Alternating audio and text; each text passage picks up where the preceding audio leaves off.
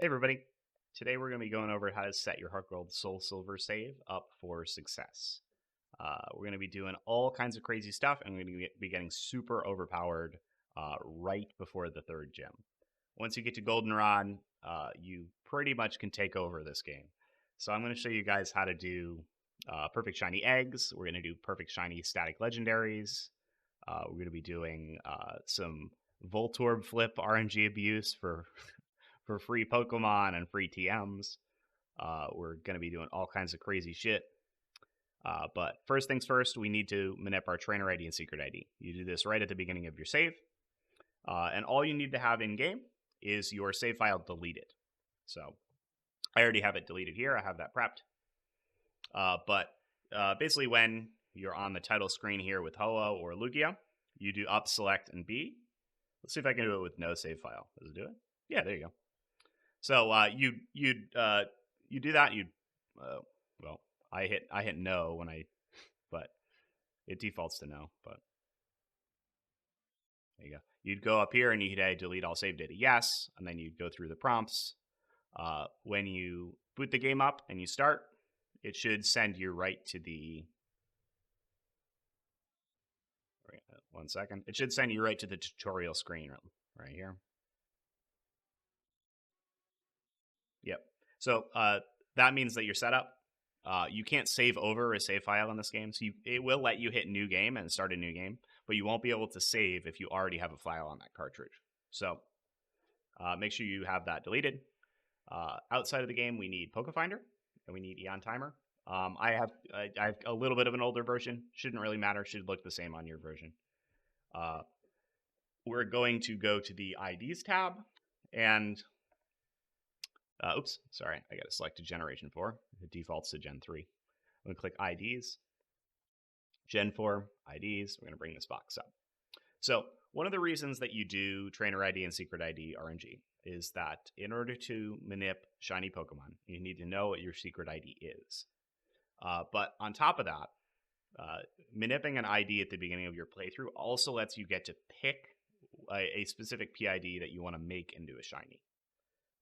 So if you've never done Pokemon RNG before, you're not familiar with that, I'm going to go over it a little bit, but this is pretty fundamental. This is across almost the entire series is RNGing an ID for a specific shiny. So Pokefinder will let us put in a PID here.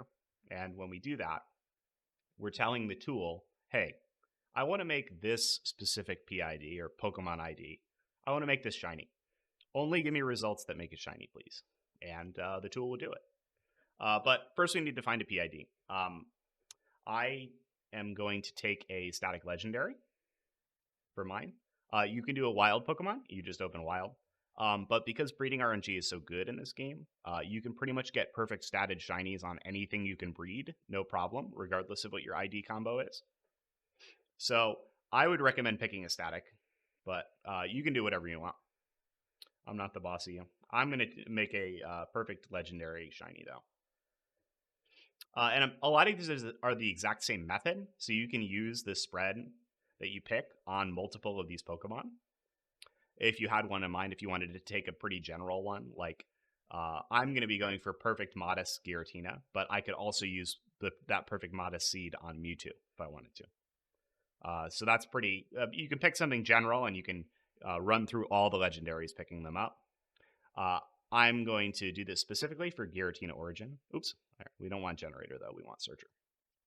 Searcher is going to search all of the RNG for us and tell us what's possible. Generator is for when you actually want to try and hit something. So we'll go to Searcher. I switch it back to Legendary. Giratina Origin.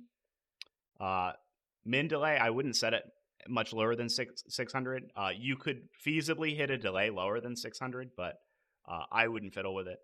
Max delay is fine. You can increase that if you're not getting the results you want. It just means you're going to be waiting longer. Max advances, very similar. It's going to be more tedious to get to. This advances are done by calls or Chatot flips, and I'll get into that later, but 100 is pretty reasonable. If you're getting into real sicko territory if you're doing more than 100 advances, but if the situation arises, you might have to. But if you look, I'm going to punch in. Oops. I'm going to be going for Perfect Modest. And I'll probably use this for Mewtwo and some of the other Pokemon as well. But Perfect Modest. Search. So we got a couple of results. I already kind of decided I'm going to go for this one. It's got the lowest attack. It has 76 advances, which is kind of bad. Kind of a lot, kind of tedious, especially if we're going to have to do it with calls because of the way that the Giratina event works. You can't bring a full team of Pokemon in with you. But we're just going to, I would fiddle around with this. If you're new to Pokefinder or if you've never done RNG before, I would, learn how all this stuff works. I would keep your filters pretty close to this, but you can increase. I think I would increase delay before I'd increase advances. You can increase this by a little bit. It's just going to be longer on your attempts. Find something that you like. Take the PID. We're going to copy it with Control-C. We're going to paste it into the PID box up here. I'm also going to set the year to the current year because I want my game to start on the current year. You can set the date and time specifically too if you really want to, but we'll get into that later. But I just care about setting that to the current year. Not really worried about much else. But like I said earlier, we can check infinite search as well. But like I said earlier, we're giving it this PID. We're saying, hey, this spread here on a static legendary, I want you to make a shiny for me. And this tool is infinite search checked. Click the search box. It's going to spit out a ton of results. And it's going to say, okay, buddy, all of these are shiny. So if you're able to hit one of these TID and SIDs, that's going to be shiny for you. So thank you, Pokefinder. But yeah, I would just look around, try and find the PID that you want. I would think about something general use. I would pick one of the ones for legendaries, but if you just have one in mind, like if you wanted perfect bold Suicune, you'd pull that up. You might not use bold for many of these other Pokemon, but you'd have a perfect bold shiny Suicune, which is kind of sweet. So do whatever you want. Manip your ID for that. Again, you don't have to, but if we're doing our TID and SID manip anyway, so we might as well pick a perfect spread. So we got a ton of results here. I kind of found if you look around, there's some cool trainer IDs, secret IDs. Like 64 is kind of neat. I think the one that I ended up going for was like 92. It's in here somewhere, I think. 96. Is it 96? Yeah, I think this was the one I was aiming for before. On my practice runs. We shoot for 64 though. I kind of like 64. Where was it? Yeah, let's do that one. The 64 is a fun trainer ID. So what we want to do, we want to take the seed from this. Once you found one of these that you actually want to go for, and you could pick any one. It doesn't really matter. We're going to take the seed, and we're going to go to Pokefinder. We're going to do Gen 4 Tools, Seed to Time. And I'm going to paste the seed right there. We're also going to take the delay, this number here. Well, actually, let's confirm it with Seed to Time first. So I've got my seed in here, year 2024. Hold on. I forget to set it to HGSS. Because we're not playing Diamond, Pearl, and Platinum. We're playing HGSS. So I'm going to paste that in there. I can stretch this window out a touch so you guys can see. Seed, year, generate. A lot of this stuff is not going to be important until we actually do other manips, but want to set this all up correctly. This is going to give us the time and date where we're going to set our clock to. And it's going to give us our delay. This date and time box is actually the delay, which is the same. So that's good. So we can take this delay. I'm going to copy paste it. I'm going to put it into target delay on Eon Timer. Nothing fancy you have to do with Eon Timer, but I recommend going into the settings tab and setting the console for the console that you're actually on. I'm on a regular DS. This is a real original DS. If you're on DS Lite, I would also check NDS. DSi is self-explanatory. They have the regular and the XL one of those. 3DS, they've got the 1,000 different models of 3DS. I haven't really done this on 3DS or DSi, but from what I have heard, the seconds, there's a little bit more variance in the seconds. And the way that you do it on 3DS is a little bit different. I believe I'm a Blisy has a video on doing this on 3DS. If you're interested, I'll link it in the description if I can pull that up. But I'm going to set it to NDS. That's all we need to check. So we've got our target delay, 5040. We're going to be looking for a target second. I'm going to make it 55. You could go for any of these because it's all pretty much the same. But I'm going to make our target second 55. But we're going to take 3 off because it takes a little bit to generate 55, 54, 53, 52. Oops. Because it takes a little bit for the first time trainer ID and SID generation.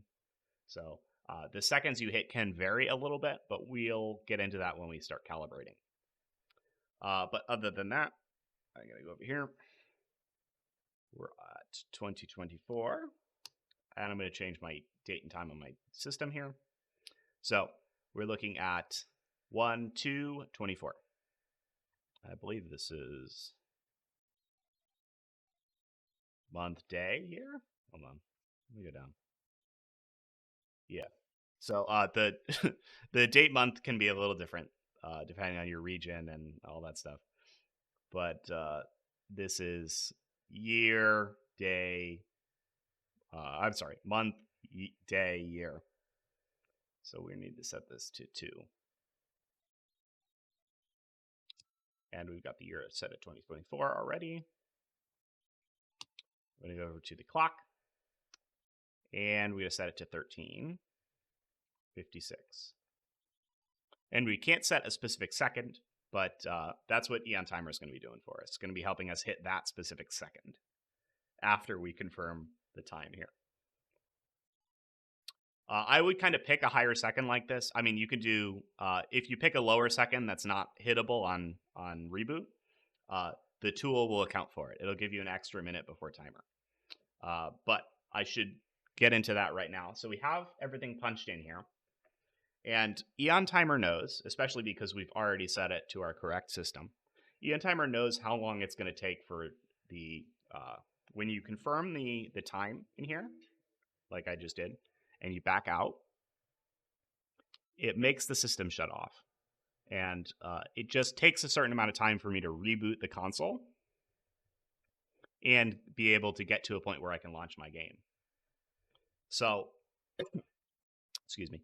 So Eon Timer knows this, and it's going to let us, it's going to give us a minutes before timer of 1. So what that means is instead of picking the exact time that we have here, 13:56, we're going to go 13:55. We're going to set it 1 minute early because it's going to take about a minute for us to get in the game and get all the way through Professor Oak talking to us picking our name, and all of that stuff. We can't do it in 52 seconds. So we're going to get ready for our attempt here. I don't really need seed to time anymore now that I've got my delay at my time. I'm just going to put it off to the side. We probably don't really need this anymore either because we have our PID already. So we're going to be trying to hit this TID-SID combo, and we're going to be using Eon Timer to get it. So I'm going to press A to confirm the time at the same time I push start on Eon Timer. And then we're going to reboot the game, or reboot the system, just mashing B to have it shut down. And I'm pushing the power button to turn it back on, of course. And we're going to wait right here. The first set of beeps is when we launch our game.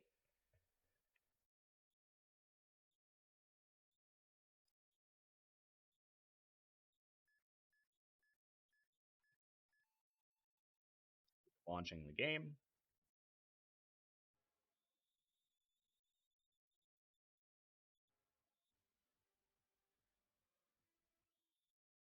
Professor Oak is going to talk to us. We got to make sure we hit no info needed on the bottom here. If you mash A, you're going to hit the tutorial button. You're going to be in the tutorial zone.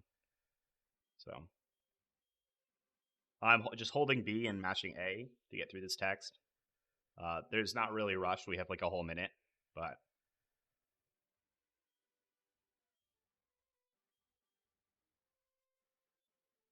so we're going to pick our trainer gender. I'm going to pick girl. and we're going to name our trainer. This is going to be important later, but whether or not you hit even or odd delays, make note of this name screen. So I'm just going to enter my name like normal. I'm going to be Lucy, not my real name, but and I'm going to say yes. So we can do a little trick on the name screen if we hit the wrong, if we get even or odd delay. But we're going to stay on this screen where he says, "I'll see you later." That's going to be the button press that's going to determine when our ID is generated. So we're going to wait until the timer goes off, and we're going to press A on "I'll see you later."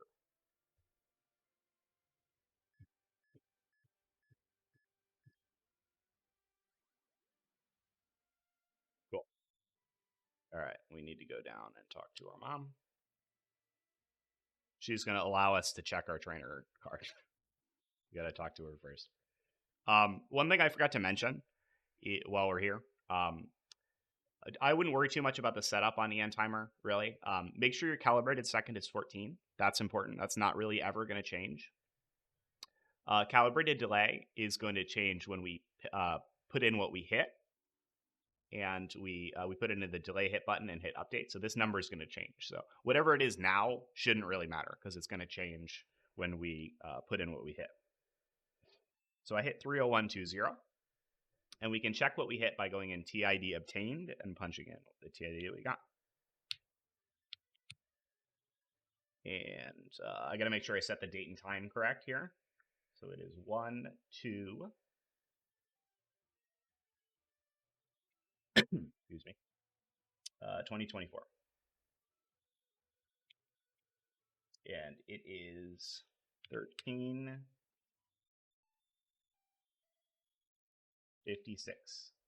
Oops. Oh.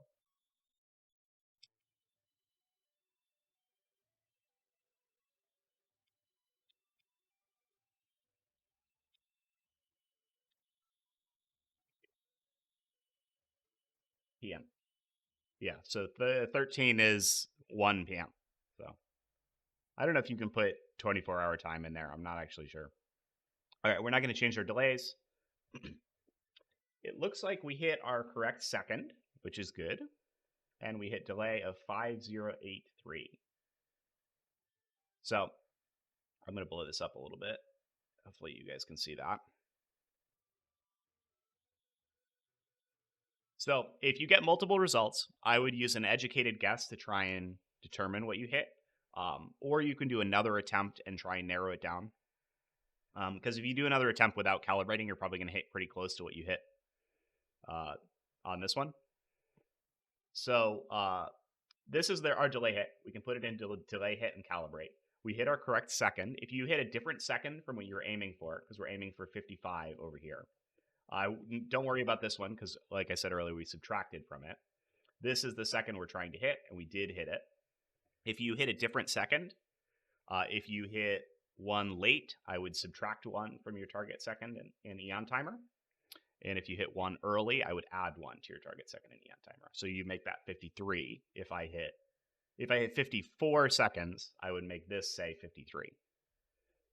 And then vice versa. Play with it, especially if you're on 3DS. I think you're going to have more issues with your second being different. But thankfully, if you're able to play on DS Lite or regular DS, it's a little bit more consistent in my experience. But one more thing that's important to note. We hit an odd delay here. We're aiming for 5040. We hit 5083. In Gen 4, you can hit either odd or even delays, and there's ways to change whether or not you hit odd or even. So on our next attempt, I'm going to show you guys how I can hit even instead of odd. But I think I'm just going to reset. I'll put that in delay hit. Might as well. We'll hit pretty close on the next one probably. So I just put in 5083 and I'm going to hit update. And it's changing the calibrated delay value and it's changing our timer. And we can give it another shot.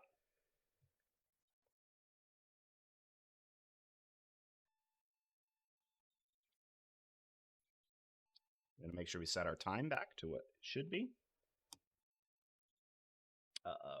13:56. But of course it's 55 because we're sorry, yeah. It's 55 because we have an extra second or an extra minute we're adding. We're subtracting the minute. I explained it earlier. I'm just tripping over my words. So we're trying to hit that. Get ready to run another attempt here. And I'm going to show you guys how to hit either the odd or even delay. It might be different for you whether or not you're hitting odd or even. But if you hit the wrong one for what you're aiming for, I'll show you guys how to change it. And there's a lot of different ways to change it when you're in the game and you're doing manips as well, but this is the specific way for IDs. So same as the first time. Starting the game on the first set of beeps. Confirming with Professor Oak on I'll see you later on the second set of beeps. But while we're doing that, I'm going to show you guys how to hit an even delay, because that's what we're aiming for. I'm going to hit no info needed again. I'm just matching the touchscreen in that bottom spot. So I kind of mentioned it when I was naming my trainer, but this is how we're going to change our delay from odd to even. I'll wait till I get in the name screen and I'll show you guys. I recommend just doing it normally first and seeing what you hit, and then changing it if you need to. So we're just doing this the same as we did last time, completely normal. On the name screen, I hit L for capital Lucy, and then I hit U, C, Y, and then I hit confirm. If I change the case back to upper before I hit confirm, that's going to change my delay. So we should hit an even delay now.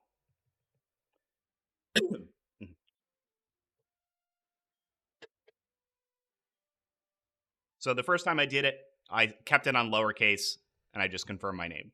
This time I switched back to uppercase and then confirmed my name. I didn't type anything else. I just switched it back.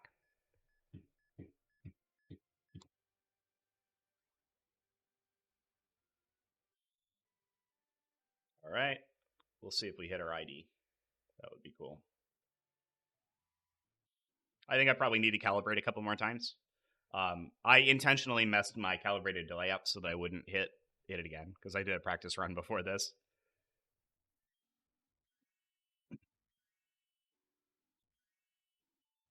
But like I said earlier, that number is going to change when you enter in what delay you hit. And it's just going to try and get you closer. All right, so we'll punch that in. That is 52877. 5042. We hit 2 off? That's pretty good. So I'm just going to type that in. 5042. And we're going to hit update. Bonk. And that it changed our calibrated delay by like 1. But that's fine. That's within the margin of error. I could probably run it again and hit that. But I like to just err on the side of update. You know? Just put your delay in, update it. Don't really overthink it. Don't try to change your timing at all just to be consistent. But we're going to rip it again. What was I aiming for? 54.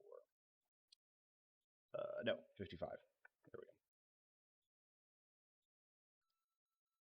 Same as last time. I'm going to remember to change my case back because I did. In fact, I was able to confirm I hit an even delay there. So I'm going to switch it back to uppercase when I confirm my name.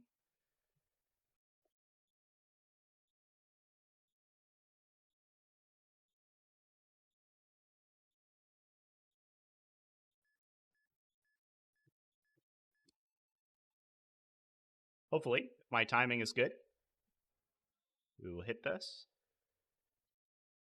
in a little bit under half an hour. That would be pretty cool. No edits.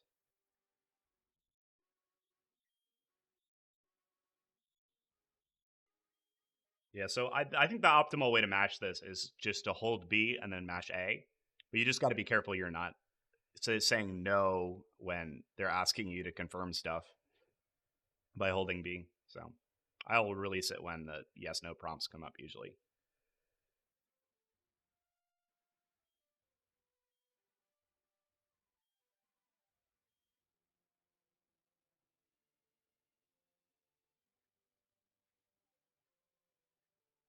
So I'm remembering to change it back to upper before I hit confirm so that we can stay on that even delay, which is what we're trying to hit.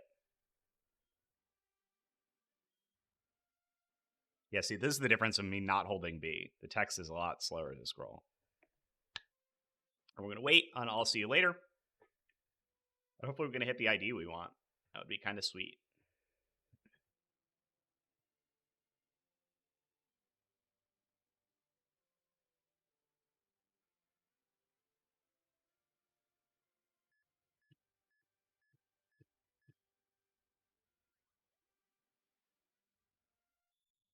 And again, the timing for this is like 1/30th of a second, I believe, in Generation 4, because these games run at 30 FPS.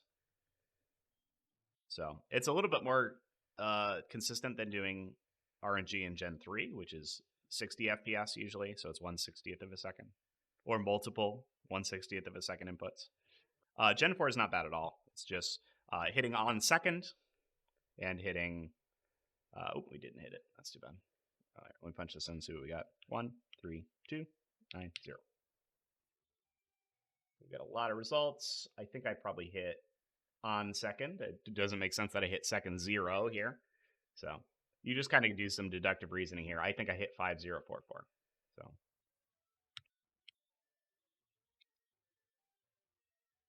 I'm going to put it in to delay hit.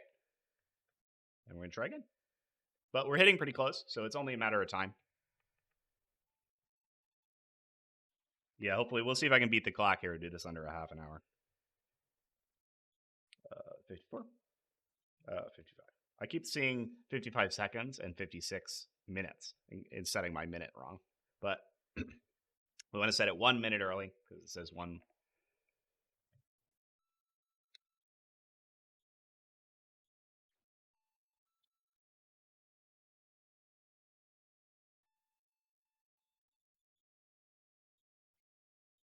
So after we hit our IDs, we're going to play through. I'll probably cut it out. I'm just going to play through the game until we get to Violet City, and then we're going to do the next little batch of this.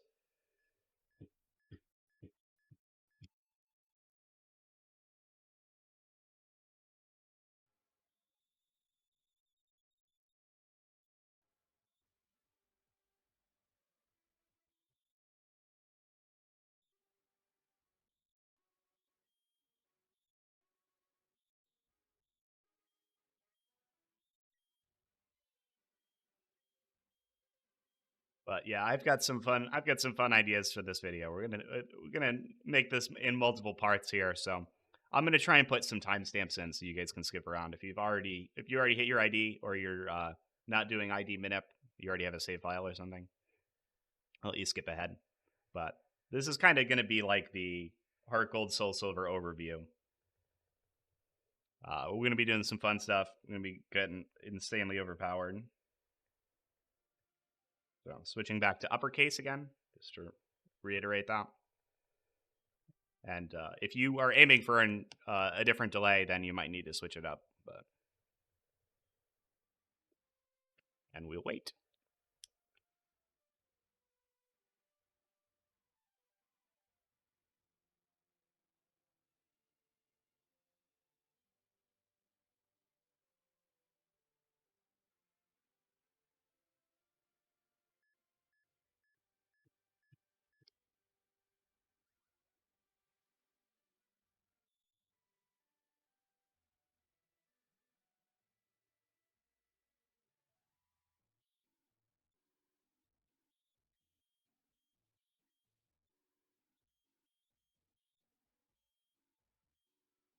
Let's see. Hopefully we hit our ID. That would be kind of cool.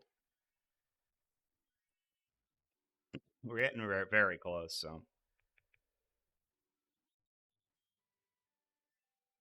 Yeah, there it is. We hit it. So that's how to hit your trainer ID in less than half an hour.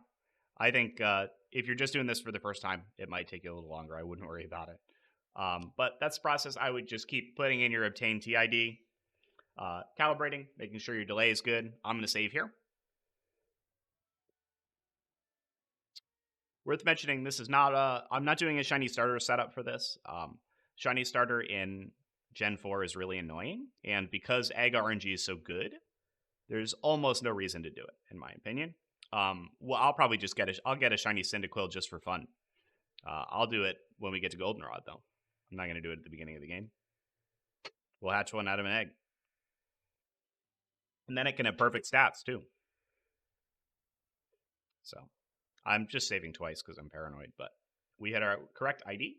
So, one thing that we should do as well is I'm going to go into Gen 4. We're going to go into Profile Manager. I'm going to make a new profile. And I'm going to note, oops, let me move this so I can actually see what my ID is. We're going to take down this ID here, make a new profile. HGSS video, make sure it's set to your correct version. I'm on Heart Gold. Our trainer ID is 64, and our secret ID is 17931. And I'm going to hit OK. And we can go in here. We can go into HGSS video. There's our TID and SID. If I hit, if I go back down to my filters and I hit search again, we can see that this spread that we picked is in fact shiny. So kind of cool. So later on in this video, we're going to be getting perfect shiny Giratina. I'm going to be doing the Shinjo Ruins event, and we're going to be getting it at level 1 before the second gym. I think you can do it. I'm going to be trading over my event Arceus from Sinnoh. So that's going to be kind of cool. So we hit our correct ID. We're just going to go pick up our starter, and we're going to play through the beginning of the game. We're not going to be manipping a shiny starter for this. I'm just going to egg RNG it later. The process for getting a shiny starter in this game is really tedious because you don't have a way to verify what seed you hit. So you need to hit your trainer ID, and all in the same go, you need to go and get your shiny starter, and you need to track your movement very specifically so that you do the right amount of advances using the NPCs in the overworld to land on the specific Pokemon you want. It's really annoying, and it's not worth it, in my opinion. So if you want to do it, feel free. I'm a Blisy has a video guide on how to do it. I'm also not really interested in Cute Charm. The Cute Charm glitch is neat, but it's not as cool as doing regular RNG, in my opinion. It's kind of lame. So also not doing Cute Charm. I think it's kind of a waste of a TID SID, in my opinion, but you can do whatever you'd like. So let me pick my starter. I'm just going to pick Cyndaquil. Thank you, buddy. I will. Cyndaquil is just going to make Bugsy easier.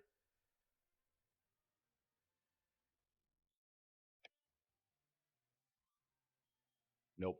Not even going to nickname him.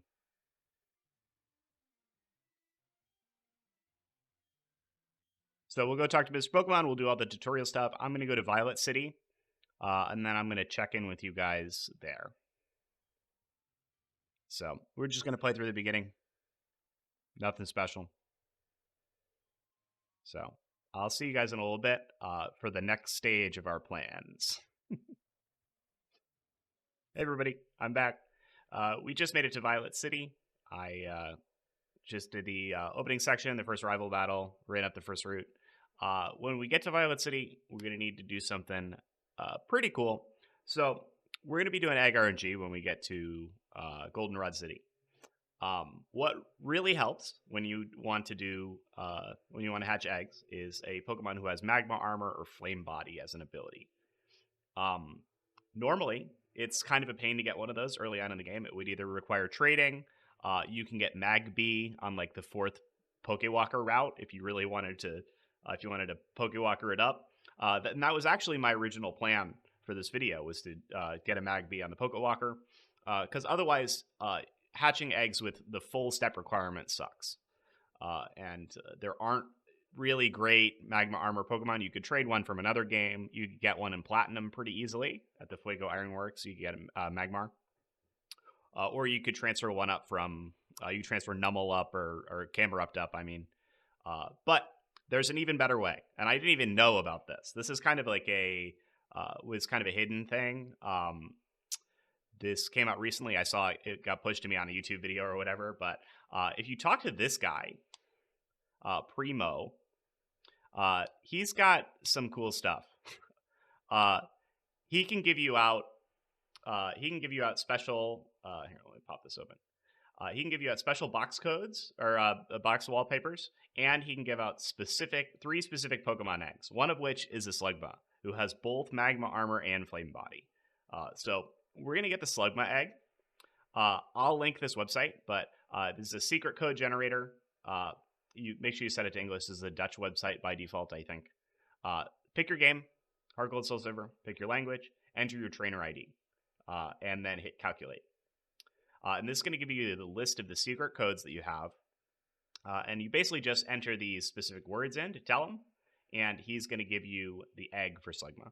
You can RNG manip these eggs, but at this point in the game, we don't have a great way to confirm our seed.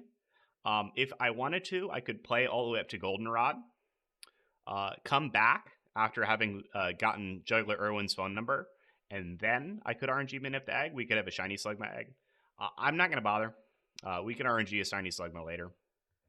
But I'm going to enter these two codes, and we're going to get our Slugma. It's dependent on your trainer ID, so make sure that you do that. You can follow these steps here. But we're going to enter Tangled Feet, Uncle, and Treasure Study.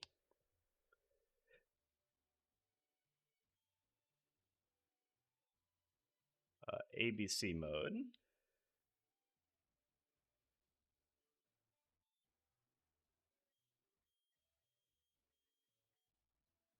Tangled Feet. Uncle.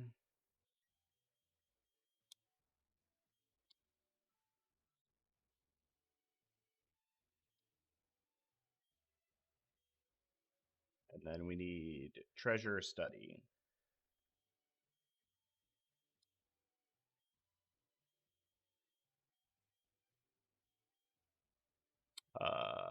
Training, toughness, treasure. Study.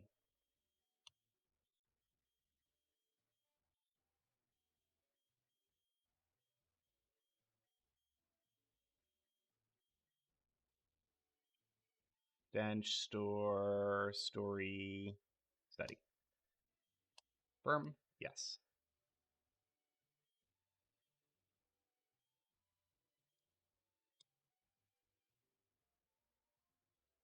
So there's Slugma. So we're going to hatch this. I'm going to save.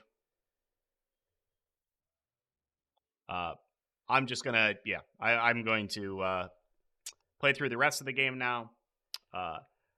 We'll hatch that in the background. Hopefully it'll be hatched by the time we get to Goldenrod, and we'll be ready to do some egg RNG. Hey everybody, I'm back. I have played through. I just beat Bugsy and my rival. I'm in Ilex Forest right now. Just wanted to jump in real quick to do this. So I'm going to set my clock to nighttime. I assume 22 is late enough. So, and I'm going to flip this back on. This is because we're going to go grab an Oddish. And in the nighttime in Ilex Forest, it's about a 60% chance to run into an Oddish. We're going to catch one. I'm going to teach him Cut because I need Cut. But he's also going to know Sweet Scent, which we're, not B, A. He's going to know Sweet Scent, which we're going to need for our egg RNG. So I'm just going to run around and try and get in an encounter with an Oddish. There's one. So I'm just going to catch it. It should already know Sweet Scent. I think it gets it at level 5. I'll throw my Premier Ball. See if a YOLO Premier Ball gets it.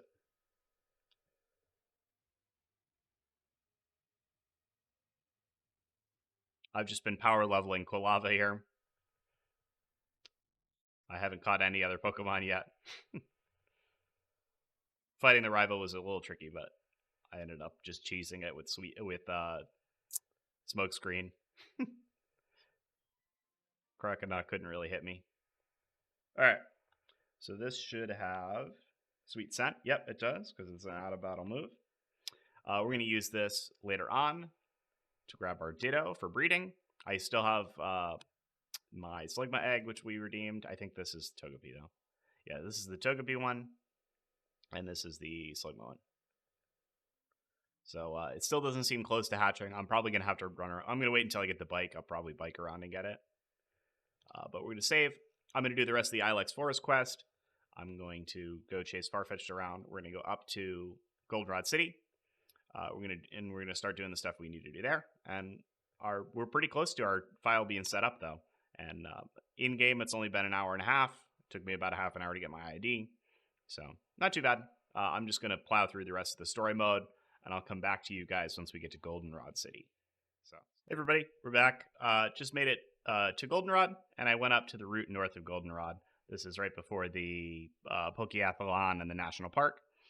We just defeated Juggler Irwin, and this is super important because he's going to be how we're going to verify our seeds from now on. So we want to make sure we say, yes, I do want your number.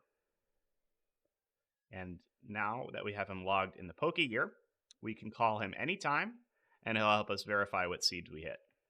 So I'm going to dodge these double battle here, and run back to Goldenrod. I'm going to save. And then we can get ready for some of our egg RNG stuff we're going to do. I'm also going to do Giratina. I'll probably do that after I do my eggs.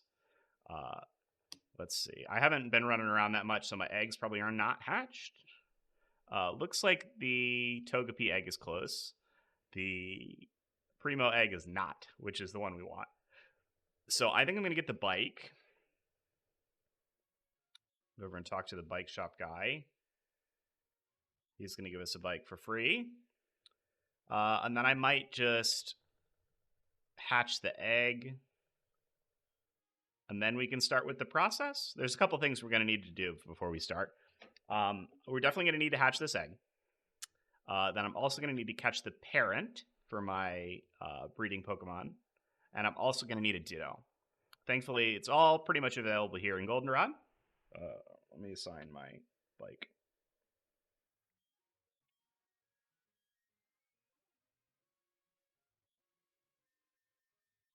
All right, so this is registered. I'm going to bike until my egg hatches, and then I'm going to show you guys how to get started with egg RNG. So get to Goldenrod. Make sure we grab an Oddish along the way in Ilex Forest. Grab Juggler Irwin's phone number. Grab the bike. Hatch your egg. And then I will come back and get into the nitty-gritty on egg RNG. I also already did the little, there's a little dialogue that happens with the daycare man. I already talked to him when I came up this way. So I'm just going to do this for probably 5 minutes till the egg hatches, and then I'll come back at you.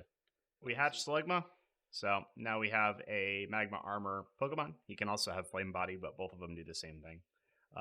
All Togepi also hatched. Next step for us is we're going to need to get a perfect IV Ditto. Getting a perfect 6 IV Ditto means that we won't have to worry about the other parent we're breeding's IVs at all, because we can just inherit all of the ones we want from Ditto. And thankfully, the route with the daycare right here, Route 34, also has a Ditto encounter. This might not be it, but no, that's Drowzee. But we can encounter Ditto here. So we're going to come over to the grass. We're going to save.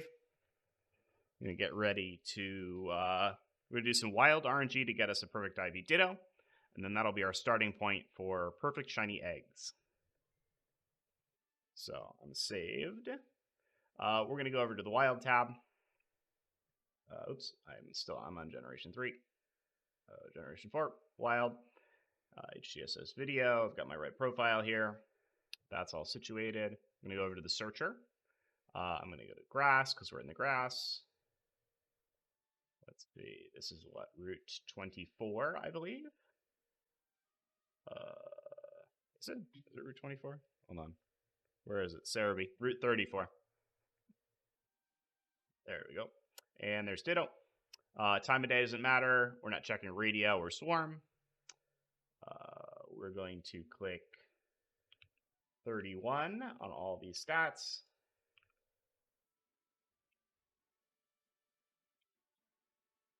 And then I'm not going to check anything else. We can probably tweak this a little bit. Max delay at 2,000. And make it 3,000 just to see if we get any better options. I'm going to make max advances 100. I'm going to see what we can do here. Oh, 32 advances? That's kind of nice. Okay. So what I'm looking at here, because we're still in the early game, and because we're playing Heart Gold and Soul Silver, the best way to do advances after we hit our target seed is with 2 Chatots that have a recorded chatter. And you can flip back and forth between them, and that'll do advances very quickly. We're going to use the Pokegear to make calls in order to search to find what seed we hit. You can also use calls to do 1 advancement per call. That's just longer and more tedious than using Chatots, but at this point in the game, we won't have access to them. In the post game, when you unlock Sinnoh Sound on the radio, you can go to Sprout Tower, play Sinnoh Sound, and you'll be able to get Chatots. This is obviously not going to happen because we only have 2 badges. So I'm going to use calls to do these advances. If you have access to a copy of Diamond and Pearl and a second DS or 3DS or whatever, you could just go catch Chatots in that game and trade them over. They don't need to battle. They just need to be a high enough level to learn chatter and have a custom recorded Chatot cry using chatter. I think it's level 25 or so you get that. But we're just going to do 32 advances, so that's going to be easy. We're just going to have to do calls. But I'm going to show you guys how to hit this. So we're going to right-click on the seed. We're going to hit Generate Times for Seed. It's going to pop up this window. Very similar to what we did for ID RNG. I'm going to minimize this tab for now. We're going to bring Gen 4 Seed to Time up here. So our delay is 2070, and we can pick any one of these times we want, really. I'm trying to find a second that's not like single digits. There we go. If we had like a 1 or a 3 second here, like these, I'm not going to pick this because it's just going to set the whole clock a minute beforehand. So if I put target second 3 into Eon Timer, it's going to add a whole minute. But if I pick one that's like 50, we did 55 seconds last time. So if I did 55, it's going to be 0. It's a little bit shorter. Really, the weight doesn't matter that much. But this is the time that we're going to set on our DS. So I already saved. I'm going to shut down. Reboot my DS. We need to do 2024 5/31.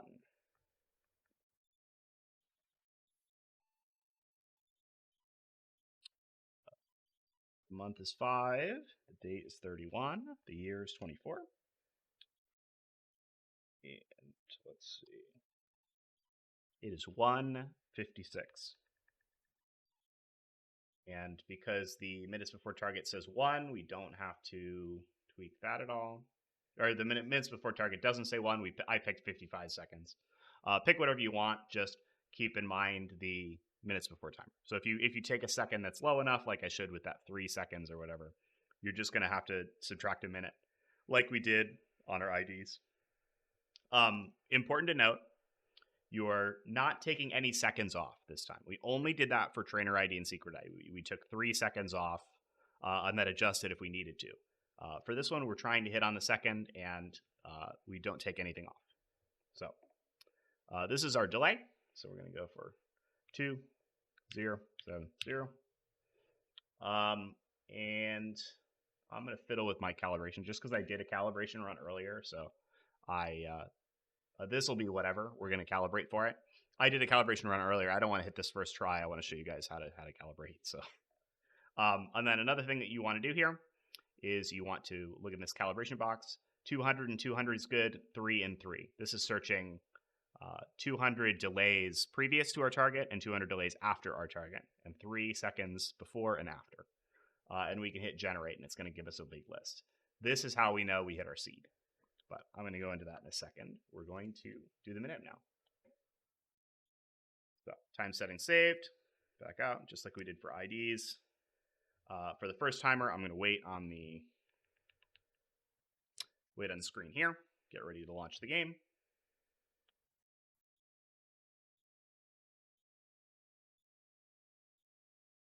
Hold on. Did I have minutes before target 1? I did. Sorry, hold on. Yeah, all right. I tweaked the calibrate because I changed the calibrated delay. It changed my minutes before timer. I'm glad I caught that. So let me set this. We would have hit way off. So this should be 55 because we have minutes before target 1. Yeah, I think we're pretty close to about a minute overall for this manip. So changing my calibration there actually changed the time to be over a minute. Just keep an eye on it.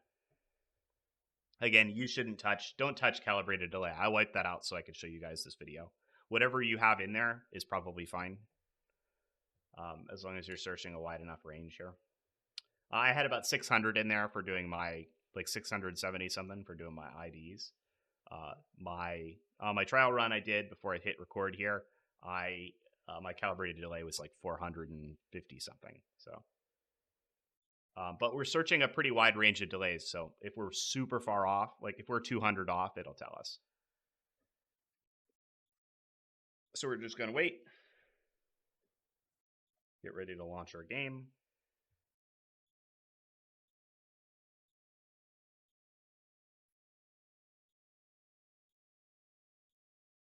Perfect IV Ditto parent will be very helpful for all of our egg RNG needs. Get ready to launch the game here.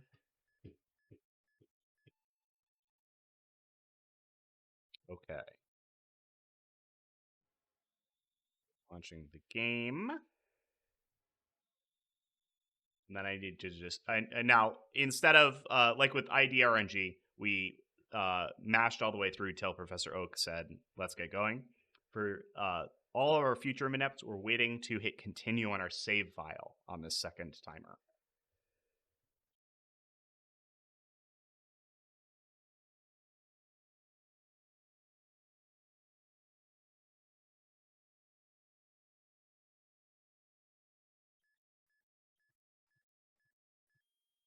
All right. And once we get in the game, I'm going to pause and pull up the Poke Gear. So this is going to be how we're going to confirm our seed. Previously, when we did ID RNG, we just checked the ID that we received, and that's how we knew what we hit. For this, we're going to call Juggler Irwin, which is why it was important that we got his phone number, and we're going to log the responses that he gives us. So I came in here, I hit generate to give us the whole list. That's our target. I'm going to click the search calls button, and this other little dialog box is going to come up. Again, make sure you're on the HGSS tab.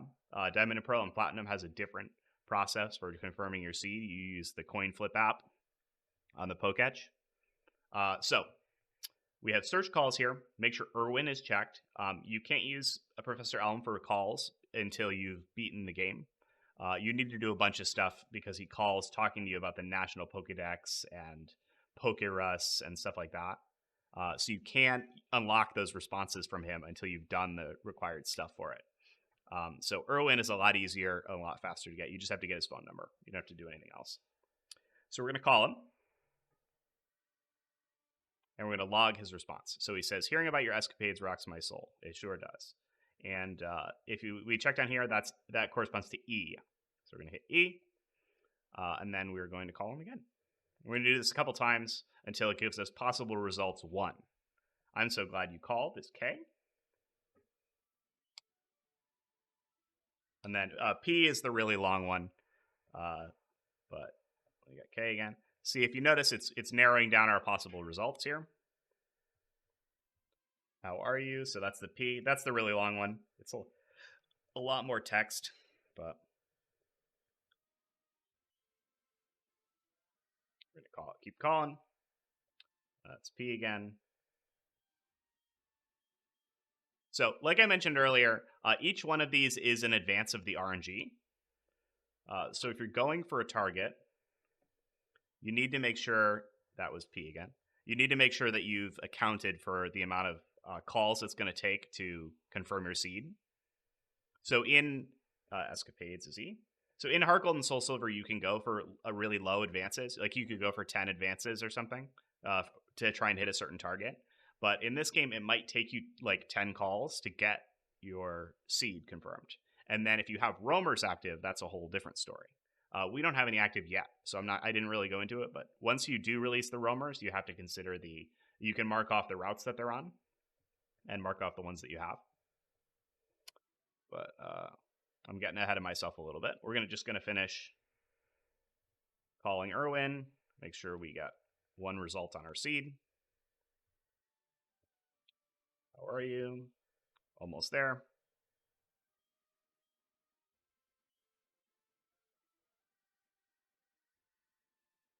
I'm so glad you called. 2 more results.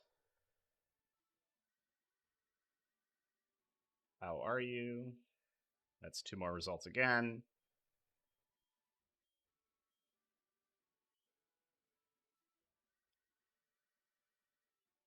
How are you?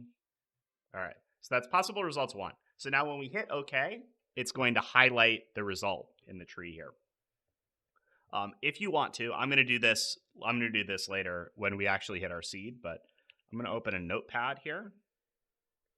This is something I kind of do. You can keep track of the number of calls, so that you know how many advancements have happened. I like to just copy the whole list out before I hit OK, because when you hit OK, it closes this window. So if you weren't keeping track of the advancements that happened in your mind, you might be able to lose track of where you're at. So I just copy this over. That'll be more important later. It's not really important for this because this is going to be a calibration run. There's definitely no way we hit our desired delay here. So I got possible results 1. I hit OK. And I hit 2154 when I was aiming for 2070.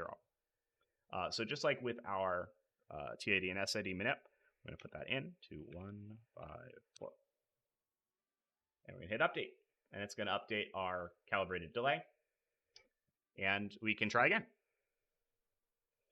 So I'm going to close down, reopen, set my time back to what it should be. And we'll give it a go.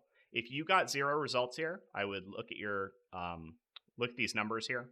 Make sure that you're searching a wide enough radius. What possible results 0 usually means is that you're not searching far enough. If your calibration is super out of whack, you might not even be, plus minus 200 might not even be close to what you're hitting.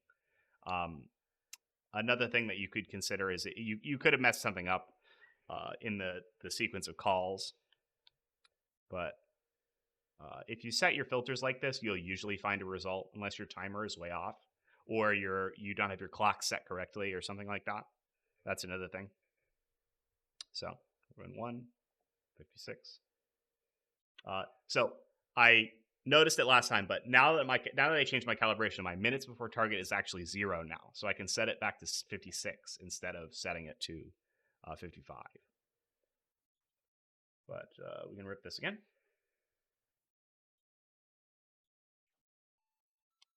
And then if you notice, the sequence of calls is actually listed next to the delay here. So that we can... oh. That was really quick. Why was that so quick? I feel like I had way more time on the last one.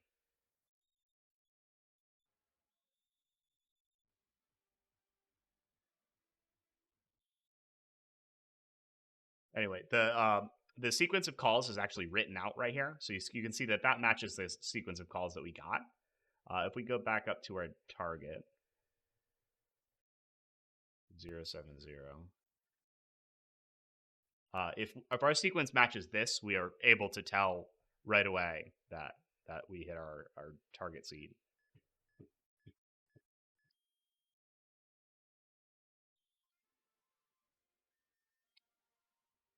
All right, so we're going to call again. We're going to click search calls. We're going to pop it open. We're going to call Irwin. I'll wipe this out. We don't need this right now. How are you?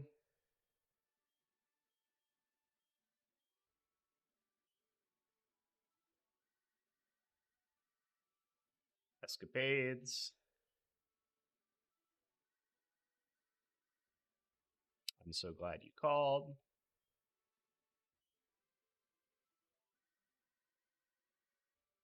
How are you? And this seed confirming process can be a little tedious, but you get used to it. We're going to have to do this a lot. This is kind of the bread and butter of finding out you're on seed, so get used to it. Once you get your delay calibrated, you're probably going to hit pretty close. Escapades. How are you? I always get the long one.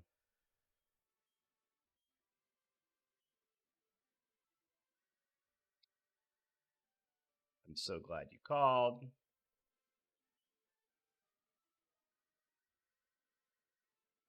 Escapades.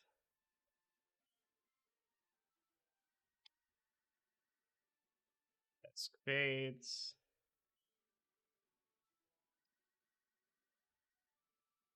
How are you? All right. So that's our full list of calls. I'm going to paste it over there. I'm going to hit OK. We hit 2074. So I'm going to punch that into delay hit again. Hit update. 487 seems really seems close to what I hit on my practice run. So I think we'll probably hit this next time, or be very close. Even I mean, we were 4 delays off, so that's pretty good. And again, the same odd and even rules apply here as with TID and SID. The way that you change odd or even without, when you're doing a regular manip like this. Oops, I'm talking, just pushing buttons. The way that you change odd and even. So if I hit 2073, I would want to change to evens if I was hitting odds. The way that you do that is you change the year, but you just change the year on your console. You don't change the... So I would still say 2024 here, but I could change the year by 1 to 2023. You can also insert a PAL Park compatible Gen 3 game. It's got to match the language of your game. Most people just change the year. A lot easier than putting a DS game or a GBA game in. Oh, did my day might have flipped forward. No. Oh, no, it's just the hour. So we're going for 531. Or 56. Yeah. 156, 55. Delay 2070.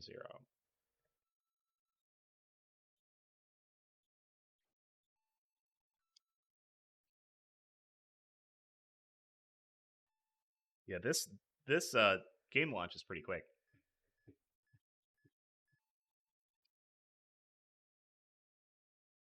The game launch is not that strict of a timing, though. The thing that determines the delay is when you launch the save file. That's more important.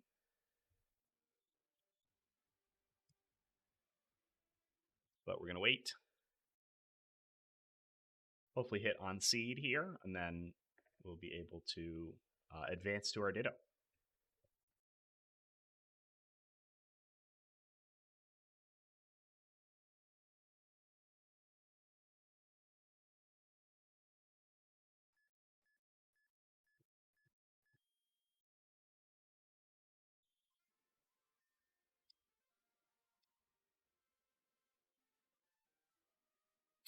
Let me open search calls back up.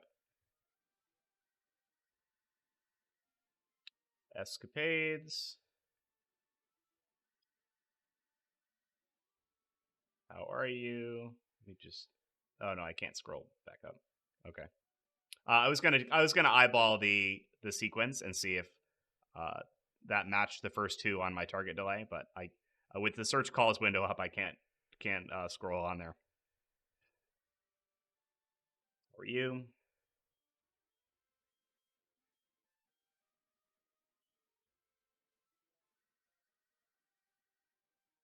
I'm so glad you called.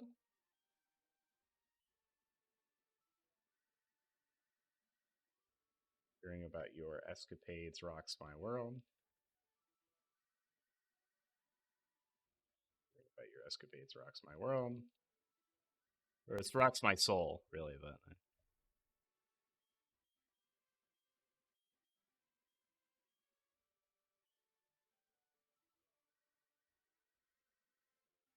Escapades. At least this is a pretty quick sequence so far. I'm so glad you called. Hopefully this next one is our last call. I'm so glad you called. Perfect. All right, I'm going to take this list and I'm going to copy it over to Notepad so I can keep track. We hit 7-2? Yeah, we did. Darn it. Okay. I'll punch it in 2072, but I don't. It's going to update by like 1. So we just got to try and hit our target. That's all. But we're pretty dialed in at this point. Let's set this to 56. This is a pretty tight timing on launching the game, so I gotta be focused up a little bit.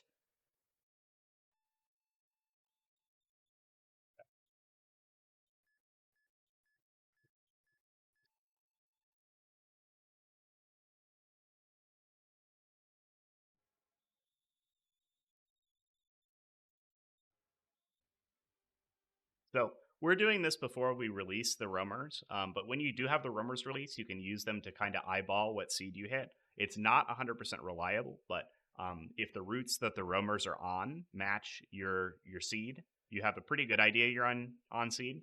I always do calls just to verify anyway, because you can the roamer locations can be wrong. So, but we haven't even released the roamers. We don't have to worry about that. The roamers even being out can also change what your starting advance is. So, because we don't have any out yet, we'll probably start closer to advance 0 than we would if we did have our roamers out. Search calls, please. All right, what do we got? Escapades.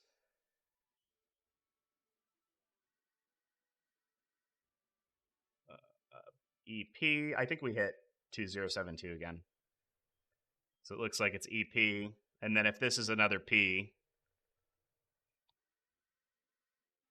Yep. All right. So I'm pretty sure I'm gonna not do the rest of these because I'm pretty certain we just hit the 2072 again. And I'm gonna update it. It's gonna add 1 on the timer, but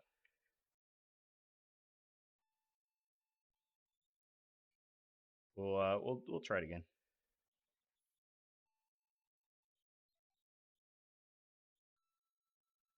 What I'm looking for is that's a good signifier that we're on seed. I'd love to see 3 Ps in a row.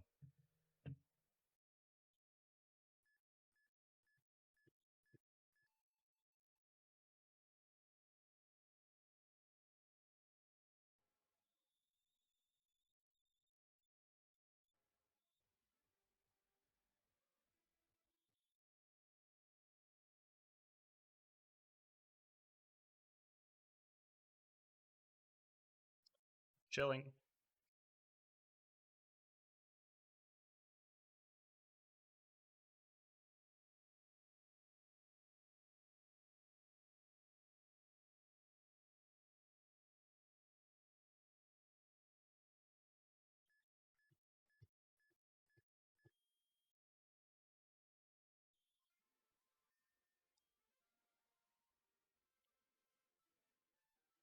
All right, let's see what we got. A P, maybe? Nope. I'm so glad you called. If this is another K, I think I probably hit 1 delay late. Yeah, or 1 delay early. All right, we'll do 3 and we'll check. KKE. Escapades. Yep. Yeah. So we definitely hit 2068. So I'm gonna,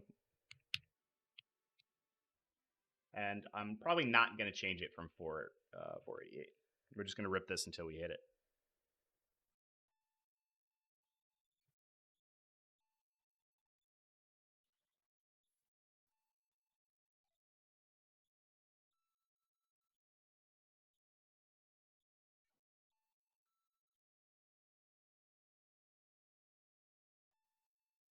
And then when we confirm on seed, we can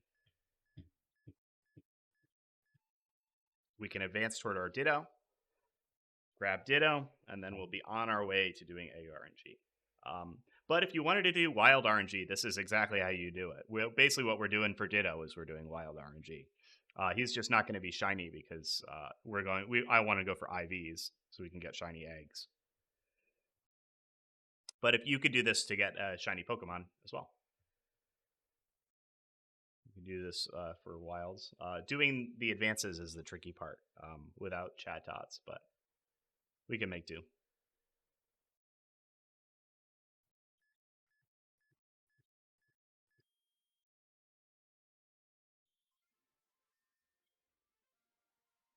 All right, let's see. I want to see Escapades. Perfect. That's P. If we get 3 Ps in a row, I'm pretty certain we're on seed. That's 2. I think we probably are on seed. I'm going to do the whole sequence though, just to confirm it. Yep, that's 3. So this sequence should match our seed, and it'll tell us what we hit here. But we hit our desired seed. Escapades. Should be another P. Yep.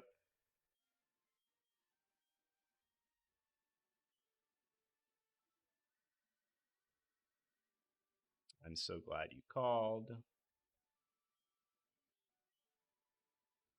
E. This should be an E. Yep. Should be a P. So I'm pretty certain we're on seed. I'm just going to do the rest of these just to show you that it'll highlight exactly where we're at.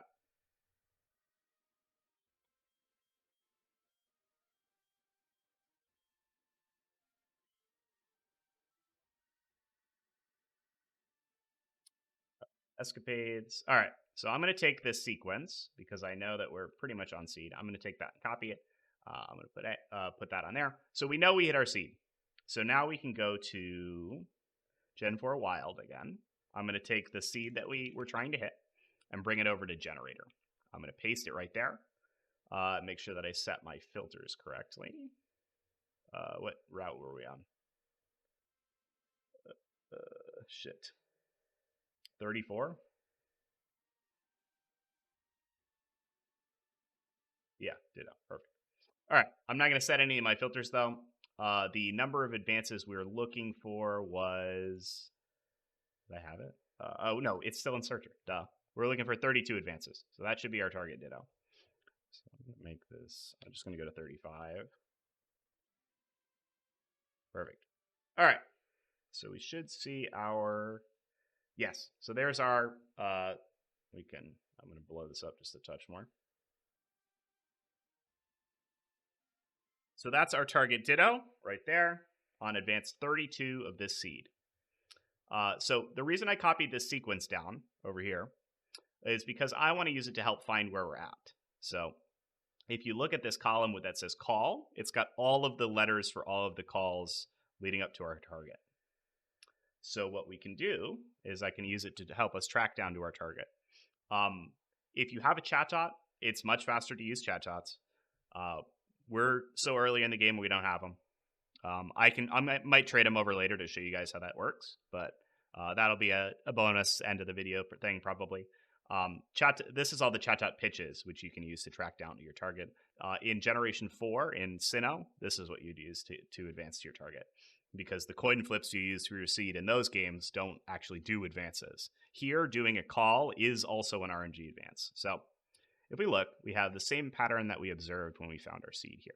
P, P, P, E, P, K, E, P, P, E.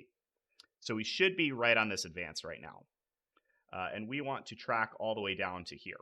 So what I'm going to do is call Irwin again.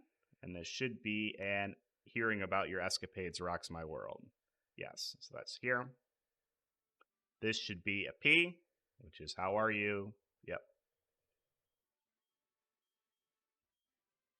And we're just going to keep calling Irwin, advancing 1 advancement each time.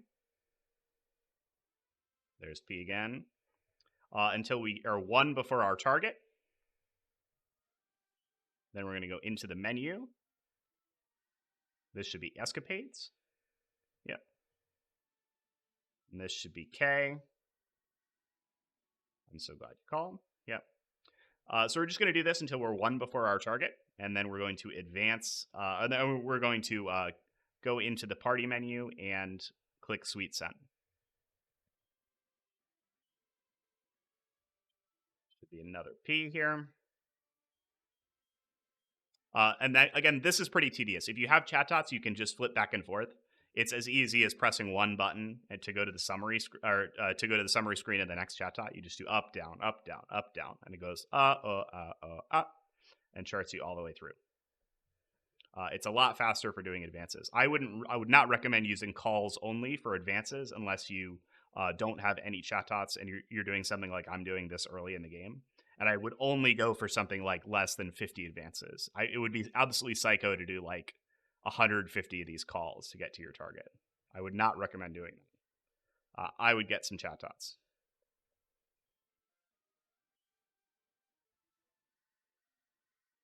But I didn't want to trade anything from Diamond yet because I wanted to show off that you can do this with just one copy of the game. A lot of people don't have a second DS and a second Generation 4 game to trade with. So we're getting there. We're coming up close to it. Should be Escapades again. Notice how all these match because we're on seed, so shouldn't be any surprises with the order of this.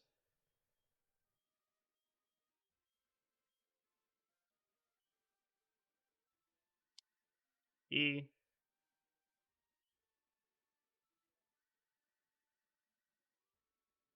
P. Coming up on it.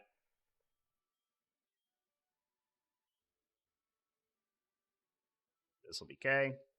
I'm glad you called. And if you don't remember what calls correspond to what number, you can keep the search calls window up. It just as a reference here. There's only 3 letters, so I kind of am able to remember what they are, but or you can write down. You can take a screenshot of the search calls window, and you can keep that up if you need to reference it. So after these P's, so when we hit E again, when next time he says Escapades, that's going to be where we stop because it's 1 before our target. So it should be here. Should be 1 more P, and then he should say Escapades, and then we can close out, go to our party menu, hit Sweet Sent, and then we will have our target Ditto.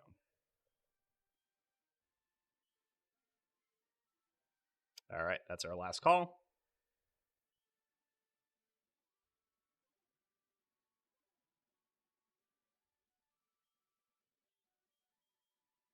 Sweet Sent. And we should have that Ditto. That's a Ditto. It's going to be hard to tell before we catch it, but it should be Modest Nature when we do catch it. So I'm going to switch my Pokemon out. I think if I'm going to have it transform into something, I'll have it transform into Togepi.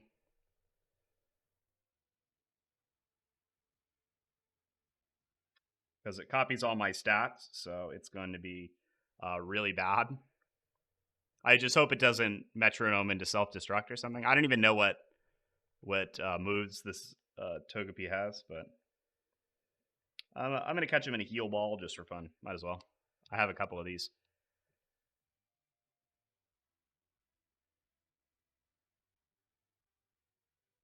There we go. I'm going to nickname our Ditto here just for fun because he's going to be our buddy for a while.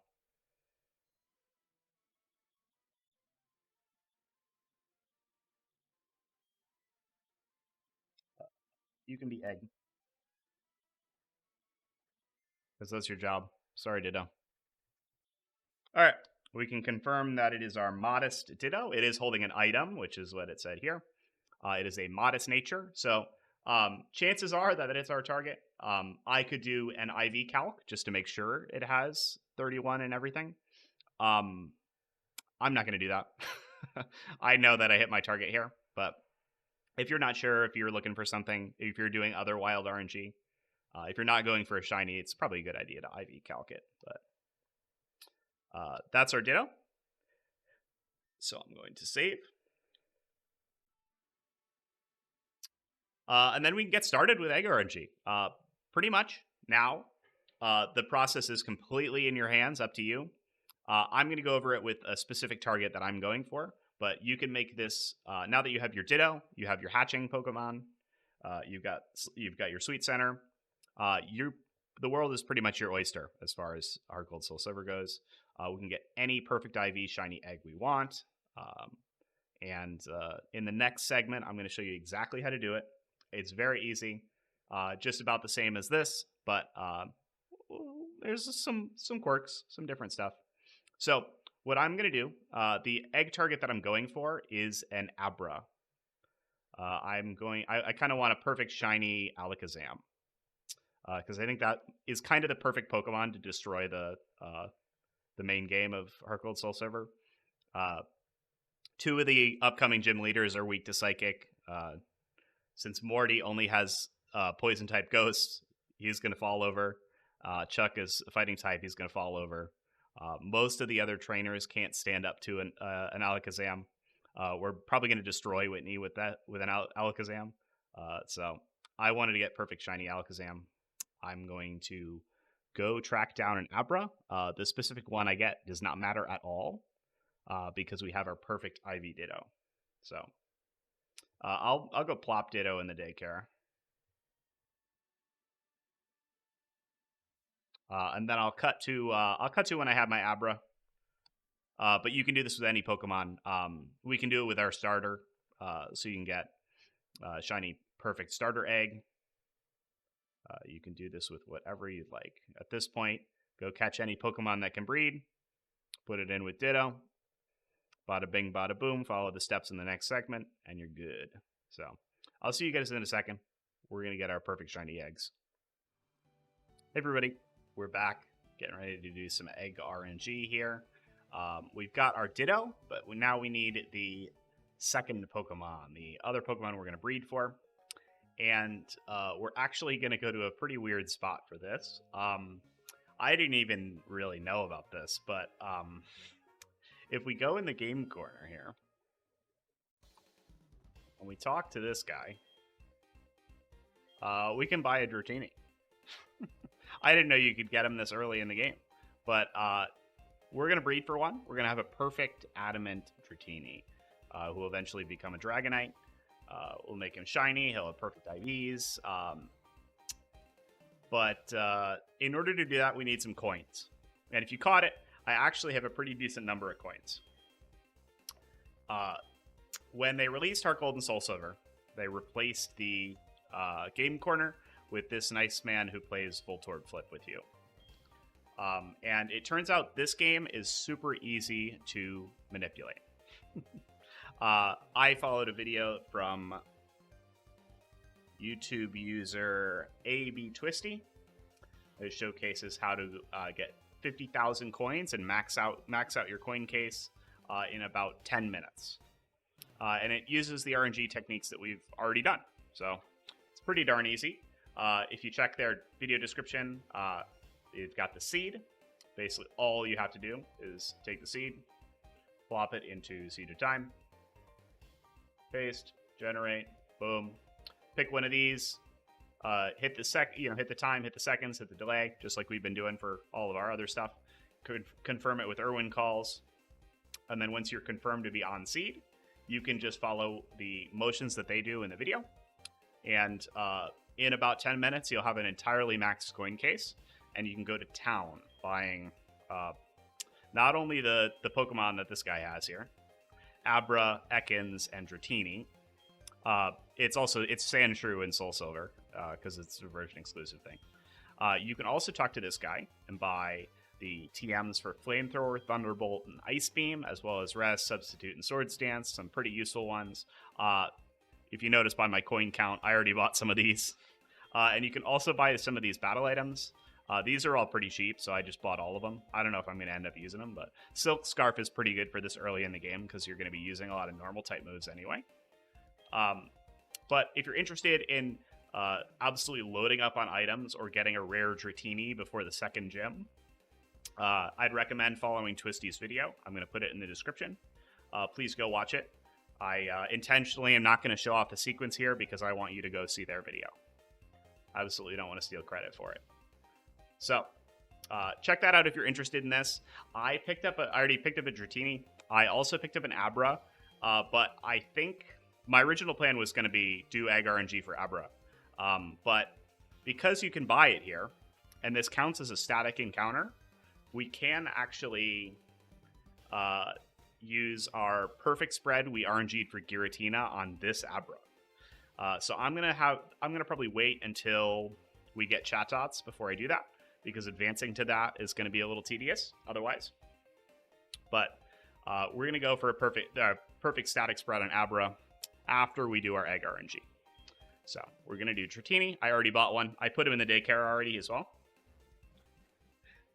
So that aside, that's a little detour. If you're interested in getting tons of TMs and potentially Pokemon, you can do that little Voltorb Flip cheese. Otherwise, we can get right into the Egg RNG. So I still got Pokefinder up. I'm going to go to Egg. I pulled most of this up already, as you can see, but we're going to make sure that our profile is selected. Take the searcher. We're going to change the held advances to 0 and 0. There's 2 steps when it comes to Egg RNG: held advances and pickup advances. The held advances are what determines the Pokemon's gender, ability, shininess, and nature. So the first step, held advances, is when the daycare man here tells us he's holding the egg. So if you bike around until he generates the egg, that'll be generated using the held advances. And these don't advance under normal circumstances, so we're going to leave it at 0. Calls won't advance it, like regular advances for wild Pokemon. In Heart Gold and Soul, or we're in Heart Gold and Soul Silver, you want to keep your held advances to 0. In Diamond, Pearl, and Platinum, your held advances can be advanced. They're advanced by coin flips, which is also what you use to generate your seed. So Egg RNG is a little bit different in that game. You can go for held advances of higher numbers than that, but there's pretty much nothing that you can't hit with held advance 0 and 0, because we're only the shininess, gender, nature, and ability are concerned there. We're going to RNG the IVs when we pick the egg up. So we're going to do it in 2 separate steps, and we're going to use 2 different seeds. So we can do all this stuff with held, and then we can do our IVs with pickup. So I set all these filters. I went Shiny Star Square. I went Nature Adamant. Hidden Power is tied to the IVs, so don't worry about that. You would RNG it when you do pickup. I set the gender to female because I thought that would be fun. The Dratini line only has 1 ability, so I set it to any. I set the parent A to Ditto. It could be parent B if you want. It doesn't matter. I set the species to Dratini, and then I hit search, and it gave me a seed over here, which I can put into seed to time. HGSS, click generate. We have a delay of 739. I put that into Eon Timer already, and I'm just going to go for seconds 55, this one. And we'll hit generate. I'm going to minimize this window. But we're going to try and hit the seed, just like we've been doing before, hitting seeds. So I'm going to set my date and time. It should already be pretty close, but we'll just double check. So we're at 2024, 529. Oh, why did I not? I must have picked this one. Oh, well, whatever. We can make it 529. 529. And then I have it set to 2023. That's because this is an odd delay. And on the year 2024, I was hitting even delays. So we're going to set it 1 year lower in just our console so that we can hit odd delays. So this is 529. I'm just going to hit generate and make sure that it picked this row. And the hour is 2:58. 258.55. With our target delay in here and our target second, it's giving us minutes before target 0. So that means I'm leaving it on 58. And I'll hit start and confirm at the same time. And we'll try and hit the seed. My calibration is a little wonky, so I don't think I'm going to hit close first. I might have to do some calibration. So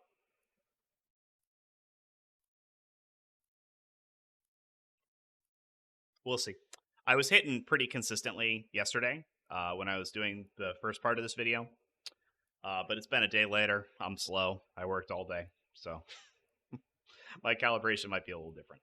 So one more thing to note, which I will note after we launch the game. If you notice, the second stage of this timer is really short. 7:39. So we're pretty much just going to mash through the beginning here, and we'll get to the save file screen just in time.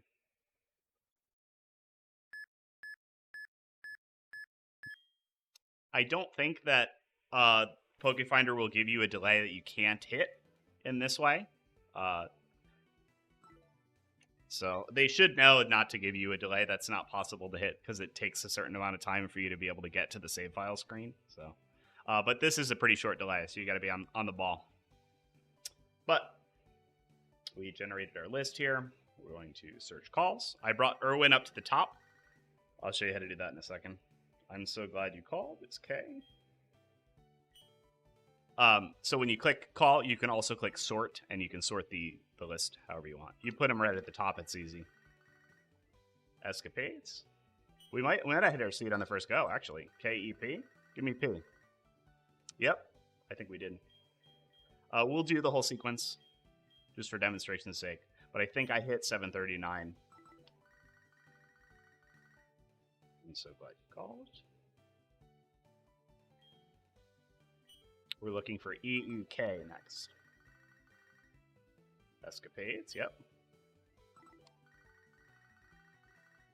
Escapades. I'm so glad you called. Yep. So pretty much 100% chance we're on seed right now. I'm going to do the rest of the results, though. I'm so glad you called. Okay. P. This should be P. Yep. And that's one result. And yep, it's our target seed. So that was really pretty good. I guess my calibration was better than I thought. So I will back out of this. I am on the bike currently, and we're just going to bike around until the daycare man gives us his egg. And I'm going to save once I see that the egg is generated. He'll be turned facing the left when the egg is generated, and I'm going to save. And then we can grab the egg, hatch it, and make sure that it matches everything we wanted. And then we can reset and do the second half of the manip for the IVs. It's a pretty straightforward process. Egg RNG is basically just 2 steps, kind of 2 steps what you would do for wild RNG or static RNG. With the second step being a little different, but whereas this step, the advances don't matter at all. We picked 0. The second step is going to have advances just like we did with wild.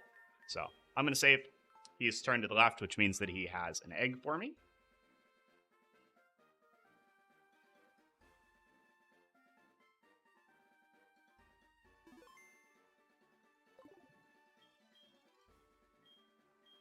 We sold him an egg. All right, cool. Yeah, I'll take it.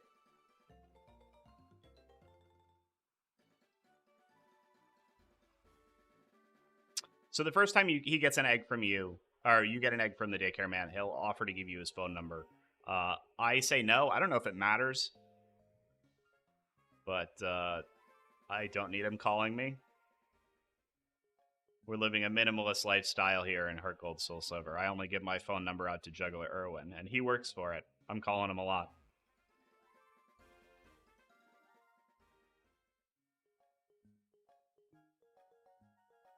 So I'm just going to bike around until this hatches. So here's our egg. So that's a shiny Dratini. That pretty much guarantees we hit what we we're looking for held advances, but I will check him just to be safe. So we have a Dratini. It's female. It matches the nature we wanted. It's adamant. It's shiny. It's female. It has the right ability. That doesn't matter. Darn, I thought that he would have the level up moves of the parent, but it doesn't seem like he is. I was hoping that this Dratini would come out of the egg already knowing Dragon Rage, and that would have been really handy, but doesn't seem like that's the case. So. But because we saved beforehand, I'm going to reset, and we're going to do the IVs, the second half. If we calc the IVs on that Dratini, they would be random. I don't know. It's not random, but it would be something. Something not perfect. So we'll go back to eggs. I'm going to switch my filters back here.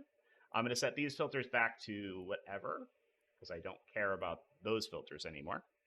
I'm going to set my pickup advances to probably like 20. We'll set it to 20. We'll see what happens. And then I'm going to set, we can click show inheritance here, and I'm going to hit search. So we can disregard shiny, nature, because we've already locked that in. We can disregard gender. We're looking at the IVs and the hidden power type. If you care about the hidden power, this is also where you do that. You probably will have to reduce your EVs in order to get the right hidden power you want. But let's see. Oh, I forgot to set one of the filters.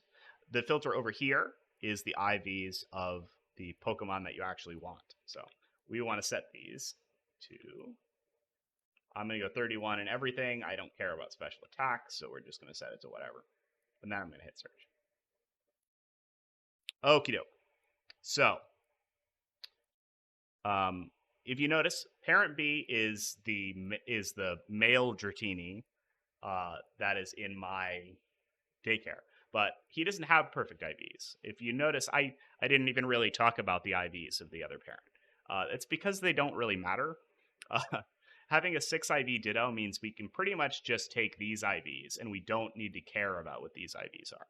So when I have show inheritance checked, we can disregard any of these spreads that have a B, because that means that it's pulling from parent B or our Dratini's IVs. Any of these with only A's and 31s means that it means that the IVs of our second parent don't matter at all. So, like this example at 10, A, 31, A, 31. So, that's all the 31s we want. And we might be able to hit 10. I could do this one. This one's 12. I think I could hit 12 advances. This is a situation where if you do have roamers active, I wouldn't go for 12 pickup advances. I'd probably go for something higher, like if you had 17 or if you had 19. You could even set this to, I could set this to 15 to 20. And then we would only have higher pickup advances that would actually be reasonable to hit.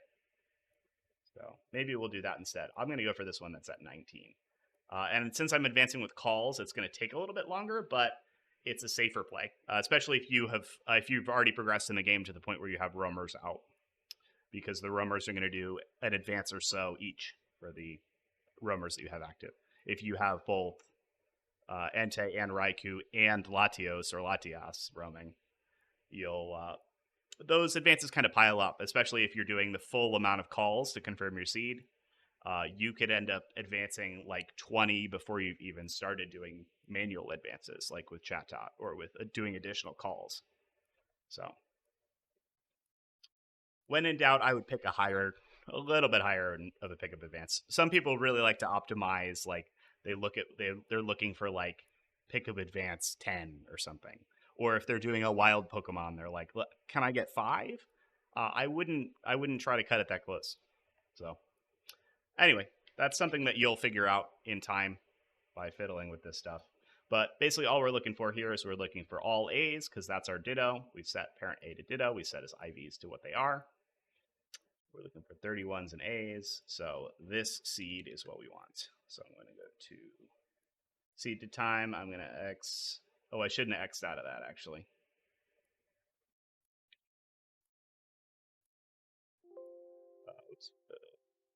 Generate. Oh, and we have another pretty good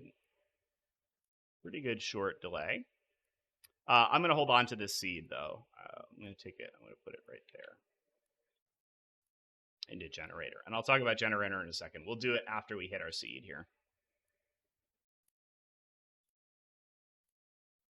So we're looking for 9:22. I'm going to set the time.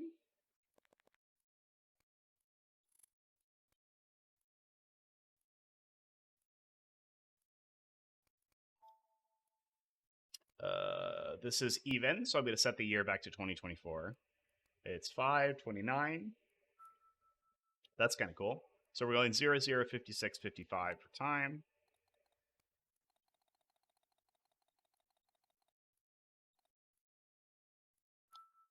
Oops, hold on.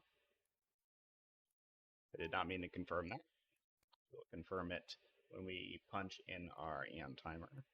9:22 is our target delay, and our target second is still 55 here. So let's see if we hit.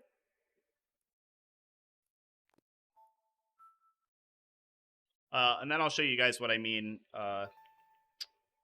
what I was doing there with the generator once we confirm that we had our seed.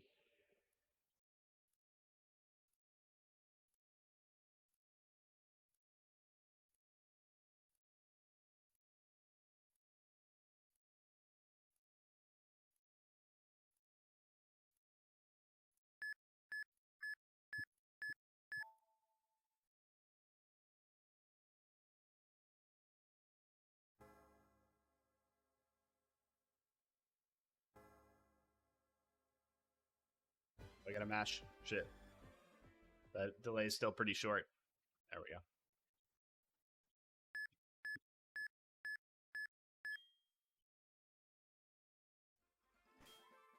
All right, we're getting ready to search our calls.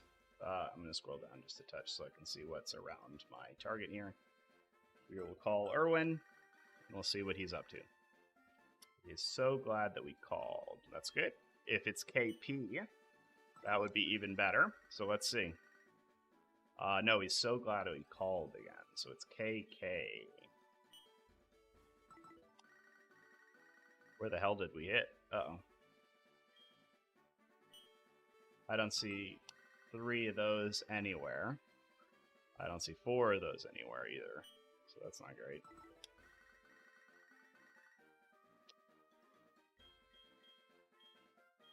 Well, we hit the we hit the held advance the first try, so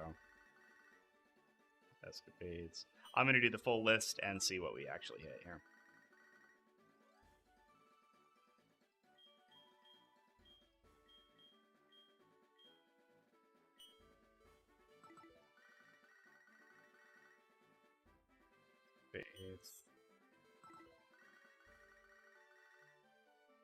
Escapades. Give me another short one. So glad we called. Perfect. All right. Oh, all right. We hit 1 delay late. I didn't even see that one there. Okay.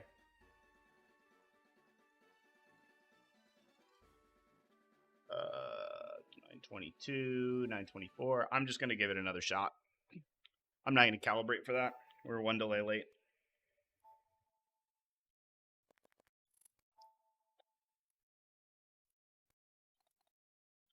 Six. Start.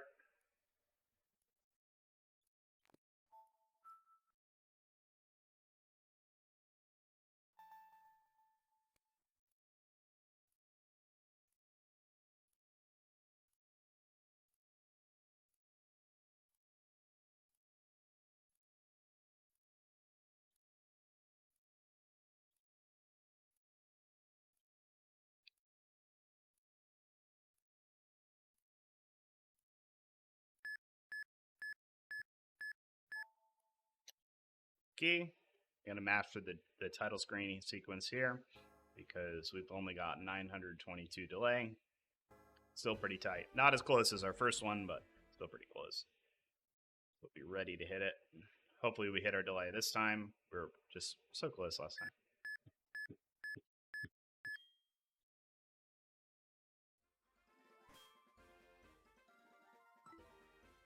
All right, let me search calls again. Looking for P.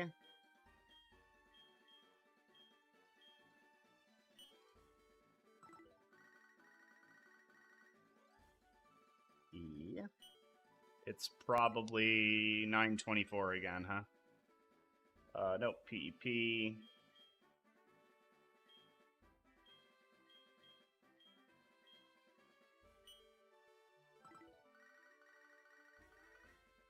I'm so glad you called.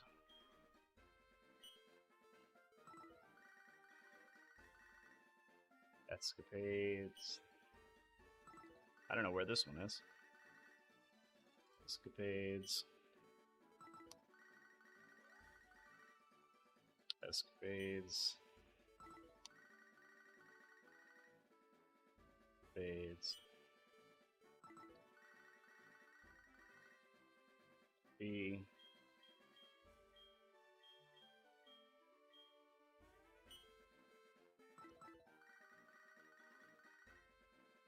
So glad you called.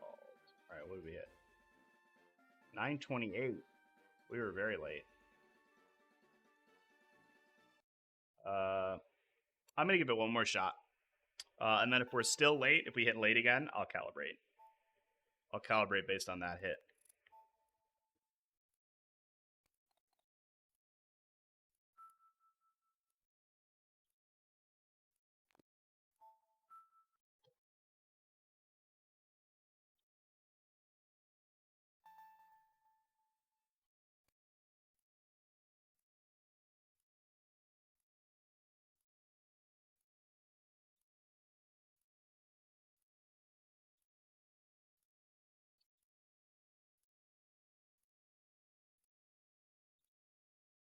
All right, here we go.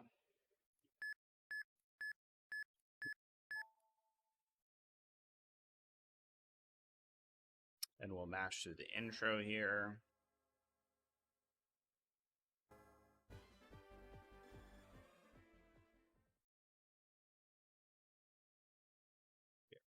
This one.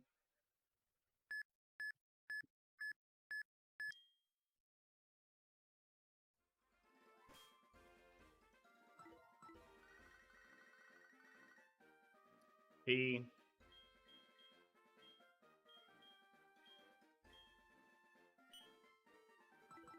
Yeah, I think we hit late again.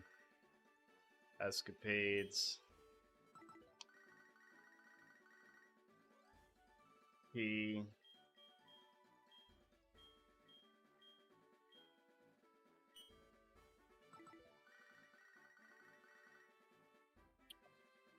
PK.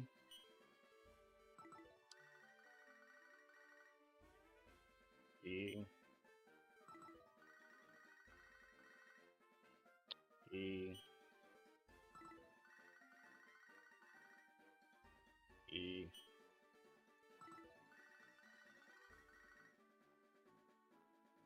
E. E. I think we hit 928 again.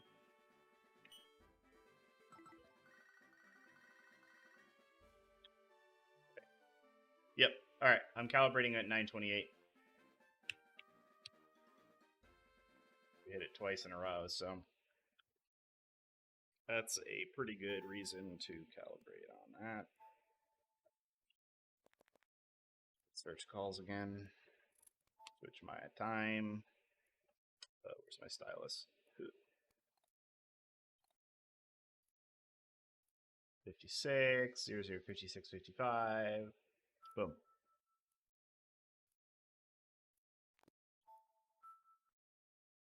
If you're faster than me at hitting your seed, you should have this a little quicker. But even then, we're at about a half an hour on this segment. And we're pretty darn close to a perfect shiny egg. So Assuming we don't mess up the advances, which can happen.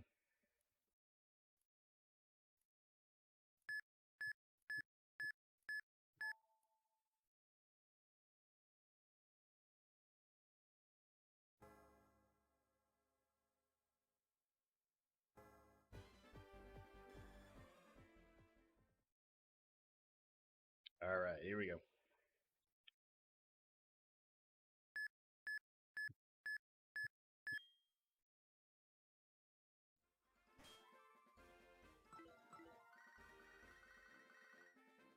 I'm so glad you called. Let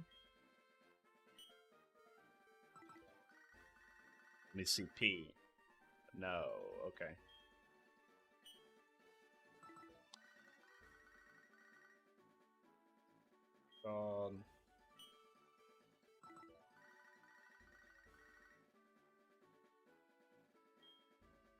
Did we hit? We might have hit 924. Yeah, I think we did. We still hit early. Let's see if this is E. I'm pretty confident calling that. Yeah. Yeah, so we got K, K, K, K, P, E, P. Yeah. So we're pretty sure we hit right here. And the reason it didn't start at the exact beginning here is because we probably had some advances on load-in, either from the NPCs on the route, or from something else. Who knows? I don't have roamers active. If we had roamers active, it would have pushed the number even more. But the tool can account for the roamers being pushed. It'll say like KPK skipped here if you have the roamers checked. Actually, is it like gonna let me do it? Here, hold on. I can show it. 43 valid route. Yeah, so it'll say KP skipped. So it won't. That's something that'll happen if you have the roamers checked, but we don't have roamers, so. Anyway, I hit 24. I'm going to give it one more shot at the current calibration, then I'll calibrate again.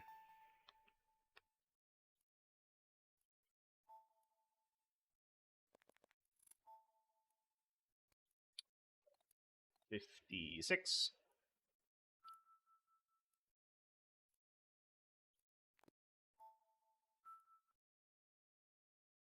I did generate the right list, right? Yeah, hold on. Which one did I go for? 55? This one?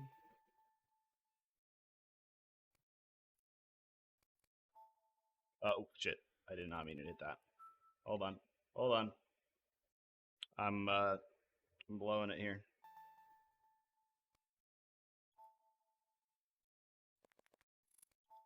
Let me fix this.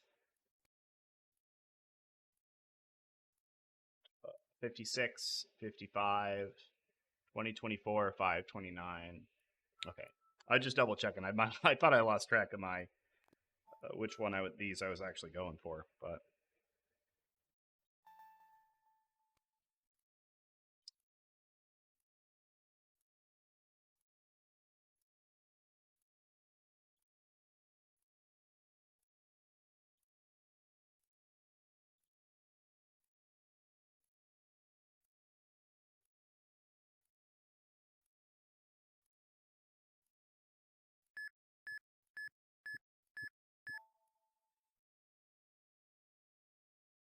alrighty.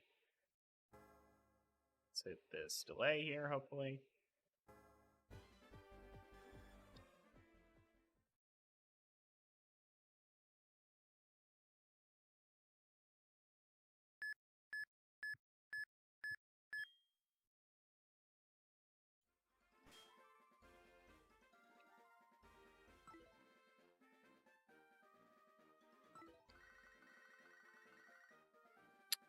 That is P.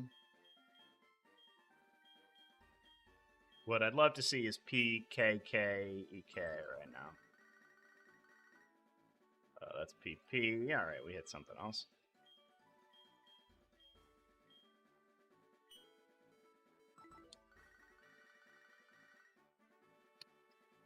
Called.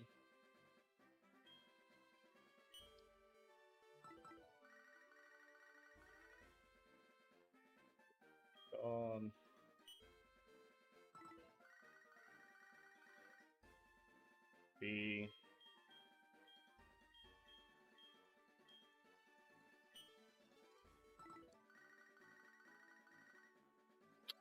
You. Oh, yeah. All right, that's the right one.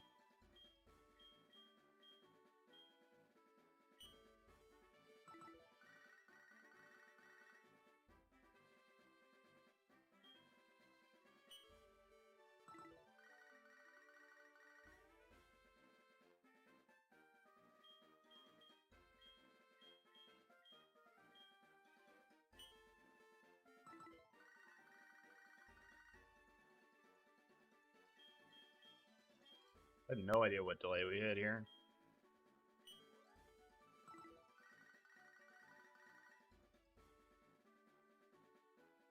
All right, we hit one early. Yeah, we hit one early. Okay, I'm pretty confident in this delay. Then we hit one late and one early. Now it's just a skill issue.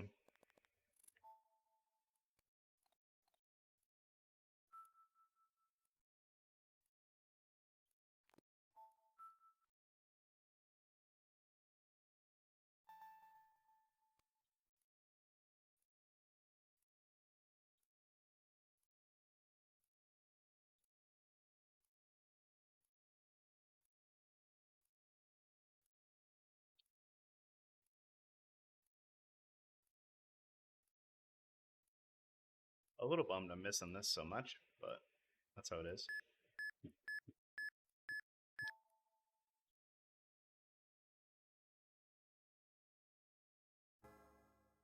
I hit the egg seed on the first go, so, well.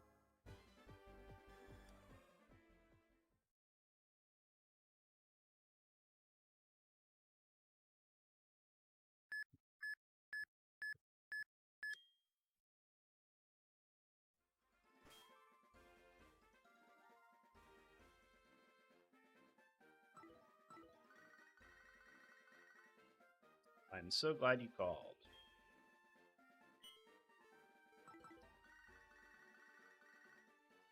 Escapades, KE.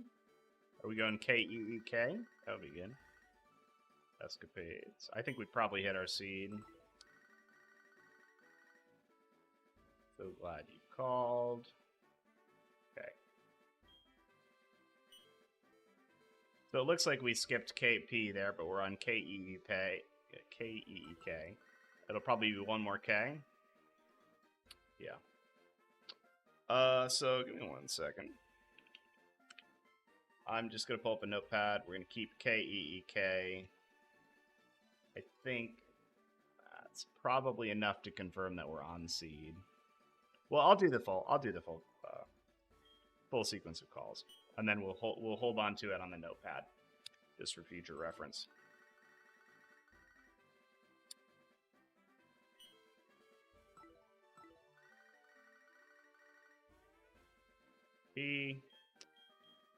We'll do the full sequence of calls because we have a decent number of advances as a buffer right now.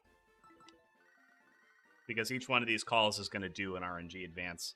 This isn't like held where it doesn't care about calls. This RNG does care about calls. So, but we picked a pretty high. No, we picked like 19 advances, I think. So we should be pretty safe. So I'm gonna, before I hit OK on this, I'm gonna copy these over. So we hit our seed confirmed. So I'm gonna go back over to the Gen 4 eggs tab. So we're on this seed currently. We're going to go over to the generator. I'm actually going to switch the filters back to what I had before real quick. And then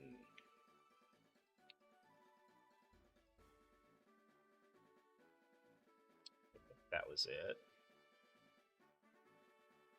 Is that the right seed? That's not the right seed. Hold on.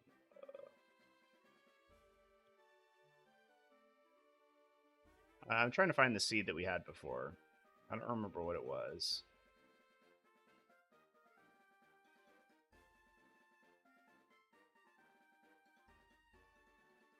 Probably should have written it down. But when you want to use the generator, you would put the seed of your held in this box, and the seed of your pickup in this box.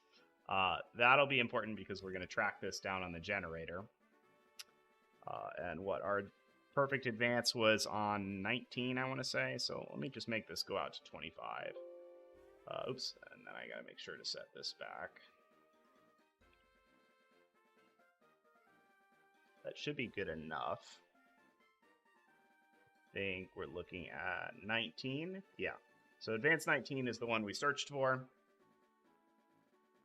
And I think the nature and ability is going to be wrong, but it's going to be wrong anyway because if you actually put your seed for held in here, I think these natures would all be right, but they're not. But we know what that is. We already saved, so I'm not worried about it. What I really want is the calls column here, because this is how we're going to track where we're at, just kind of like what we did with Ditto. So we were at K, E, K, K, E, P, K, K. So we should be at advanced 10. So we want to get to advanced 19. Call again. Well, we want to get one before advanced 19. We want to stop one early. And there is a chance. There's a chance that in the time it takes to back out and accept the egg, an NPC could move and it could do one additional advance, and we would be one late. So that is a concern when doing this. That's why you always save before. And we'll know pretty quick. Glad you called. So I'm stopping at 18, which is a P. And then, again, if you have Chatots, track this Chatot pitches all the way down. It's a lot faster than doing an individual call every time. Like, if you're in the post game, if you're not doing this as, like, an early, or overpowered early strat like I am, just use Chatots. All right, escapades. We should have one more. That is a P. And then after this P, we're going to close out and very quickly talk to the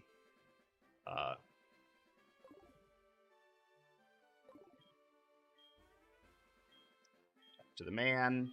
I think having the dialogue box up is enough to keep NPCs from moving, but we'll see. So, this should be the IVs of our target. We have our egg. We need to hatch it now, though.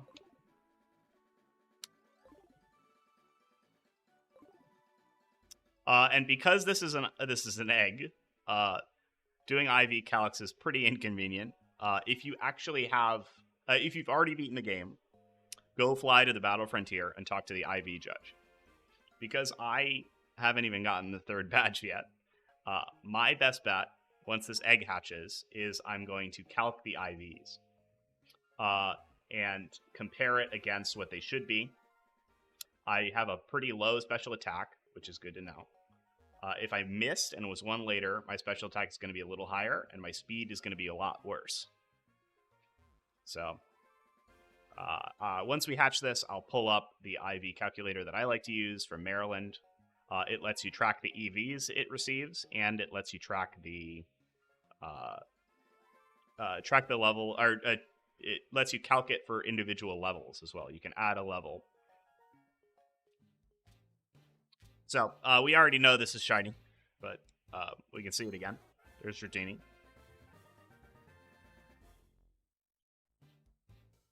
I won't nickname him for now. I'll nickname him later, though. So, we want to confirm this has the right IVs. So what I'm going to do is open a new window.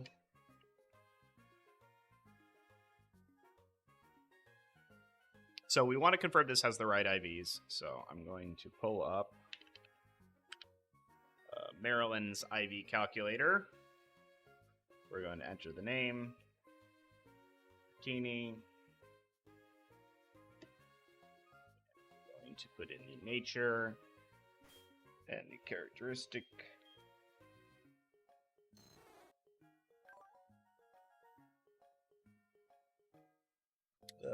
It is, what's the characteristic? Somewhat vain.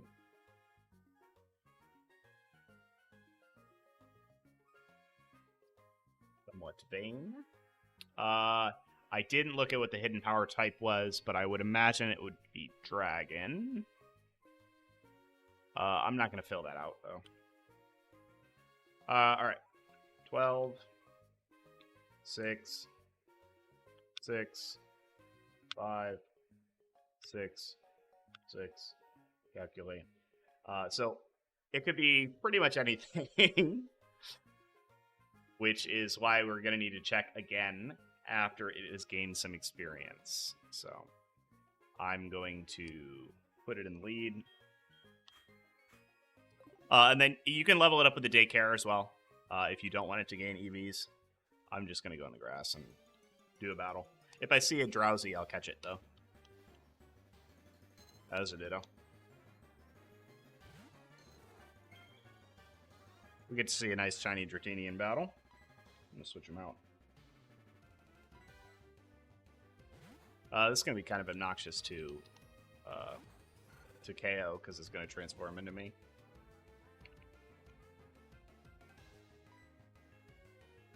We'll just click headbutt. It should die. Hopefully my accuracy... Hopefully I don't miss. Nice, I didn't. Good. So Ditto gets 1 HP EV. To add a level. And we're going to input EVs. So it is now level 2. And it has 1 HP EV.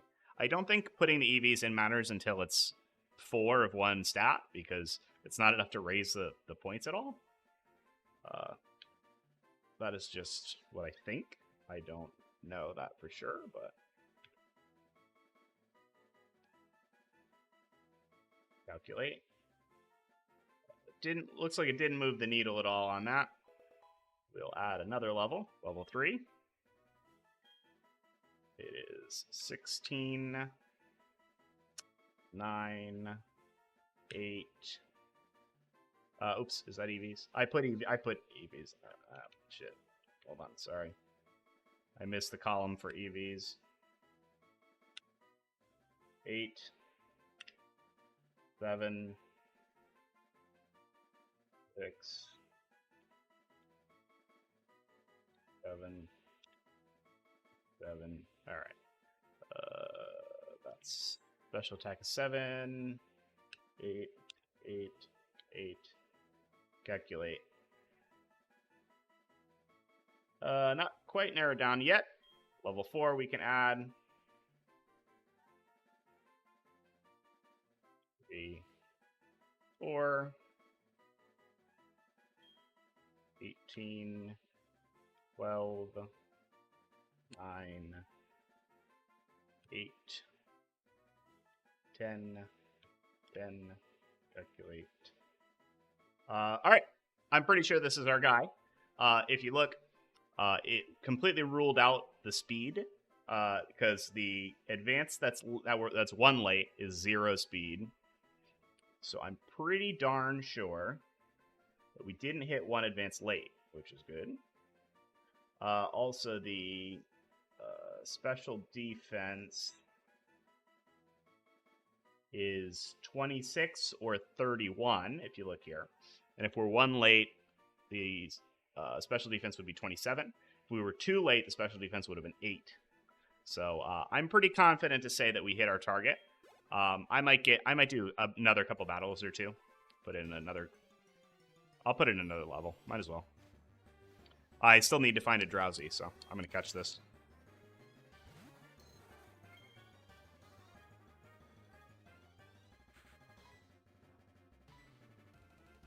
Is it just going to kill me? Let me switch. I'll switch to Lava. So we can get the Macho Brace, so we can do some EV training.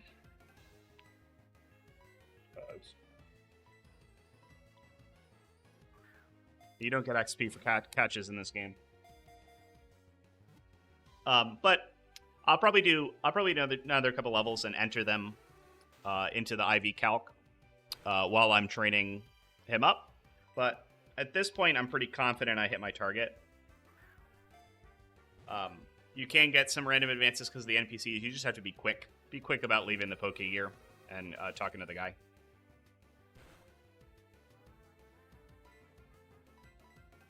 And then again, if you've already beaten the game, just go to the Battle Frontier and talk to the IV judge.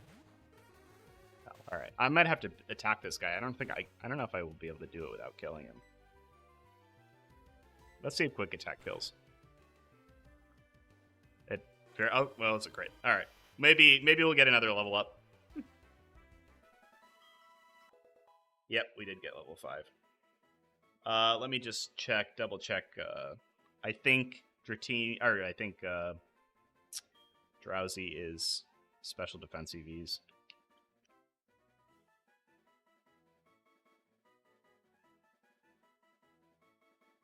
Yes, it is. So let me add a level. 5. It is 1 special defense EV. The HP is 20. The attack is 13. The defense is 11. 9. 11 and 11. Calculate. So it looks like it's narrowed down a couple more of our IVs. Our defense is definitely 31 or 30 or 31. So that's pretty good. I think the defenses that are late are all perfect as well, though. So that doesn't narrow much down, but I'm pretty confident saying that this is our guy. But just for brevity's sake, I'm going to cut to the next section. We're going to... I'm going to quickly catch a Drowzee. Oh, I can't escape. Okay, but Abra did. I'm going to quickly catch a Drowzee and grab the Macho Brace. And then I'll probably do the Pokerus Manip next. So you guys will be able to see what that looks like. There we go. We finally caught a Drowzee.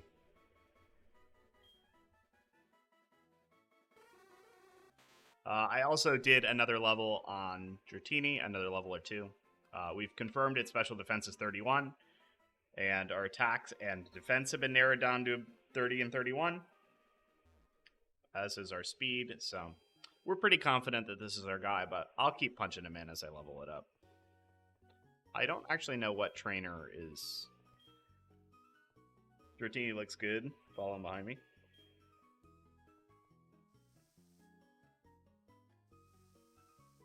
That's maybe this guy. No. Somebody in here wants to trade.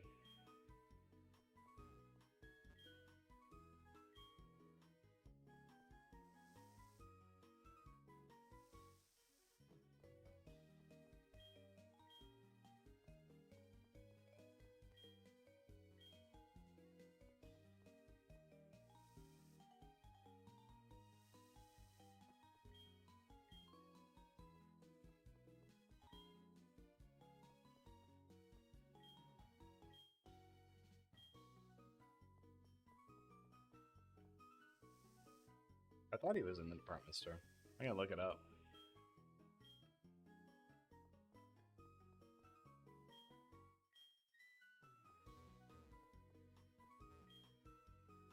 Hey, there we go.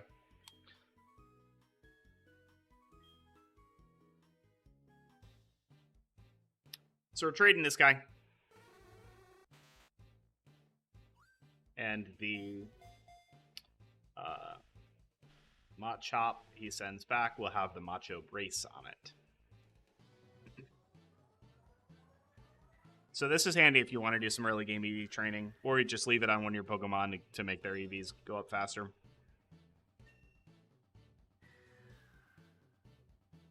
I'm not going to fully EV train something before the second gym, or before the third gym, but you can make it. You can do it.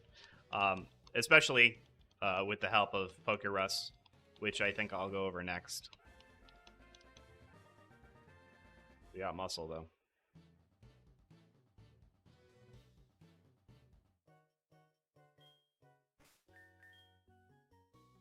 Muscle has the Macho Brace on him? Or her, I guess. So it's the 5th floor of the department store.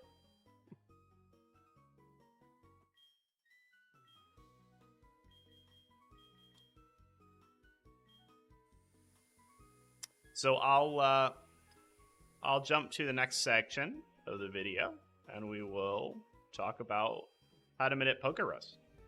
Everybody, gonna do some Pokerus manip here. This took me a little bit to figure out, if I'm being honest. The most up-to-date guide that I was able to find still used RNG Reporter, and Pokefinder is a little bit different with RNG Reporter and how it works and how some of the background data is done. But basically what you're going to need to do is grab a Pokerus Finder, which I'll link, set it to Gen 4, pick a date. You can copy my date if you want. I was able to confirm that this worked with this date and this frame, but this should probably work with any of these. So this is basically just going to tell us what seed and what frame to aim for to manip Pokerus after a battle. So we've got our target second of 2 in here. Our target delay is 626 in here. I put the seed that it gave me into the seeded time. I just picked the one that matched what the tool was saying. I think any of these will probably let you hit the seed. I wouldn't worry about the date specifically. But I also saved in Ilex Forest here. This is just an area with no noise, so I just saved right there. I have my Oddish with Sweet Scent. So basically all we have to do, first we have to hit that seed, which we can do. Let me set the time back to what it was.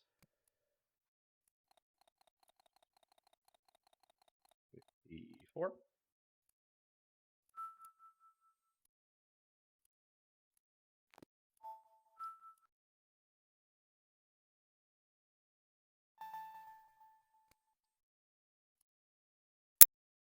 Yeah, so this took a little bit of fiddling, but with what I was able to make work, I think it's pretty replicatable.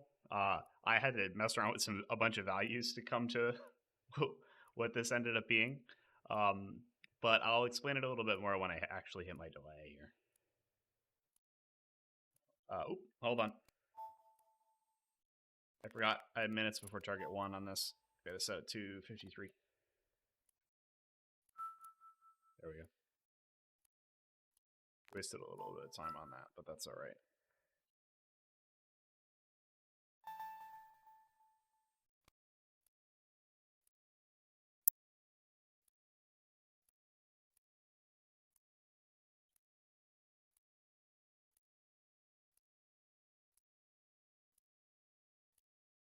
Yeah, this took me like a bunch of time yesterday and a decent amount of time today to actually finally hit this. Just because there aren't a ton of resources out there for this, for how to do Pokerus manip. But I wanted to show it off to maybe help somebody who's interested in doing this. We'll get to the menu as soon as we can.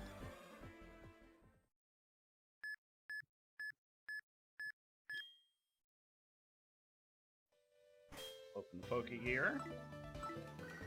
We're looking for K. That's Escapades. It's probably EKKK. It's probably 1 delay early. Yeah, let me do one more. And then if it's K, we're 1 delay early. Yeah. I'm just going to calibrate 1 delay. And then we'll try again.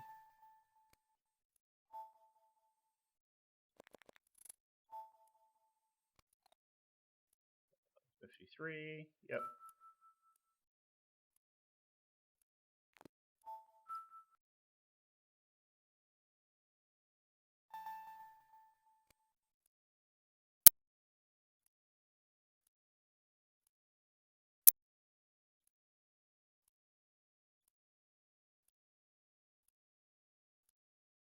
Make sure that when you are setting up Pokerus Finder, you check Platinum HGSS over here. DP will ask you for an initial seed and a frame and a delay and all that stuff.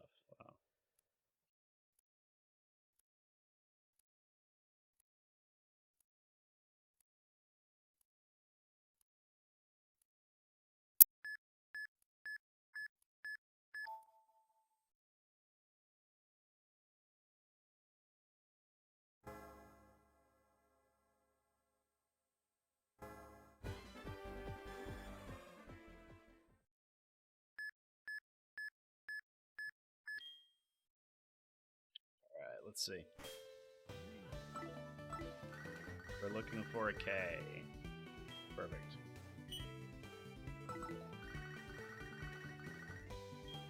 KP.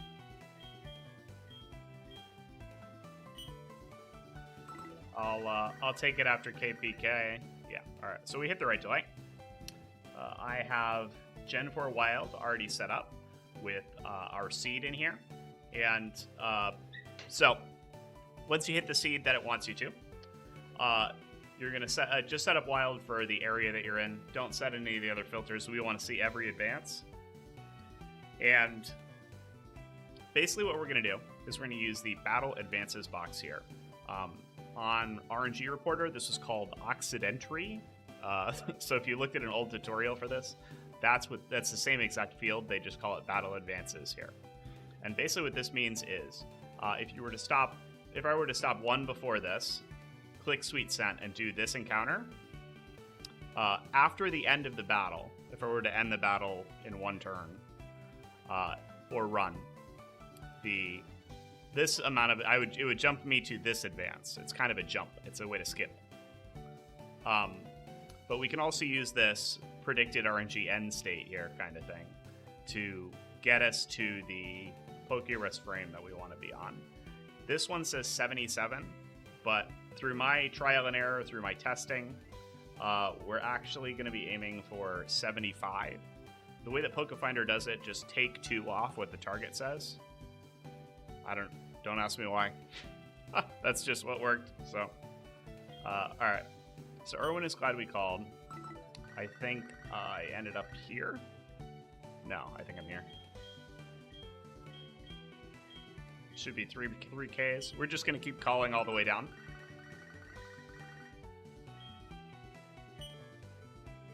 I think this is the current call we're on. Yeah. One more K. Yep. This is kind of tedious because there's like 25 advances to do, but...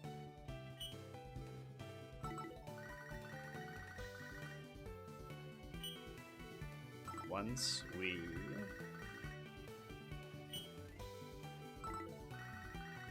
we get all the way down to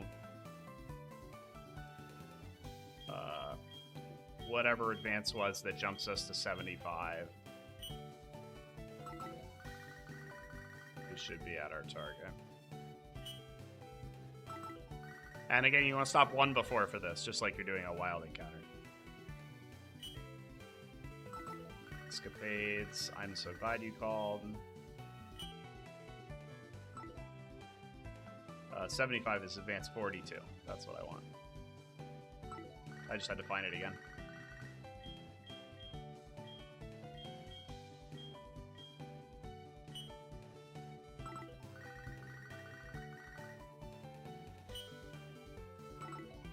Another thing I should mention while I'm doing these advances, if you have any Pokemon that are close to leveling up, there's a little Pokeball jiggle effect on your list of Pokemon, your slots. So it'll have 6 Pokeballs about this part of the screen when you're in a battle, if you have 6 Pokemon. If one of them is close to leveling up, it'll do a little jiggle. And that does do in-battle advances. In my experience from doing this, I would recommend not to have it. You can use them to do advances to get you to the end battle state you want, but I'm just going for one that's two behind my target. And that's the way that it worked for me, so. Alright, we're on Escapades. So I would recommend not to have any Pokemon that have the Pokeball jiggle effect.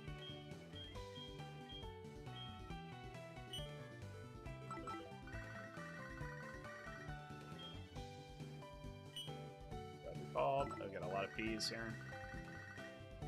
We're almost there, we're about halfway. If I had Chatots, this would be a lot faster. Because you could just do Chatot flips all the way down. Which I'll show off at the end of the video somewhere. Alright, I'm just gonna keep jamming on this till we get to K.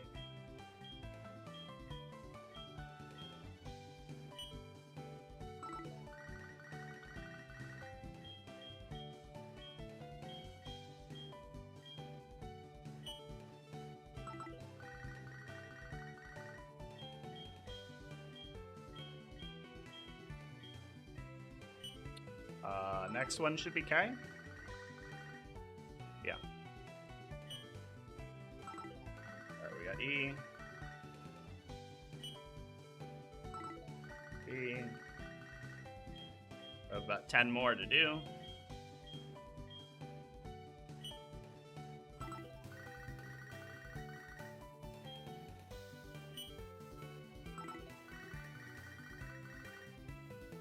Escapades. Escapades.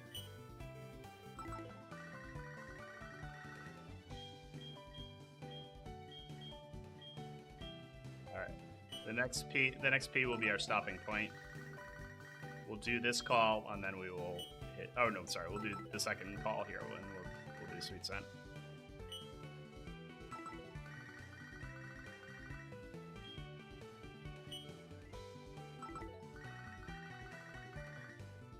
So glad you called. We have this P, and then we have one more P, and then we're going to click Sweet Scent.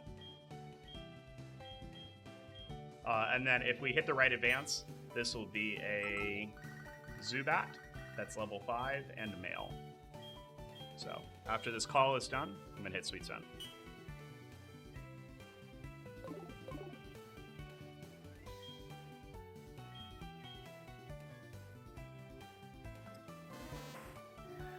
We're gonna KO. I'm gonna KO the Zubat in one hit with Quilava.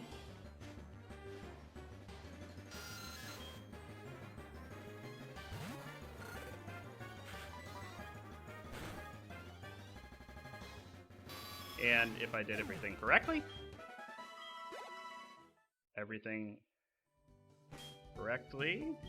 Quilava should have Pokerus, or one of these Pokemon should. There you go. Oddish does. Oddish, Slugma, Dratini, they all got it.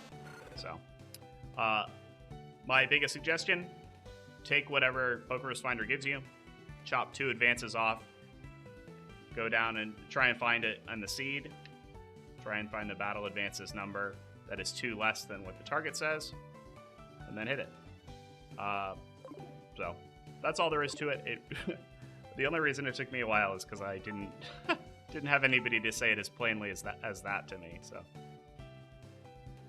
I would also, I'm just going to do it real quick. I'll show you what I meant.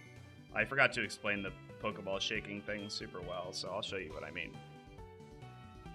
We're just going to click Sweet Scent again and get into a battle.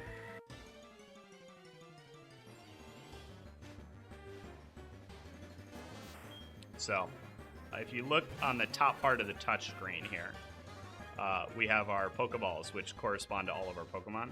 If one of these guys was close to leveling up, it would do a little shake animation. And that is what can cause extra in-battle advances. So that can be good if you want to use it to advance to an in-battle RNG state. But I would recommend just locating a number here that is 2 less than what you're looking for in here.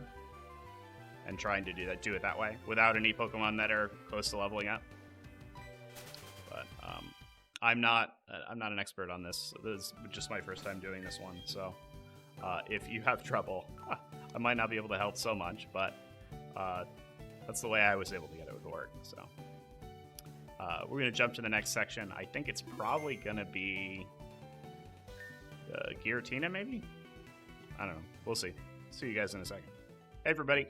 It's Giratina time, so I'm going to do my first little bit of trading with another game. I'm going to grab my Arceus, which is an event Pokemon.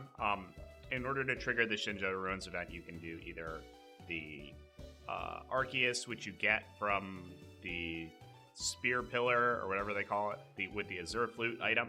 That event was never officially released, but you can get it. So that one works. There's also an event Arceus that they distributed to Diamond, Pearl, and Platinum that will also work to trigger the event. So that's what I have. I have it on my other DS here. You're not gonna be able to see that, but if you want to get this event, you can do the DNS exploit, where you put in a custom DNS server in your DS, and it'll let you connect to the fan servers that do the event distributions.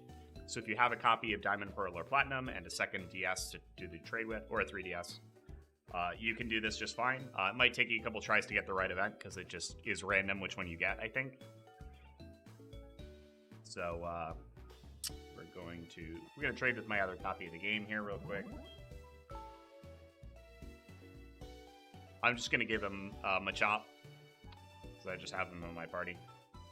We're gonna hit trade. I'm also probably gonna, after I do this, I'm gonna trade over some Chatots as well. But we'll trade Muscle, and I will trade Arceus.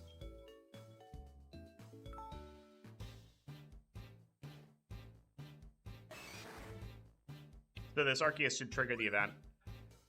We're going to have to backtrack to the Ruins of Alph, which we have to go the long way for, because we haven't beaten Whitney yet.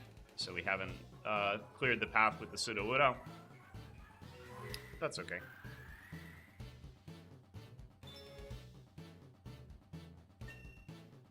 And this is just a fun thing to do here. Definitely not required to do it this early, but I kind of wanted to see if it was possible, see how funny it would be to have a level 1 Giratina. So we're gonna do the event now. If you don't have access to another game to trade with, obviously you can't do this. And they didn't release the Arceus event for Heart Gold and Soul Silver, so you can still do the DNS exploit on those games to get old mystery gift events, but I don't think you can get the Arceus one. The list is out there on Bulbapedia or whatever. So I'll finish that, and then I'll probably do some. I'll trade over Chatots in a little bit after we've done our Giratina, probably. I don't actually know if you have to catch it. I haven't done this event since these games came out, so if I have to, I'm gonna go buy some Pokeballs probably. But if I have to catch it, that'll be interesting. I don't remember what floor has Pokeballs. It should be the first floor, right? Or this first floor here, the second floor. Yeah, there we go.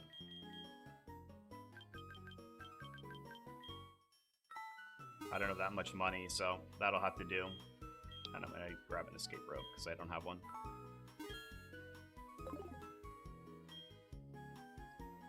And then we will go, I'll cut the video, probably we'll go backtrack all the way to the Ruins of Alph, where you can go trigger this event.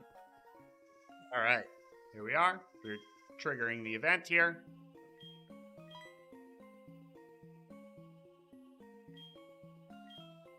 So all you have to do is just have Arceus with you and go enter the research center here.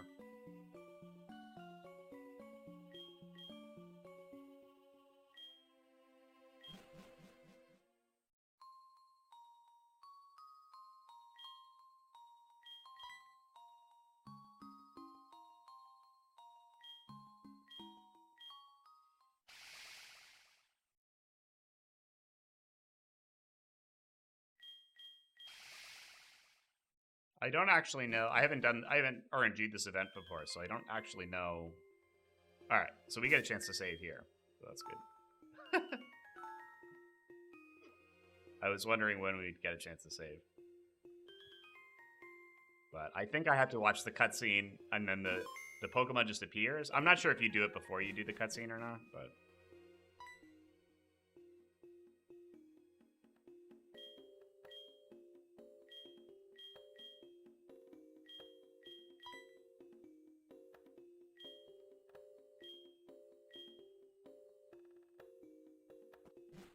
I'm just gonna explore this because I haven't done this event since the game came out, so kind of cool. I think you come up here and you watch the cutscene or something.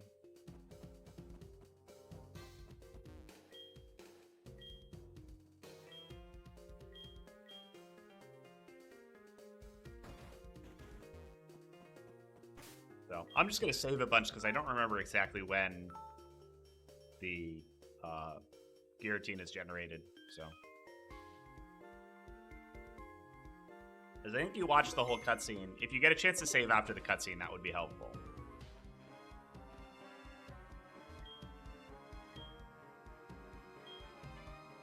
I'm good. So I have a free spot in my party, yeah? Alright, good.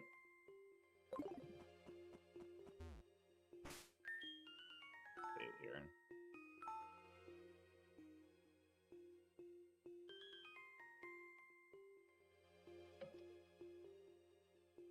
Oh. Sorry, I wanted back out of that. Talk to Cynthia.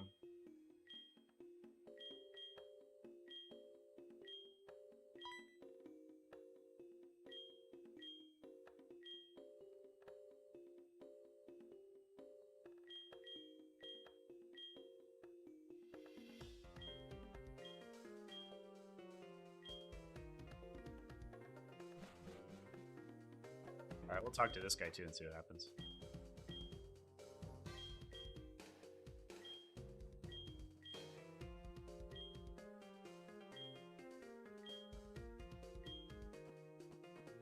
Alright, time to go to the event here.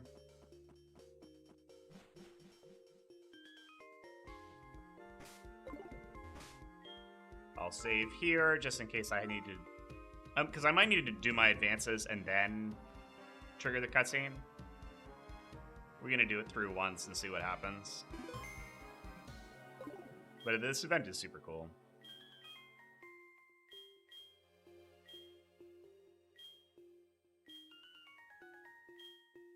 Oh, alright, I gotta deposit my other Pokemon.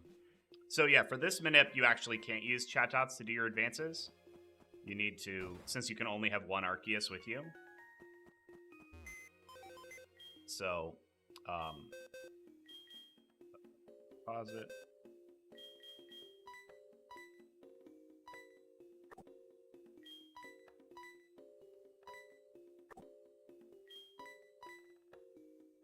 And he's level 100, so I think he can handle himself. Even if we have to battle it. I think it's just a gift, though. I'm not sure if you actually have to catch the level 1 legendary or not.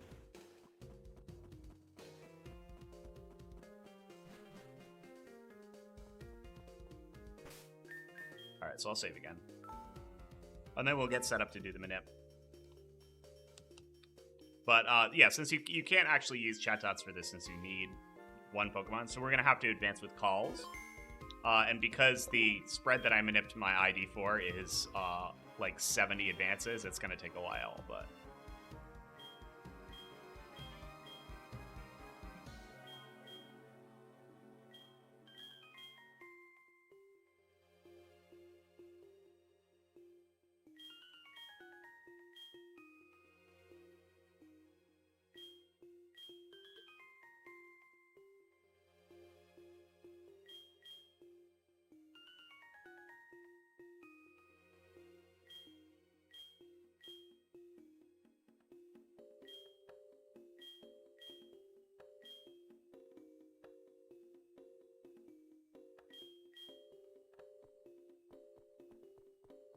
So we'll step on Giratina.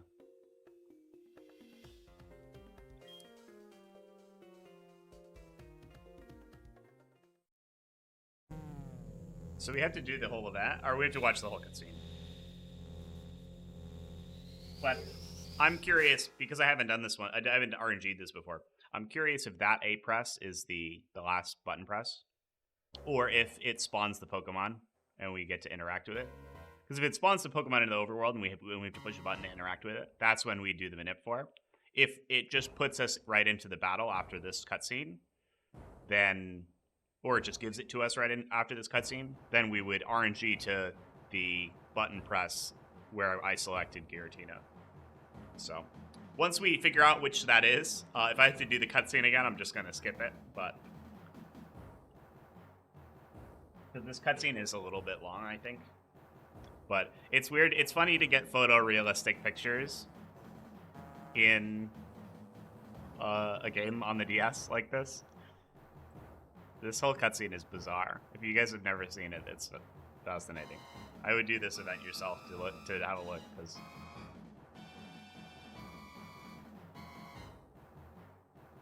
I think they were just excited they could put images onto these carts. So they're like, let me do all of it.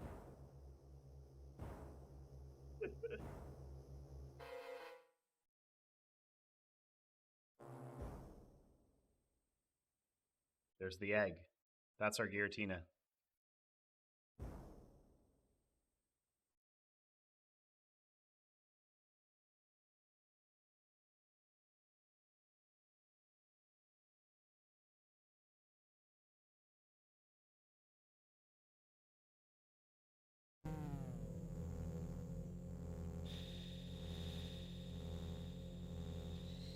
So let's see. I think this is just given to us, right? Yeah. All right.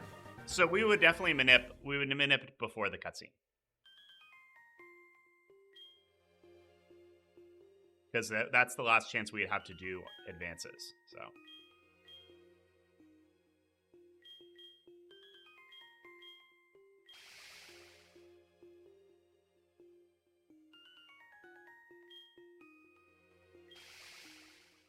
So it's going to take us back to the ruins of Alf, probably. Yeah.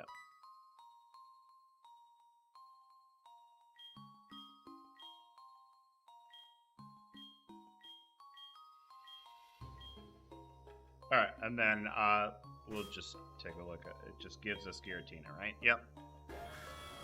So we will we'll reset the game and we'll do the manip. So I saved before. I want to do my advances right before I hit yes on the Pokemon. I don't think there shouldn't be any overworld advances in that area, so I can probably, from where I saved, I can probably talk to. Well, actually, let's get as close as we can. I'm saved right in front of Cynthia, but if I can walk up to the step where you step forward and say yes, that's a little bit closer to the encounter. So let's see if I can save on the stage, standing in front of where I spawn in Giratina, and then we can find our it's Legends, Giratina Origin, and we should be able to search our shiny spread here. I'm just mashing A while I go in here and set these filters correctly.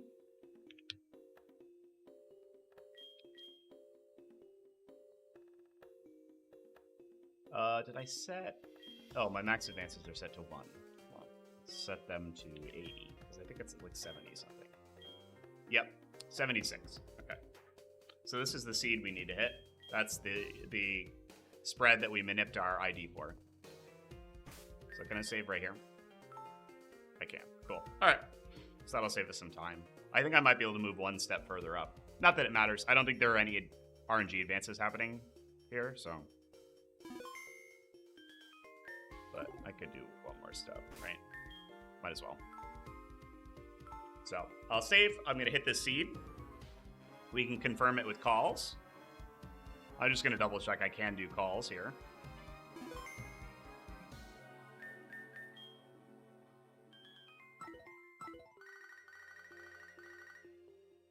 Yep. So we can confirm our seed with calls, and then we'll do our calls to advance us to the correct advance, or one before the correct advance. And then after the cutscene, we should get our Giratina. So not bad. So let me go over in here, copy the seed. We can just generate times for seed. Thank you. Our gold, soul, silver. Seed correct. Don't need to fiddle with this because we haven't released the roamers yet. I'll pick a second. Let's see, I'm gonna go 29. I'm gonna take this one. Generate the list. 3,500, so we have an even number, so we'll keep it on our even year here. Let's see, we're going 2024, 1, 1, and at 8 o'clock. Actually, let me do 801, 28. Let me take that one. I don't really like to do, I don't really like to do the, do RNGs on, like, when the hour rolls over or when the day rolls over. Just is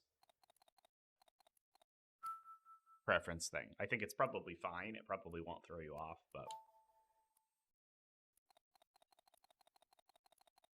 8, 1, and our second is 28. So our target second is 28, and our target delay is 3500. Kind of a long delay, but that's all right. We have a minute before target, so we're gonna pick 8, and then we'll pretty much be good to go here. It's like everything is set, so let's try and hit this.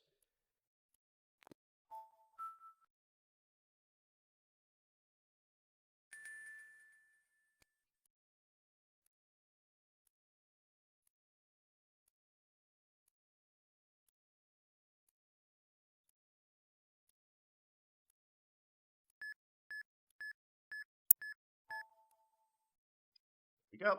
We got about 60 seconds before we can confirm our save file here.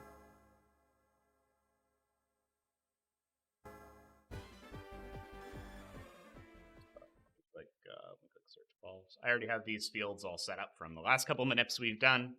If you're just jumping in from the chapter, go back and check those. But you kind of want your search calls to be around this range, plus minus 200, plus and minus 3 seconds. That's just a good practice to have to make sure you catch basically any result you have, unless you're like insanely off, in which case you probably set your DS time wrong. So, but here we are in the Shinjo ruins with 2 badges.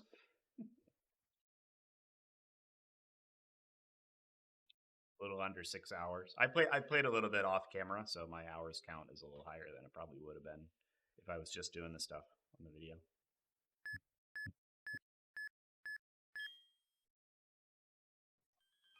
Pop the Poke Gear open, and we want to call Juggler Irwin to confirm our seed. So I'm going to click search calls. He is so glad that we called. So it's not our desired delay. I probably hit 2 delay late. We have P. Yep. I'm gonna do the full search calls because if you're just jumping in from the chapter, you're gonna have no idea what the hell this is. But so we got 2 Ps. I'm picking the results that correspond to the call responses here. So I'm so glad you called is K. Escapades is E, and the big long one is P. And we're doing this until it says possible results 1, and then we hit OK, and it'll highlight the result that we actually hit. You can also track these results by looking at the list. So I'm pretty sure I hit 3502 because the results here have matched 1-to-1 so far. But if you haven't calibrated your delay based on your own timing, you're going to want to do the full list of search calls and then put that into delay hit.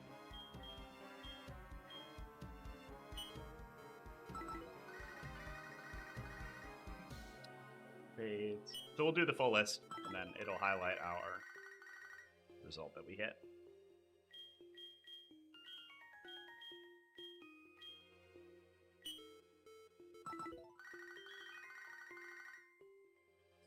Called. So this is possible results 1. So we're going to click it, and it highlights 3502, just like I thought, because the responses will match that. But we would come in here, 3502, and then hit update. It's only going to change our calibrated delay by 1, because we were one delay off, because your delays can only be even or odd. So, and again, if you're trying to hit a different delay than what you normally hit, Since I'm hitting even, that's what I want. But if you hit odd and you want even, change the year on your console, just the year on your console. So I would change it to 2023 if I wanted an odd delay.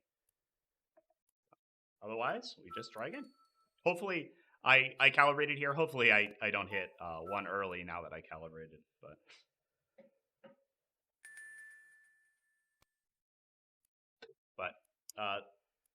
DS RNG is super easy. It's better in Heart Gold Soul Silver than it is in Sinnoh, in my opinion. But they're all easy.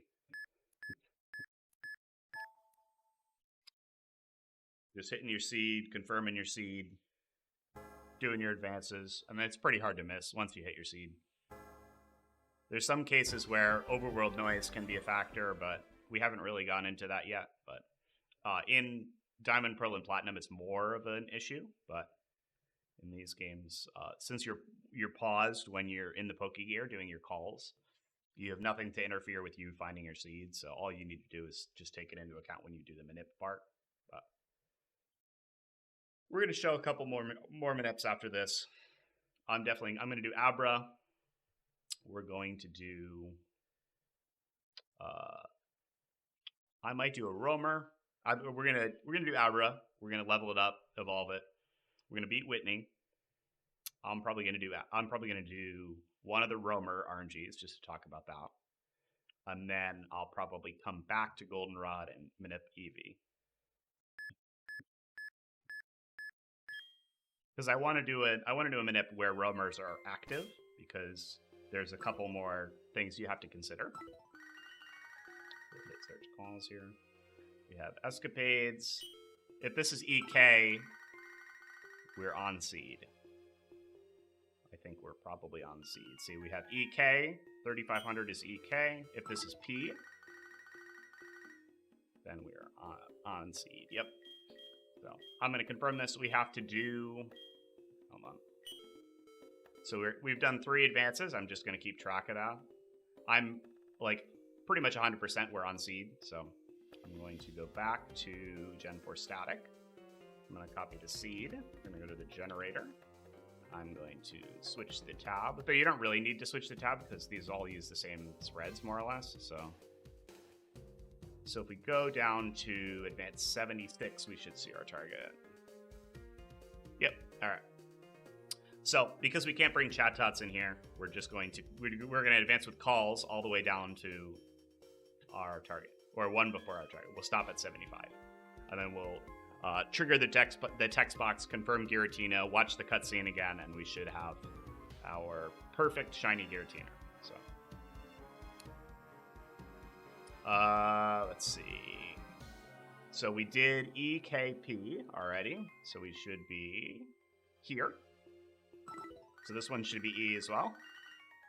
Yep. And we'll track it all the way down to our target. This is going to be a lot of calls, so get ready.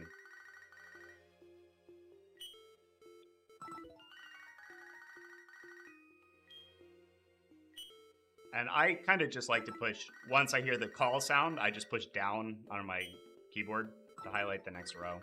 You can also just click the next row. When I do Chatots, since you're just pressing up and down, I like to do it at the same time. I like to press up and then down on my keyboard at the same time, and then down and then up on my keyboard at the same time. I'll show you guys when we do Eevee. Or Abra. I can show you with that too. So, we're going to tediously mash until we get to advanced 74. So it's pretty easy to track the calls down. Chatot pitches are a little bit more complicated, but you get used to it. After we get Giratina, I'm going to I'm going to backtrack, get all the way back to Goldenrod. Then I'll trade my Chatots over. And then we'll do Abra with Chatots just to show you guys what that's like.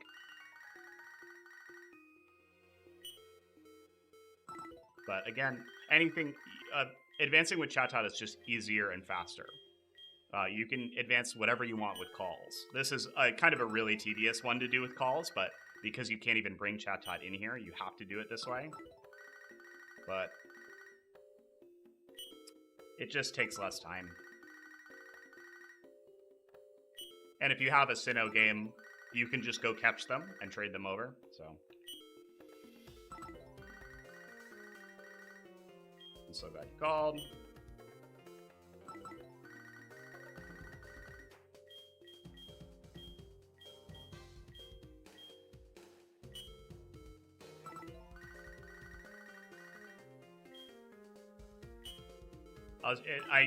I'm excited to show you guys the Chatot stuff because it's so much faster. You can do 50 advances like no problem. But because it's so easy to do the RNGs in this game, you usually don't have to do this more than once because it's pretty hard to miss. So, to miss on your advances part. Once you confirm you're on seed, there's like almost nothing to mess up. Especially in a noiseless area like this.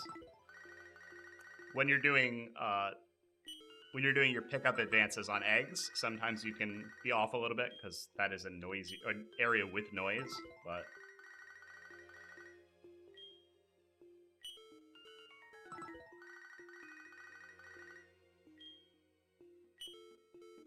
I think the next one should be either K or P. I'm probably off by one.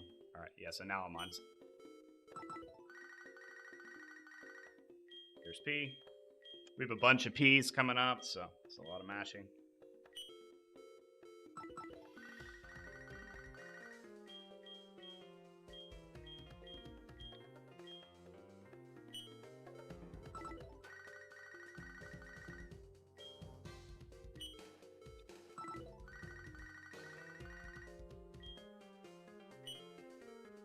But I'm glad to show off how easy Heart Gold Soul Silver is. There's like...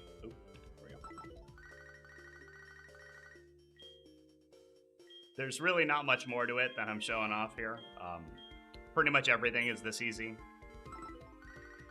I haven't done fishing yet, but I assume it's pretty similar.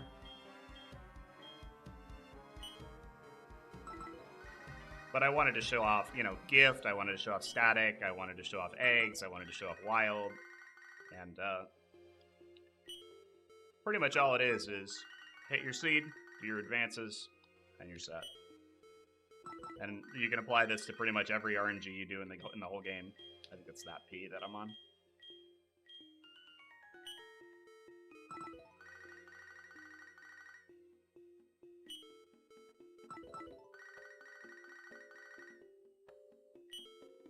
So we're almost at 50, so about like 20 advances left. 30.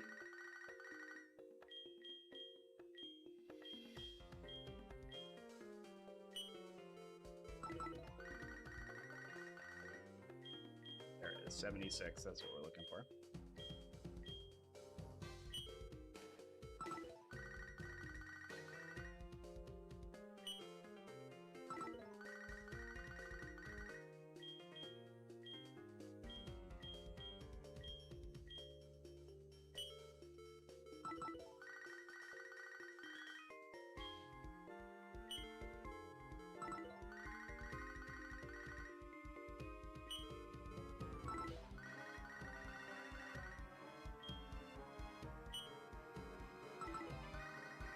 There we go, we can see our target down here. A little bit of work, but, you know, if you think about it, we're doing this to get a perfect IV shiny legendary. So, it could be worse. Some people reset 10,000 times to get a bad shiny legendary, so, or, you know, one with bad stats. So, it's the least we can do to get a perfect one, I think. But really, not that much work. A little tedious, but we're probably not going to miss this, so... Unless I really fuck something up.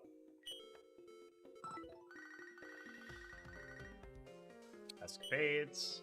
We got a bunch of P's in a row, so this is going to be a ton of mashing, but we want to make sure we stop at 75.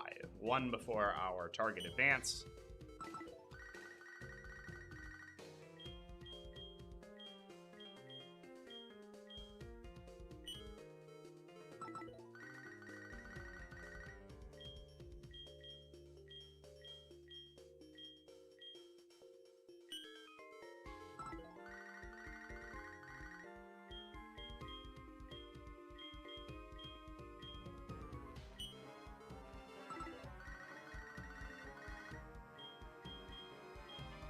I'm just gonna keep. I'm just mashing until he stops giving the P response here. I'm really not keeping track of these as much as I probably should, but well, we know we're gonna get a K, and the K is where we want to stop. So the next one it'll be an E, or there'll be one more P. That's P. So we got 3 E's, and then on the K, I'm going to confirm it. I'm going to confirm the Pokemon we want. Oh no, hold on. Not the K. We're going to do one more. Sorry. Escapades. We have a K, and then we have an E, and then that's our... So, we want to stop on this advance. This E right here. Alright. So we're going to back out. I'm just going to hold up, confirm that I'm picking Giratina.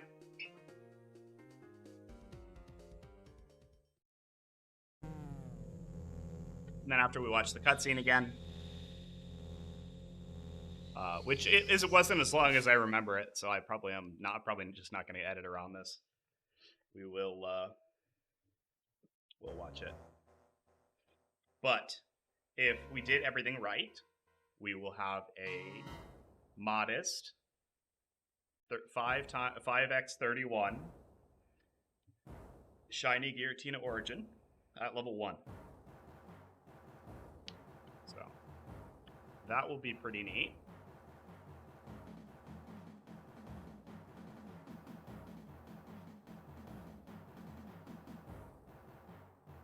And honestly, I'm just surprised that they let you do this event this early. I guess that's the reason it's a level 1 Pokemon. But it's incredibly cool that they don't check for like game completion to do something like this. So I wasn't even sure if you could. So it's cool that you can. So this is another piece of our overpowered early scheme. I'm going to show up with a insane level 1 legendary to the 3rd badge. I'm going to level him up, obviously, but he gets special type Dragon Stab for a level 1 too. He just gets Dragon Breath, so that's pretty strong.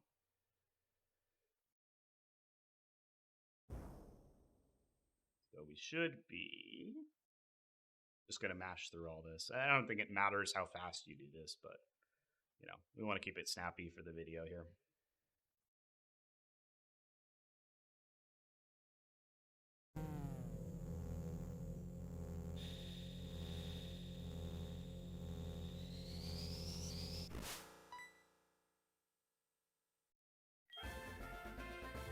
There's Giratina.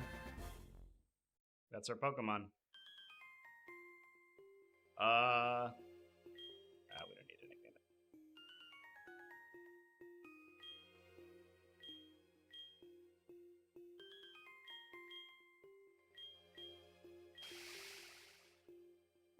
Once we gain control of our character again, we'll confirm that it is in fact the Pokemon we wanted.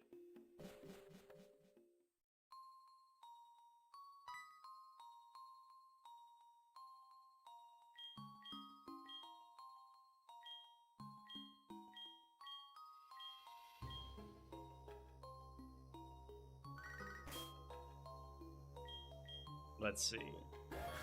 There it is.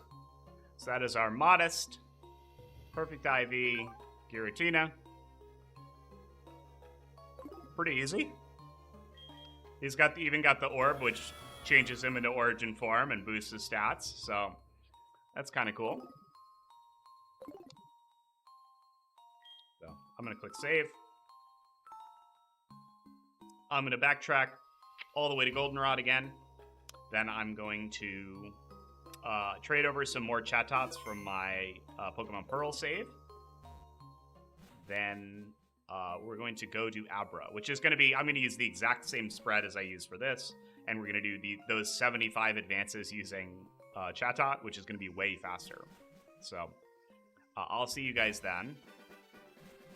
I am probably going to stop at the PC to get the rest of my Pokemon back, because this Arceus is not going to listen to me, so...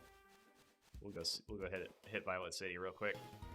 I also got to buy some repels. I did the whole backtracking segment without repels, and it was really tedious. So, but I'll see you guys in a second. I'm going to go catch 2 Chatot on my Pearl save, trade them over, and then I'll come back at you guys when we're in Goldenrod. So I'll see you in a second. All right, we're back. I'm back in Goldenrod. Leveled up Giratina a little bit. We're going to trade over some Chatots now. You can catch Chatot at a couple different places in Sinnoh. He learns Chatter at level 25, I think, which is what you need. Let's see. I want that Pokemon, and I want to trade this Metapod for it. Thank you. And you need to have the move Chatter in order to do RNG advances with it. So keep that in mind. I caught 2 outside of Sunny Shore, and I used the move Reminder to teach him Chatter, because you catch him at like level 40. I also attached a rare candy to this guy, so that we can level up. We level up Abra by 1 to evolve him into Kadabra right away, because you get him at level 15. So, just to help juice our level up a little bit. I could have switch trained him for 10 minutes and gotten another level as well, but this will speed things up just a touch. But we leveled Giratina up to like 12. He learned some good moves. He's really strong in battle now. Finish trading over the second Chatot. And then we're going to Manip Abra. Going to be super simple. I'm going to use the exact same seed we used for Giratina. We're going to get the exact same spread on it. So it should be pretty quick. Let me see here. We'll trade the Metapod for Those nicknames will make sense in a minute. If you've never seen what Chatot can do in Generation 4 and 5, get ready. It's going to be fun.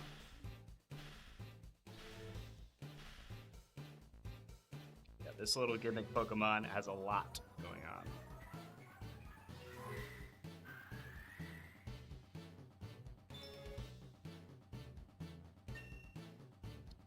Once the trade is done, I'll back out. We'll go to Goldenrod. So I'm going to save in front of the guy in the game corner where we can redeem Abra. And we're going to set up, hit our same seed again, and we'll be good. So we back out of here. You also need to use Chatter as a field move. So we're going to do that right as soon as we back out of the trade. Just matching B on both of my DSs here. And of course, I mentioned it in the previous segment, but or in one of the previous segments, but you can also get Chatot just in Heart Gold and Soul Silver, but you need to wait until you beat the game first, because you need the Sinnoh Sounds radio station. And then you can go to Burned Tower or Sprout Tower and find Chatot that way. You can also use the custom DNS servers, like how I got my Arceus. You can also use that in this game to get the Rally Pokewalker course, which will let you catch Chatot. It's kind of a hard. It's it's the rarest Pokemon on that route, on that Pokewalker route. So might take some work, but you can make it happen. Or you can just trade them over, like I did. So we need to use Chatter as a field move, and what using Chatter does is it will let us record a custom cry for Chatot. And I'm just going to go for as monotone as I can. I'm going to go, so that we can track the pitches and we can hear how that changes. So, let's see. Oh, hold on. I might not have got it in time. I was too quiet. You got to do it right as soon as you hit next, I think. Yes.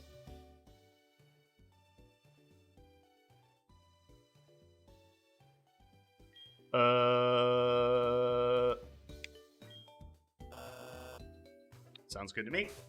So both of the Chatots should have that cry now.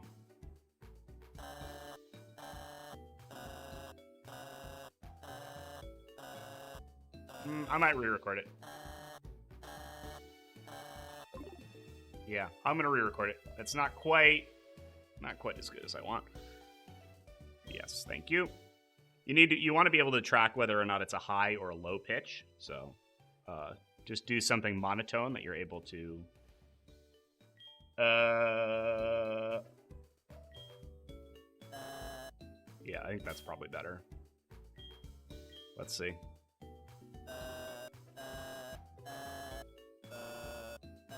Yep, that's a low. That's a high. Yeah, I think that's good enough. Alright, I swapped out Dratini in my party, though I don't actually need Oddish at all right now, so I'm going to grab Oddish. Or I'm going to swap Oddish out for Dratini just so we can have our party together.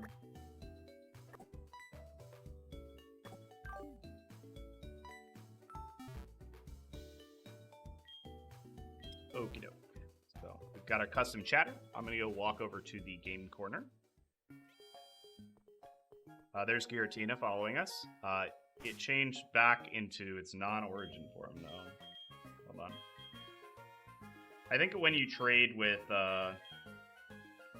Since this was a Pearl copy, Pearl is not compatible with the origin form. So I think it ditched the item so that it wouldn't be mad, but... There you go. There's our Giratina. I didn't get to show him off after we got him on the last segment, so.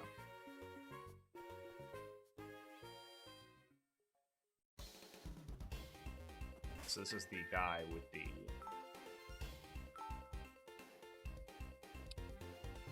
Abra. So I'm going to save, and then we're going to hit the same seed we hit for Giratina. Let me pop it open, seed the time. We're going to put the same time in our DS. Shall I hit it? So the date should be the same still. 2024, 1-1. Our delay should be the same. I'm going to change it to 8 o'clock. 5 minutes before target 1.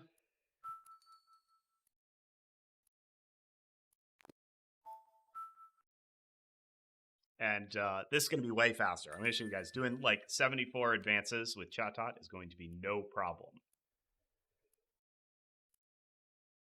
But I'll talk about it in a second. So we launch the game. A couple notes on Chatot.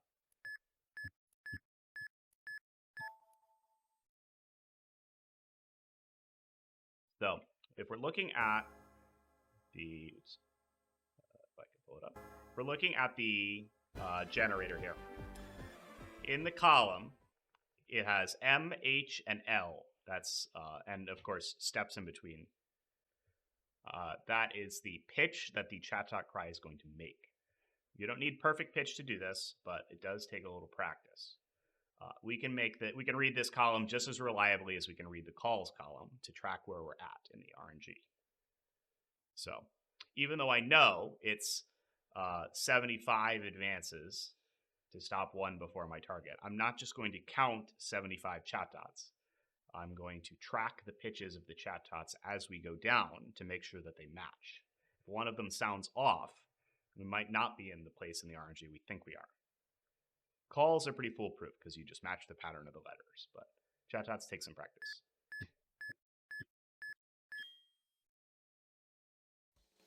So we're still going to use calls to confirm our seed because search calls. We have escapades. So if we have K next, I'm pretty confident we're on seed. I believe we're on seed. I'll wait till we get P here. I'm pretty sure we're on seed. And I could do the whole list and it would tell me that I'm on seed. I'm going to skip that because we've done a ton of this so far. I'm pretty confident I'm on seed, so I'm going to go back to the generator. I'm going to go up top. I did 3 advances, so we're here. I'm going to go to my Pokemon. And I'm going to click Summary on this Chatot. And it should play this sound. So that is a high 80. The number, it goes from 99 to 0. And that is the pitch of the Chatot sound. So the next one will be medium. Medium high, so that one sounded like a higher pitch than this one. Medium low should sound lower. And I recommend tracking the numbers. So like these are both, the next one's gonna sound pretty similar to the last one we just played. And then this one should also sound pretty similar because it's 27 versus 28. Oop. Doesn't matter if you go to a different Pokemon. The regular Pokemon's cries don't do advances like Chatot does. Oops. So that's mid-high. That's mid-low. That's mid-low. That's mid-low. This one is low, so it should sound a lot lower than the last couple. Yep. Mid. High. That's really high. This next one should also be high. Even higher, because it's 85 to 90. Mid. Mid-low. High. Mid-high. Mid-high. At low 1, it's really low, about as low as it gets. So I'm just pressing down every time I cycle through one of these. And I'm making sure that it sounds about right. And it takes some practice to see these are all mid-highs. The next one's going to be really low pitch because it's a low 1. Yep.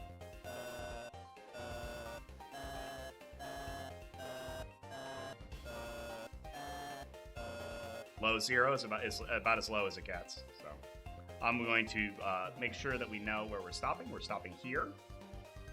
So that's high, mid, high, mid, high, mid, high. A lot of highs. Low, high, high, high. All right, and now we should redeem our Abra. We should be good. It's going to go to my PC because my party's full. Oops. Well, we're going to have to hit our seed again because there's probably going to be some advances that happen here. I thought it would just send it to my PC. So we'll try that again, but that's the gist of it.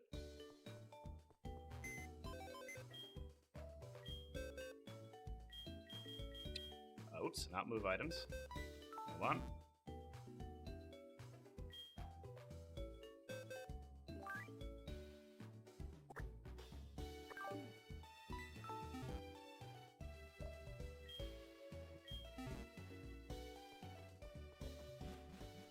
So remember to have an empty spot in your party. Because I went outside, because NPCs are moving around, they're causing advances. So if I were to claim the Abra now, I would probably get something down here somewhere. That is not our target. So I'm going to save. I'm going to hit the seed again, and then we'll do our advances again. A little goof on my part. I thought it would just send it to my computer. I didn't realize that you had to have a free spot.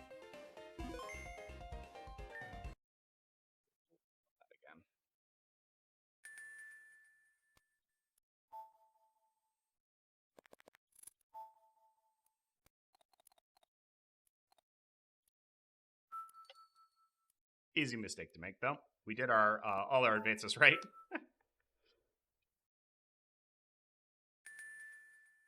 We're going to get ready to launch the game. But that's the gist of how you do advances with Chatot. It can be harder to find your place if you lose track. But if you can track the pitches, it's totally not bad to refine your place and get to where you want to be. I always recommend tracking the pitches instead of just counting the number of advances you need to do.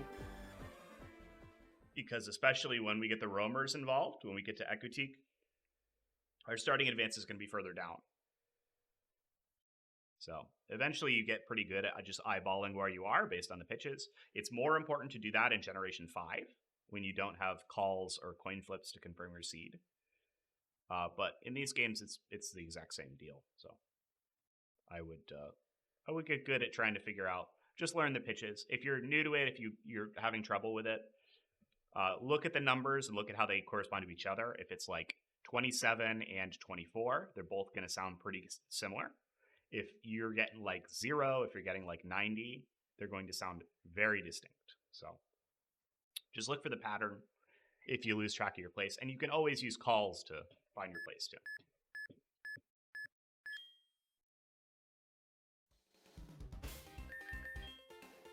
We're going to use calls. We're going to find our escapades. We probably hit, hopefully we hit seed again. Oh, nope. I think we hit late. EP. I think we hit 3504 here. Yeah, we did.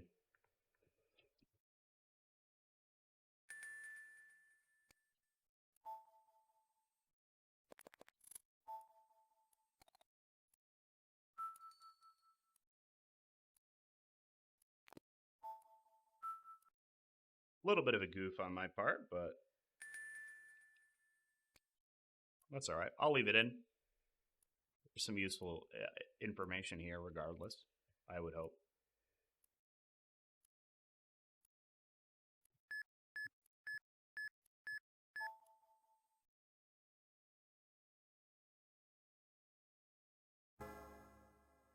So once we get Abra, I'm going to level it up once to evolve it. I'm going to trade it so that we can get Alakazam. I'm probably going to teach it the TM moves that I bought with my coins. You can also, I might teach Giratina some if I have leftover coins. Giving it Thunderbolt or something might be pretty good. And then we're just going to go, obliterate Whitney. I'm going to progress up to the Burned Tower, and I'll show you guys, give you guys a couple specifics on how to manip the roamers in this game.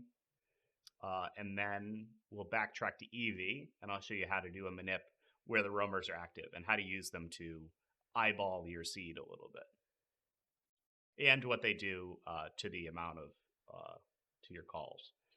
Having 2 roamers active, Entei and Raikou will skip the first 2 calls, usually.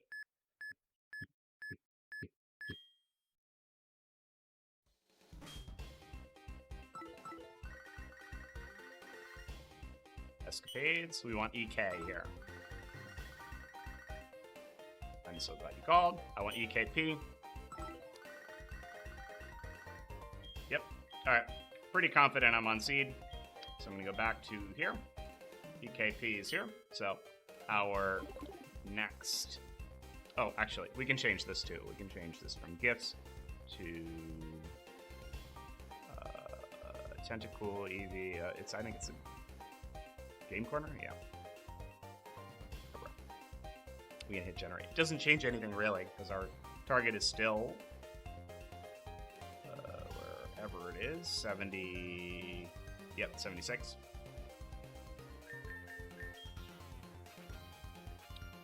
We should be right here. That's a high.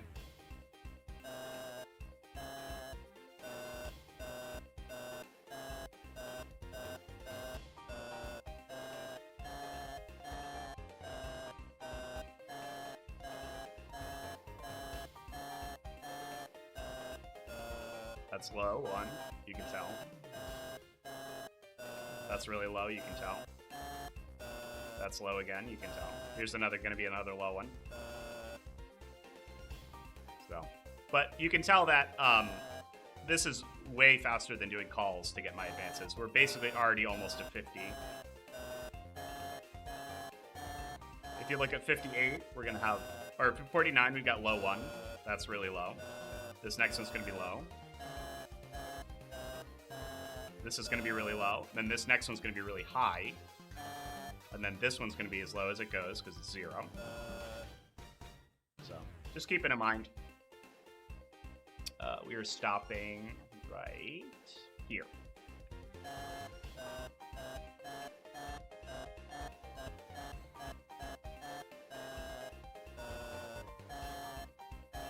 We want a high 96, and then we're going to claim.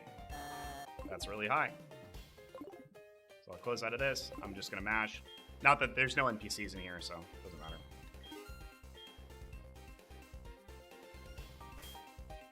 Let's see what we got. That is a shiny Abra with a modest nature. Perfect. Easy. Even with us messing up.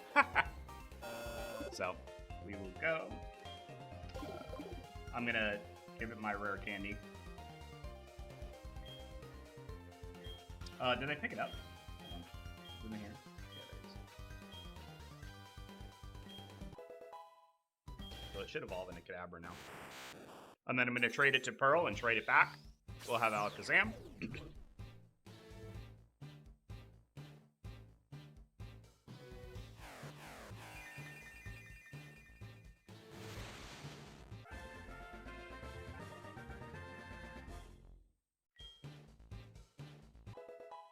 learn Confusion. That's good.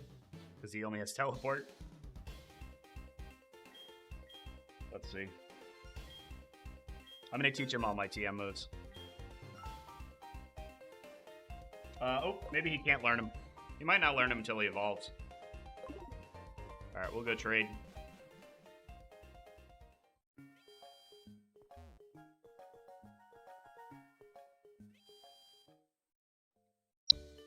Booting up my second DS here real quick.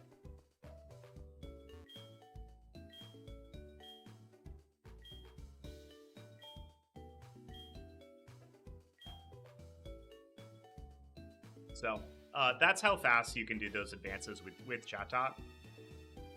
It's a huge benefit, especially if you're going for, like, advanced 76 like I was. If you just have calls, if you don't have a way to get Chatots or you don't want to, I would just go for advances that were closer. Like, when I did my ID RNG, I could have done advanced, like, 20, and it would have been way easier to get with calls, but... Even, I mean, like you saw with Giratina, it's just tedious to get the calls all the way down there. So I'm going to trade, evolve, and then trade back.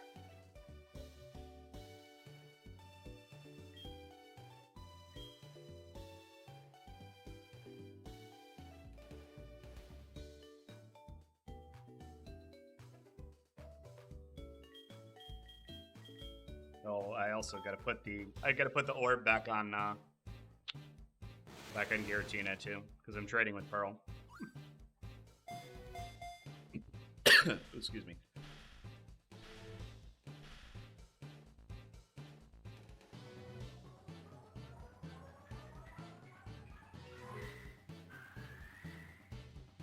So we'll have Alakazam. And I might level Dratini up enough to get Dragon Rage. I'm probably not going to use it, but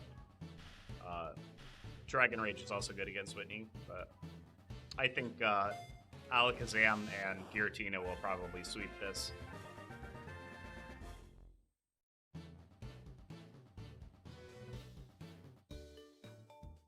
Cadaver's evolving.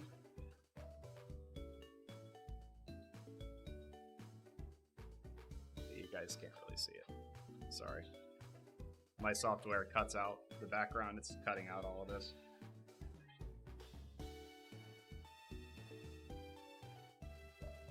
So we have level 16 Alakazam with perfect stats before the third gym. Even if you don't go do the Shinjo Ruins, even if you don't have the event Arceus, you could do this if you had a second game to trade with.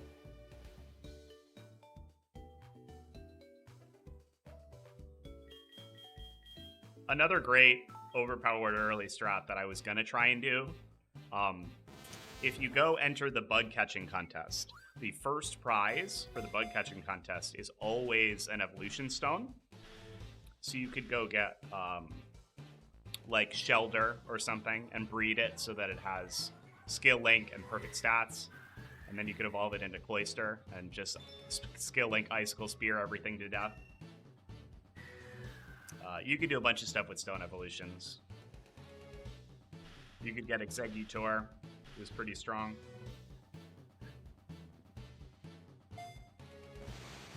So, there's our Alakazam.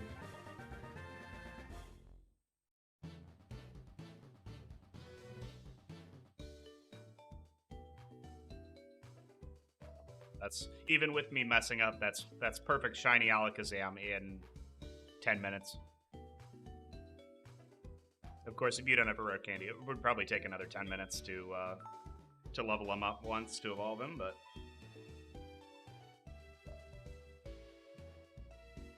That was ended.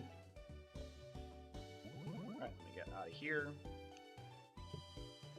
But now let's see if Alakazam can learn these TM moves now.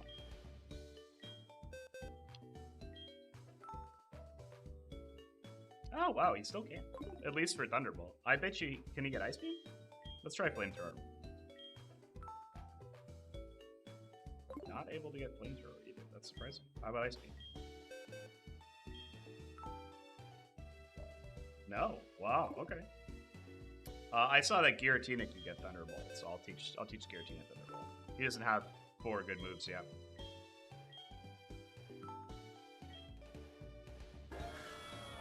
Yeah, so I'll get rid of Scary Face.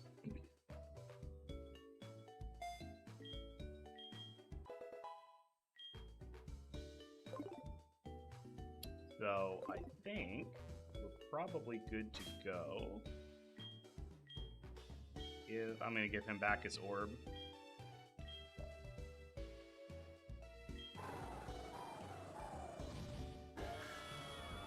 Origin form. And just like that, we have 3 perfect IV Pokemon, 3 perfect IV Shinies before the 3rd gym. We'll take a look at them. We got Alakazam, Modest Nature, 58 special attack at level 16. We got Shed Skin. Shed Skin Dratini. I actually, looking at it, Inner Focus, I probably should have given it Synchronize, but the spread that I've got has Inner Focus, which is fine. We have Dratini with Shed Skin, perfect 5 IV Adamant from Egg RNG. We have Giratina, who's got,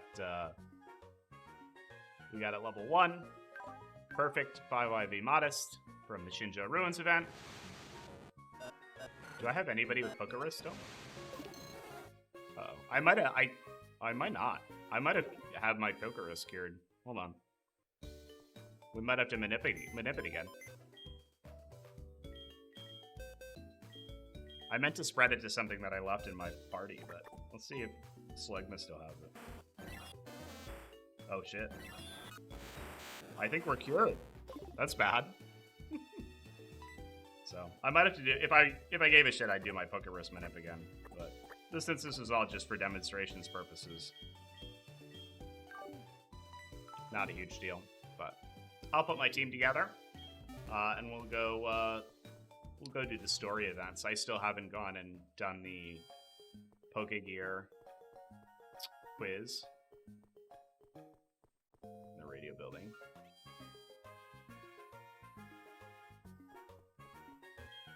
But I'll skip forward. Oh, not lottery. Sorry. I don't want.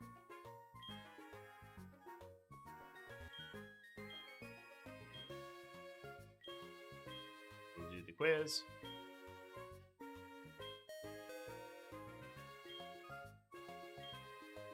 Yes. Hurt uses apricorns, not apricots. That's a trick question. Yes. With Marl. No, it's Marie. Or no, it's Mary. Hey? I think it's Mary.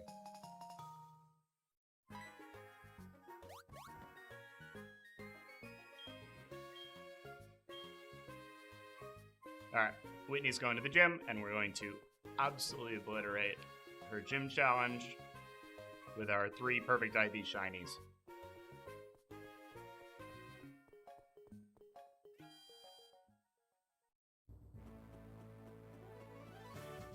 Alright, it's time for Whitney. I level everybody up to 17. I got Dratini with Dragon Rage now, so it's going to be able to do some serious work here. I'm going to save it for Miltank, I think. I'm going to let Giratina take the lead here. So, we'll see how this goes. Should be pretty comfortable now. I'm not over her level, but I think Clefairy is 16 to 17. Yeah. So we will click Dragon Breath, I think. Paralyze is good. So Mimic can learn Dragon Breath, but we should just kill it. That's good. Let's see. I'm going to switch. I'm going to switch Dratini in. I want to see how much Dragon Rage does. I bet you he has more than 40 HP, so it'll probably be a 2-shot, but Let's see. Stomp still did a lot. If I flinch, I'm... Oh my god.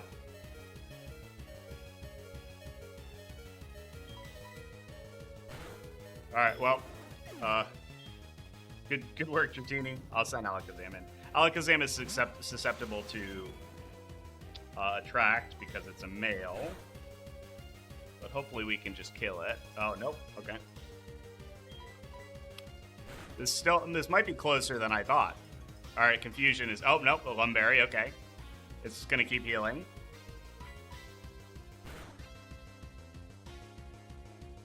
Alright, I'm in love. Confusion, good. Okay. I'm rolling the dice on attract here. Just gonna keep spamming milk drink.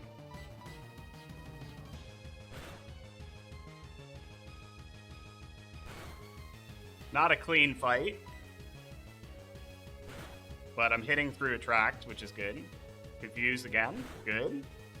It's not gonna be able to heal. If I hit... Oh, super potion. Spamming items. Nope, alright. If I get stomped, I'm done here.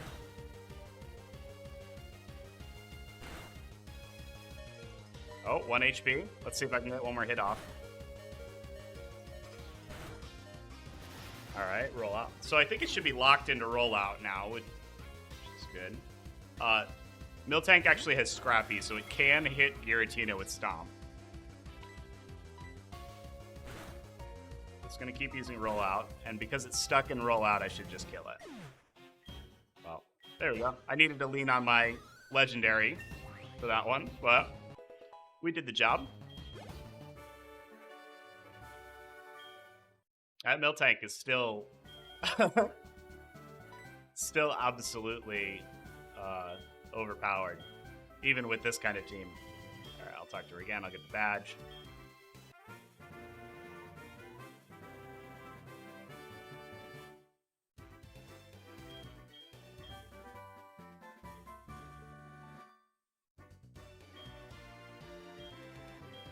So we should go now and deal with the Pseudo Widow. We'll go up to Ecruteak, and I'll see you guys for the Roamer Manip. This is kind of the main thesis of the episode. Or the video. I wanted to do something fun with the early game, and kind of a basics on how to RNG this game. So that's kind of it. But I'll show you guys the Roamer as a little bonus, and then I'll show you guys the I'll show you guys a Manip on the Eevee too, just for fun. So, we'll progress in the game. I'm going to skip forward until I'm at Ecruteak City, and we'll get a shiny Roamer real quick. Everybody, we made it to Ecruteak, and we're in the basement of the burned tower. If you want to RNG the Roamers, this is the spot that you want to stand, right on the staircase here. Moving to the left once is what triggers the cutscene here.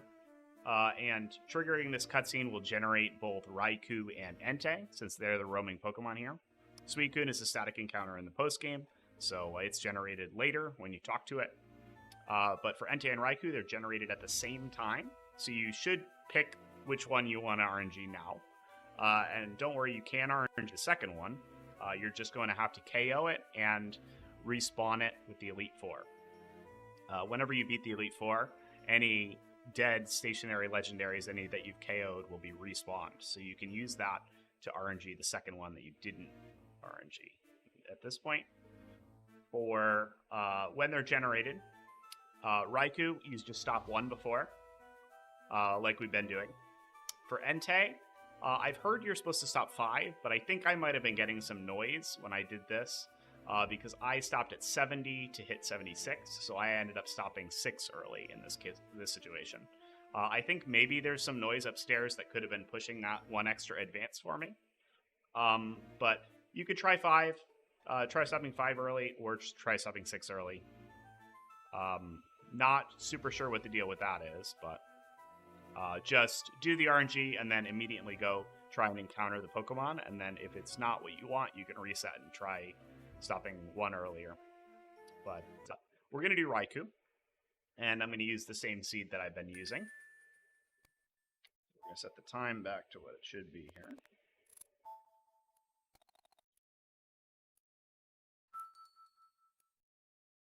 We're going to aim for that same old seed.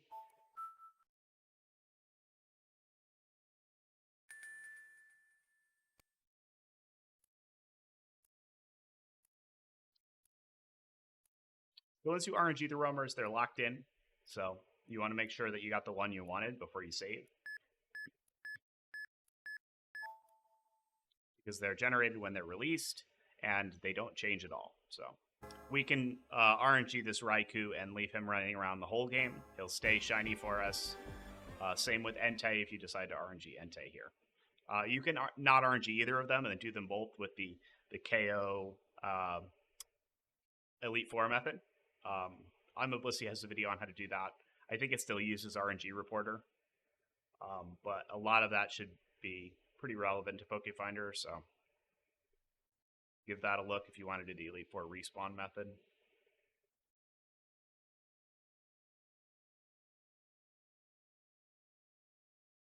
Let's wait to start our save file. We'll check our seed. I'll turn on search calls.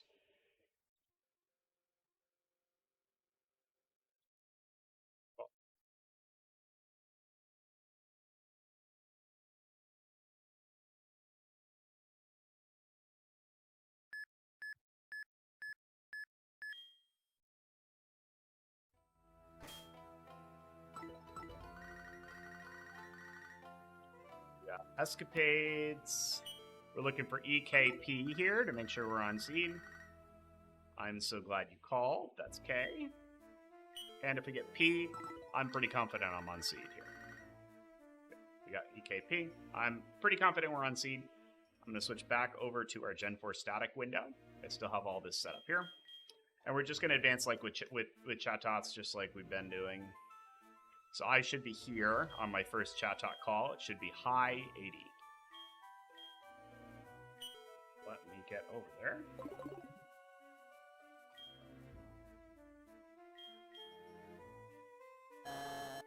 That sounds right to me.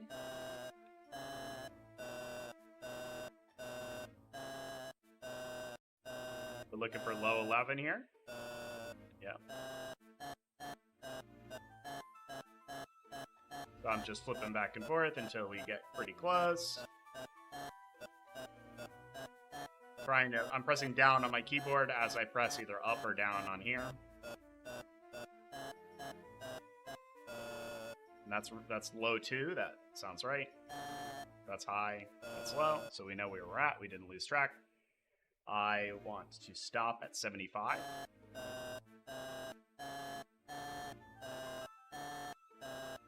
Since we're doing Raikou here.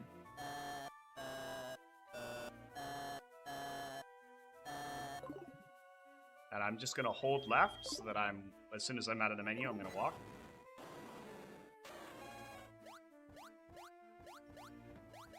So we triggered the cutscene. We should have a shiny Raikou waiting for us. And I'm not gonna save, I wanna confirm that I did in fact hit my target. Because now they've been generated. So if I save, I'll lock in whatever I've got. You can, of course, respawn them with the Elite Four, like I mentioned, but... Oop. Hold on. I should have had a repel active here. Give me 1 second. I'll pop a repel now.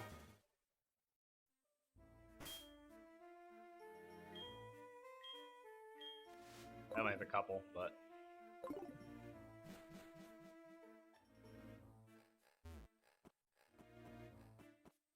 Alright, so the way you can get the roamer encounter pretty quickly, Ekutik is actually pretty good for this.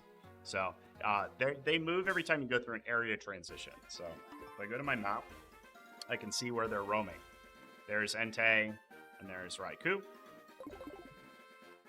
And if I go back through to Ekutik and then come back down, they will have moved. Well, they didn't actually move, but that's okay. They probably moved one route and then moved back, if I had to guess. Every time you do an area transition, they're going to move, though. So I'm just going to keep doing this until Raikou is on the route that I'm currently on. his icon should disappear because it's on top of my face. The icons can also overlap. If they're both on the same route, it might seem like they're on your route, but they're actually not. They're both on the same route. So keep track of the relative locations if you can, because they should only be able to move 2 routes every time you do this. So I think Entei is probably on my route right now. So if I ran around, I could encounter Entei, but I actually manipped Raikou, so that Entei will be normal. Alright, looks like Entei is still on my route, or they're overlapping. Just gonna keep doing this until we get Raikou where we want him. He's close. They're both close. They're probably gonna move past me. Yep.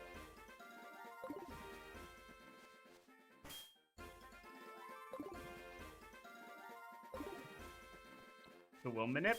We'll check to make sure that this manip worked by encountering Raikou here. We'll save, and then I'll go back down to Goldenrod, and we're gonna manip Eevee. Since I wanted to show off a manip with the roamers active to show you how they get skipped. It skips the first 2 calls. So we're gonna keep doing this until we get him on our route. I think that looks pretty good to me. So I'm gonna pop a repel, because these roamers are level 40, so. There we go. So this should be a Shining Raikou. Yep. That's him. So, obviously, he's going to run away. But I'll toss a yellow Ultra Ball.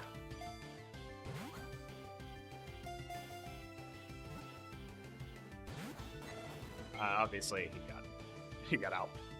But he's going to run away. But that Raikou is locked in. So we can save since we've released the roamer. He's successfully shining, so that's pretty good. So I'm going to backtrack us to Goldenrod.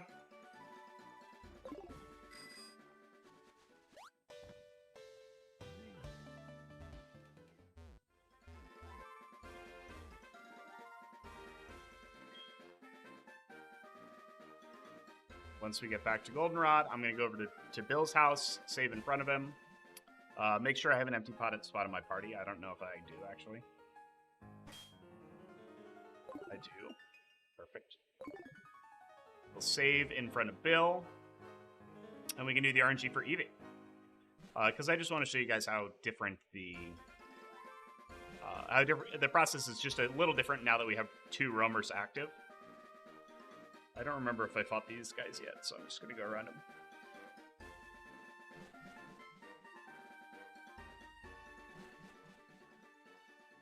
And then I might show you guys something fun, if I can get it working.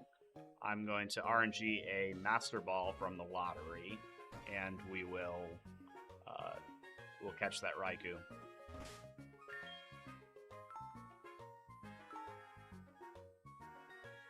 So I think this kid walking around is going to cause some advances, so we got to be careful about that. I think this is the right house. I think that's Bill right there.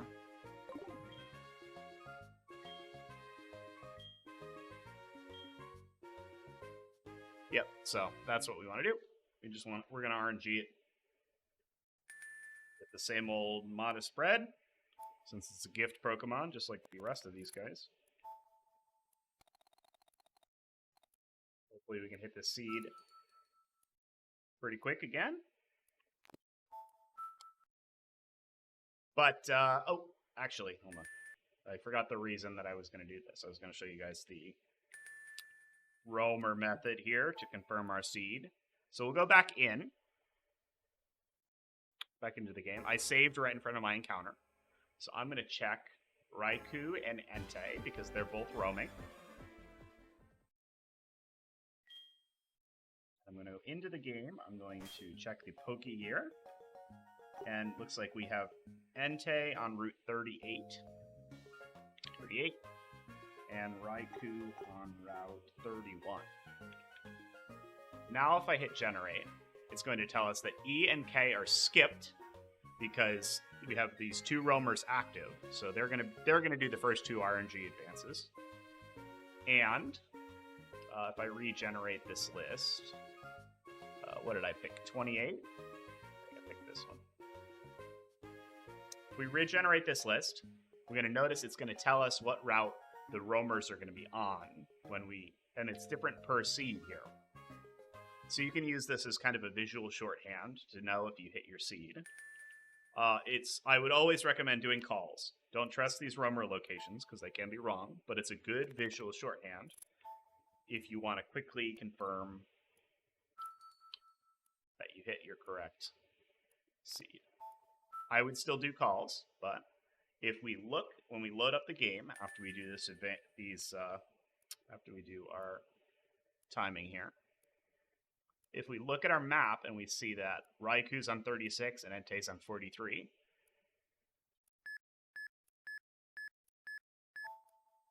we can be pretty sure that we hit our target seed. And then the only other thing to note is that it'll tell you that it skips the first two calls. So our first 2 aren't going to be EK anymore. Our first one is going to be P because we have the 2 roamers active.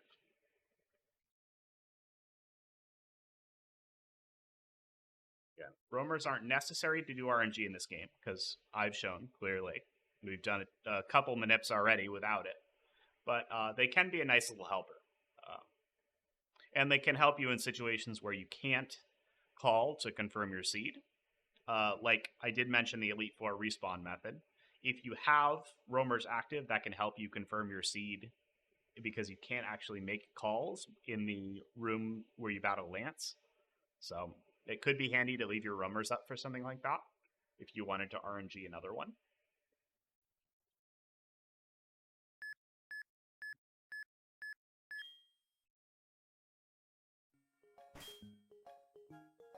All right. If we look, looks like we are at Raikou's on Route 42, and Entei's on Route 35. So I probably hit 1 delay early, just based on the roamers. But if I do a call, let's see, I should get, based on that, I should get E. Oh, no, I got P. I might have gotten an RNG advance when I loaded in, so let's see. If this should be P again, if we... Yep. So I think we are here. The reason that it skipped E is because I think the NPC in the room, the little girl that's walking around, caused an advance when we loaded in. So I'm so glad you called. So yeah, I'm pretty certain we're on 3498 right now. Yep. All right. So we were able to tell with the roamers. That gave us a good hint that we were not on the correct seed. Oh, hold on. I gotta do that again. I missed my button.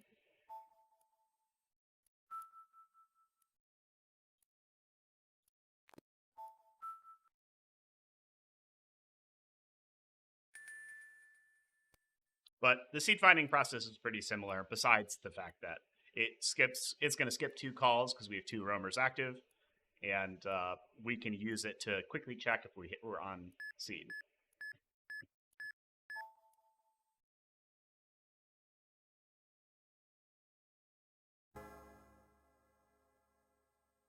Otherwise, this Eevee manip should be just like all the other ones we've done.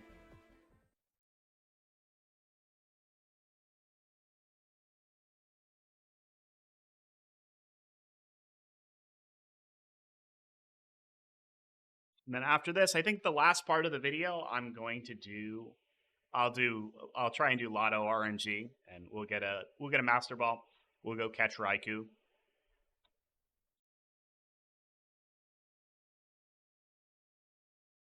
So we can have 2 legendaries on our team. Be kind of fun to do.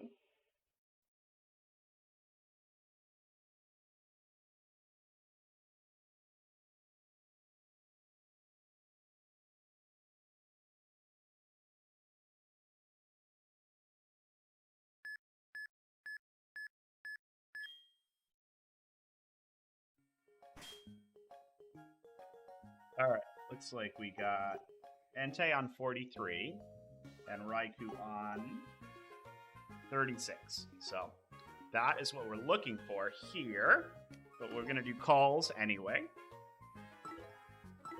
So this should be P, but I think we had another RNG advance because of the NPC in the room. That can happen with noise sometimes. So we're going to look for EE. That's the second E. We get K. I'm pretty certain we hit our target. So we are looking for P-E-E-K. I believe the next one should be E. I'm just going to call to make sure I'm in the right spot. Let's see. We'll just do a couple more to... All right, so the next one should be a Chatot mid-low. But because there's an NPC moving around, we could be mid-high here. So let's see. Nope, I think we didn't have an advance, so that's good.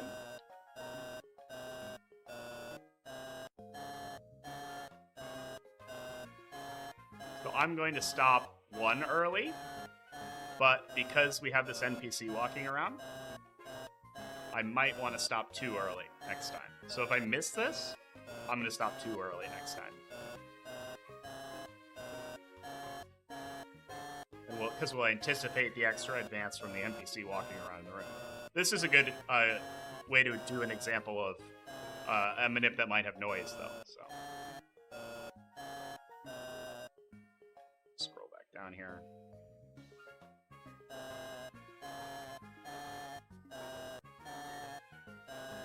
Looking to stop at 75.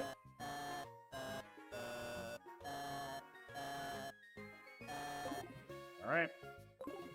I'm going to mash B, and then I'm going to mash A.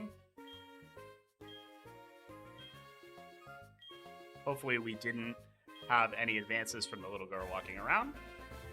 And this is our shiny Eevee.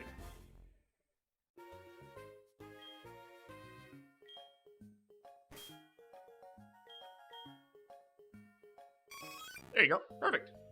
So that's our perfect modest Eevee. I can evolve him, and I probably evolve him into Vaporeon, because I don't have a water type yet. But that's an example of how you can use roamers to give yourself a good eyeball sanity check on if you're on seed. You really shouldn't need it if you've been following along and you have the kind of experience with using calls to confirm everything. But I'm going to put, let's see, who should I put away for now? I'm going to put Eevee away for now, I think, even though we just got him. And I'm going to get us all set up to do some Lotto RNG. And then I think that'll probably be the video. We'll catch our Raikou. And that'll be all. I hope you guys enjoyed this. A good overview of RNG and Heart Gold, Soul Silver, all the fun nonsense you can get up to, how much you can break the game. So I'll see you guys in the last segment where we're going to do some Lotto RNG. This is going to be my first time doing this, so we'll see how this goes. But basically, I'm in the Violet City Trainer School. It's this big building north of the Pokemon Center. And we want to be next to this guy. You don't have to save right in front of him. But we're going to be talking to him. And when you talk to him, he asks you to make a group. So we're going to do that. But first, we're going to have to hit a specific initial seed. So if you look over here on this spreadsheet, which I'll link in the description, this spreadsheet, if we look at HGSS, we have a bunch of these seeds. And they all are based on a specific trainer ID. So since my trainer ID is 00064, I'm going to be picking this seed. You can keep going. I would just filter this column or sort this column for your trainer ID. And then I would take the seed here. Notice these all say 0. That's good. This number is egg frames, or the RNG for the held advances. Like when we did eggs, we looked for one that was on 0. Because there's not a really great way to advance them. So these being on 0 is perfect. So I'm going to take this seed and I'm going to try and hit it. There's a little explainer on how this works right here in this part of the field. So you can pull it up on the Google Sheet and you can have a look. Basically what we're going to do is we're going to hit this seed, confirm it with calls in Diamond, Pearl, and Platinum. Doing coin flips to confirm your seed also advances egg frames. So it can be a little tricky there, but thankfully we can use Irwin calls as much as we want, and we're not going to advance the egg frames or the held advances, or the, so we're going to confirm we're on seed, we're going to make a group, and then we're going to let the time roll over to the next day in game. And that will lock in our trainer ID as the winning lotto numbers. So, minimize this again here. We'll start this. So I picked a seconds. I put the seed into seeded time. I set it to HGSS. I can mark my roamers down if I wanted. I just checked that they existed, so it'll check that it'll skip these. But I'll mark down the routes so that this column is accurate as well, because I didn't do that. But we're gonna hit this. We're gonna hit this seed. We're gonna talk to the guy to make a group. And then we're going to let the time roll over. So I picked one, 23:56, which gives me about 4 minutes, 3 minutes or so. Which is enough time to confirm our seed, for sure. So, Entei's on 39. Raikou is on 35. I'll generate that again. I'll click that and generate that again. So if we hit our delay, Raikou will be on 37 and Entei will be on 30.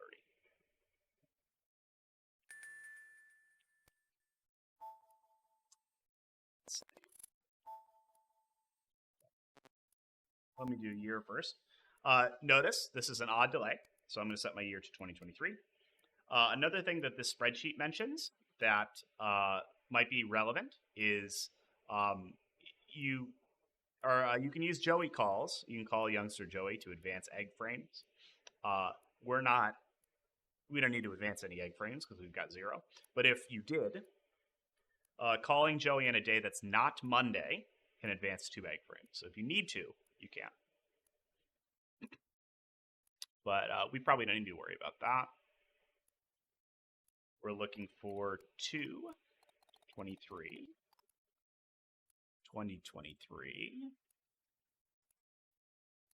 Oh, nope, sorry, not 23. I was looking at the hours. It is 1, 2, 8:23. And should be 23:56. It is Monday, but I don't think that's going to matter for our purposes. 23:56.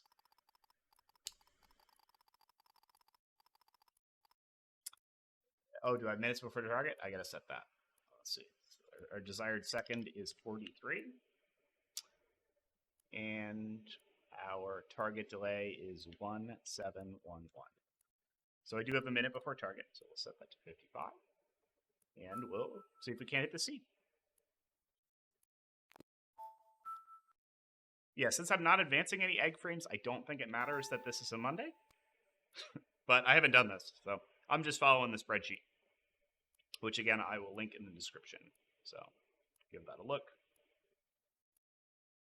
But we're going to RNG Master Ball, and then we're going to use it to catch our Raikou. So then by the time we're done with this, I think we'll have 5 perfect shiny Pokemon, which is kind of neat. We had 3 before the 3rd gym. We'll have 5 before the 4th gym. And that's it's a pretty baller team, if I do say so myself, I think. Dragonite, Giratina, Raikou, Eevee, which I'll probably turn into Vaporeon, and Alakazam. I might grab Magneton or something. I don't know who I want to grab next. Cloyster.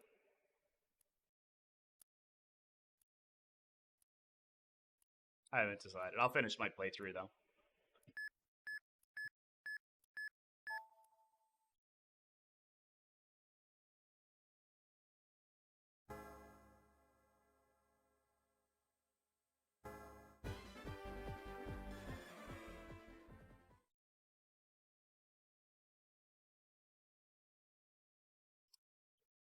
seed here.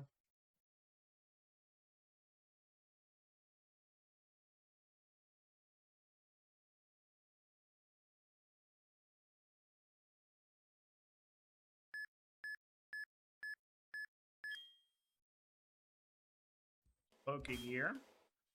We'll check the map to see where our roamers are. 37 and 30.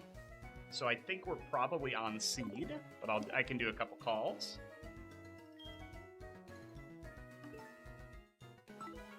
I think this NPC that I'm going to talk to does walk around, so there could be some noise here. So I'm going to just search calls, since we can do as many of these as we want.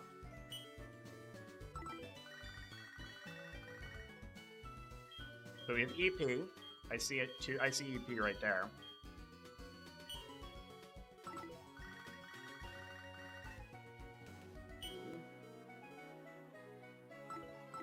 We should get another E. Yep. We should get a K. I'll do all of these till it gives us one result. Since it doesn't matter how many of these advances we do, we just need to make a group before midnight.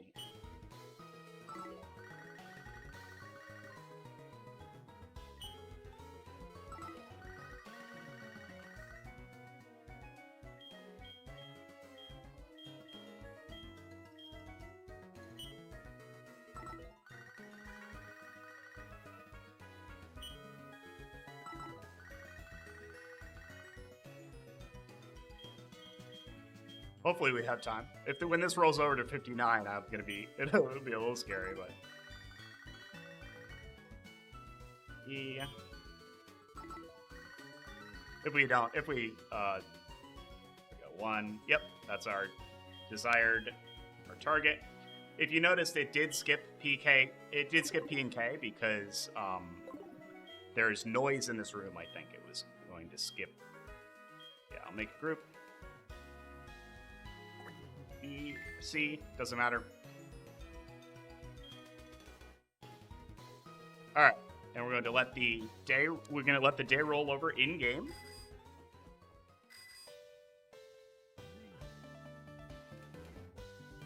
I'm going to bike back over to Goldenrod.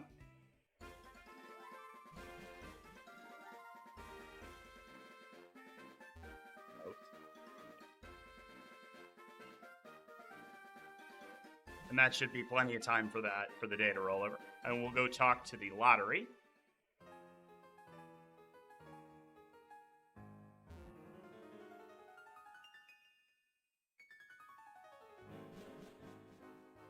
And hopefully we've won a Master Ball. This is my first time doing this, but it seems straightforward enough, so.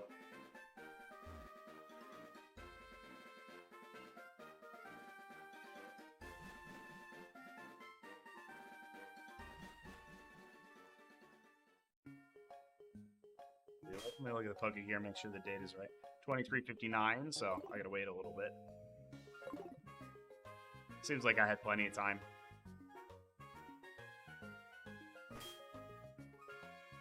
Alright, looks like the day has rolled over. It is now Tuesday. And we should be able to talk to the Lotto person.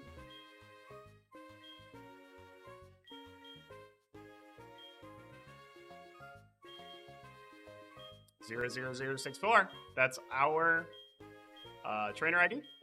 So we won the jackpot prize. There you go. That's a quick and easy Master Ball. So we'll go catch our Raikou. I'm gonna bike back up to Akutik so that we can do the little we can flip back and forth on that route, because that's an easy one to do this with.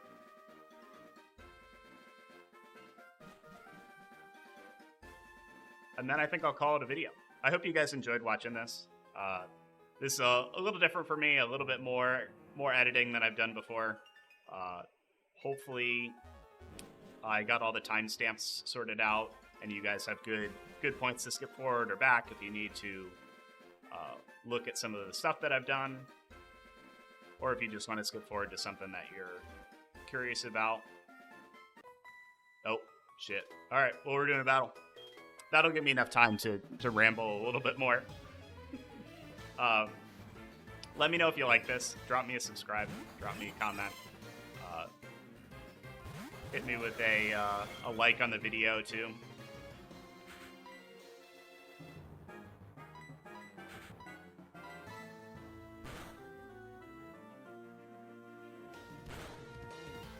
It's, this took a little bit of work, and I'd appreciate some support for it.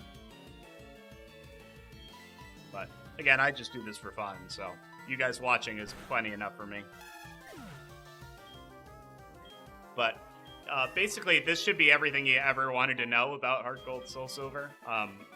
There's probably some niche edge case RNG manip that I'm missing. But otherwise, I think I've covered a lot of what you can do in this game.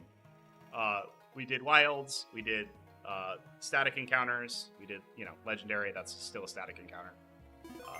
We advanced with calls, we advanced with Chatots, we had roamers, we didn't have roamers, we RNG'd the roamer, so basically everything you kind of want to do in this game. So I think Entei's on my route, or he's on the same route as Raikou here. We just got to get Raikou on our route here. And we will just toss a Master Ball at him.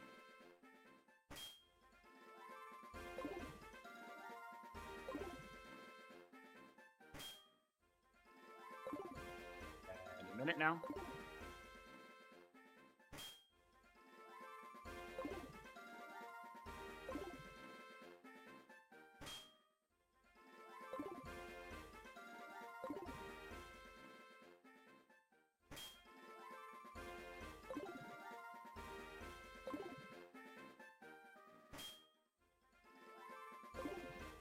But, yeah, let me know if you like this. This was a little bit of a different video than what I've been doing before.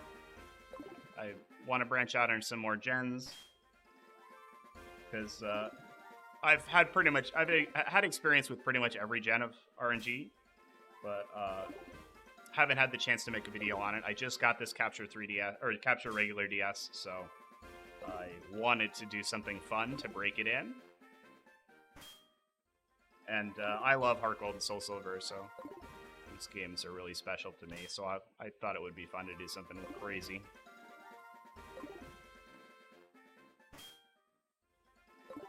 But we will... there's some big stuff coming up for me in the future, so keep an eye out. Looks like we got Raikou on our route, I think. Do I still have any repels? I do. Alright. There he is. We're going to throw a Master Ball at him.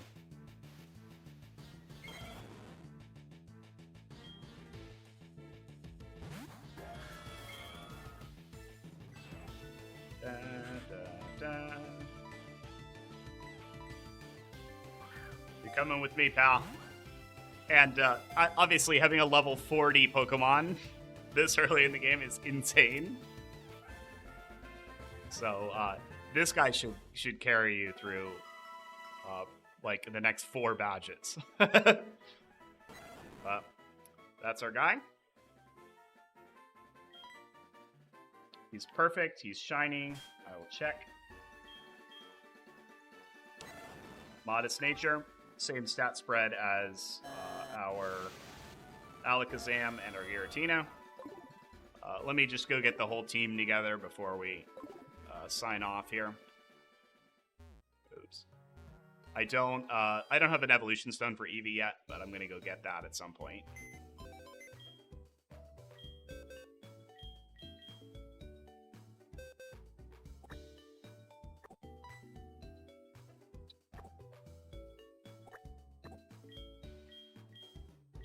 Alright,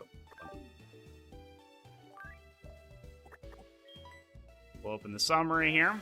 So, we have Giratina, Alakazam, Dratini, Eevee, and Raikou.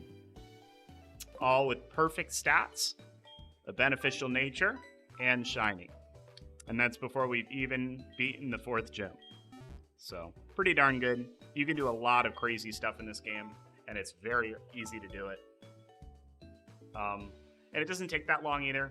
These hours are a little inflated. This video is probably only going to be an hour or so, and I didn't really do that much off camera. I did a little bit of training, and I did a little bit of running around, but that's kind of it. So I hope you guys enjoyed. Let me know if you're able to use this to get some cool manips, or if you just liked the video. Shoot me a comment. So thanks for watching, everybody.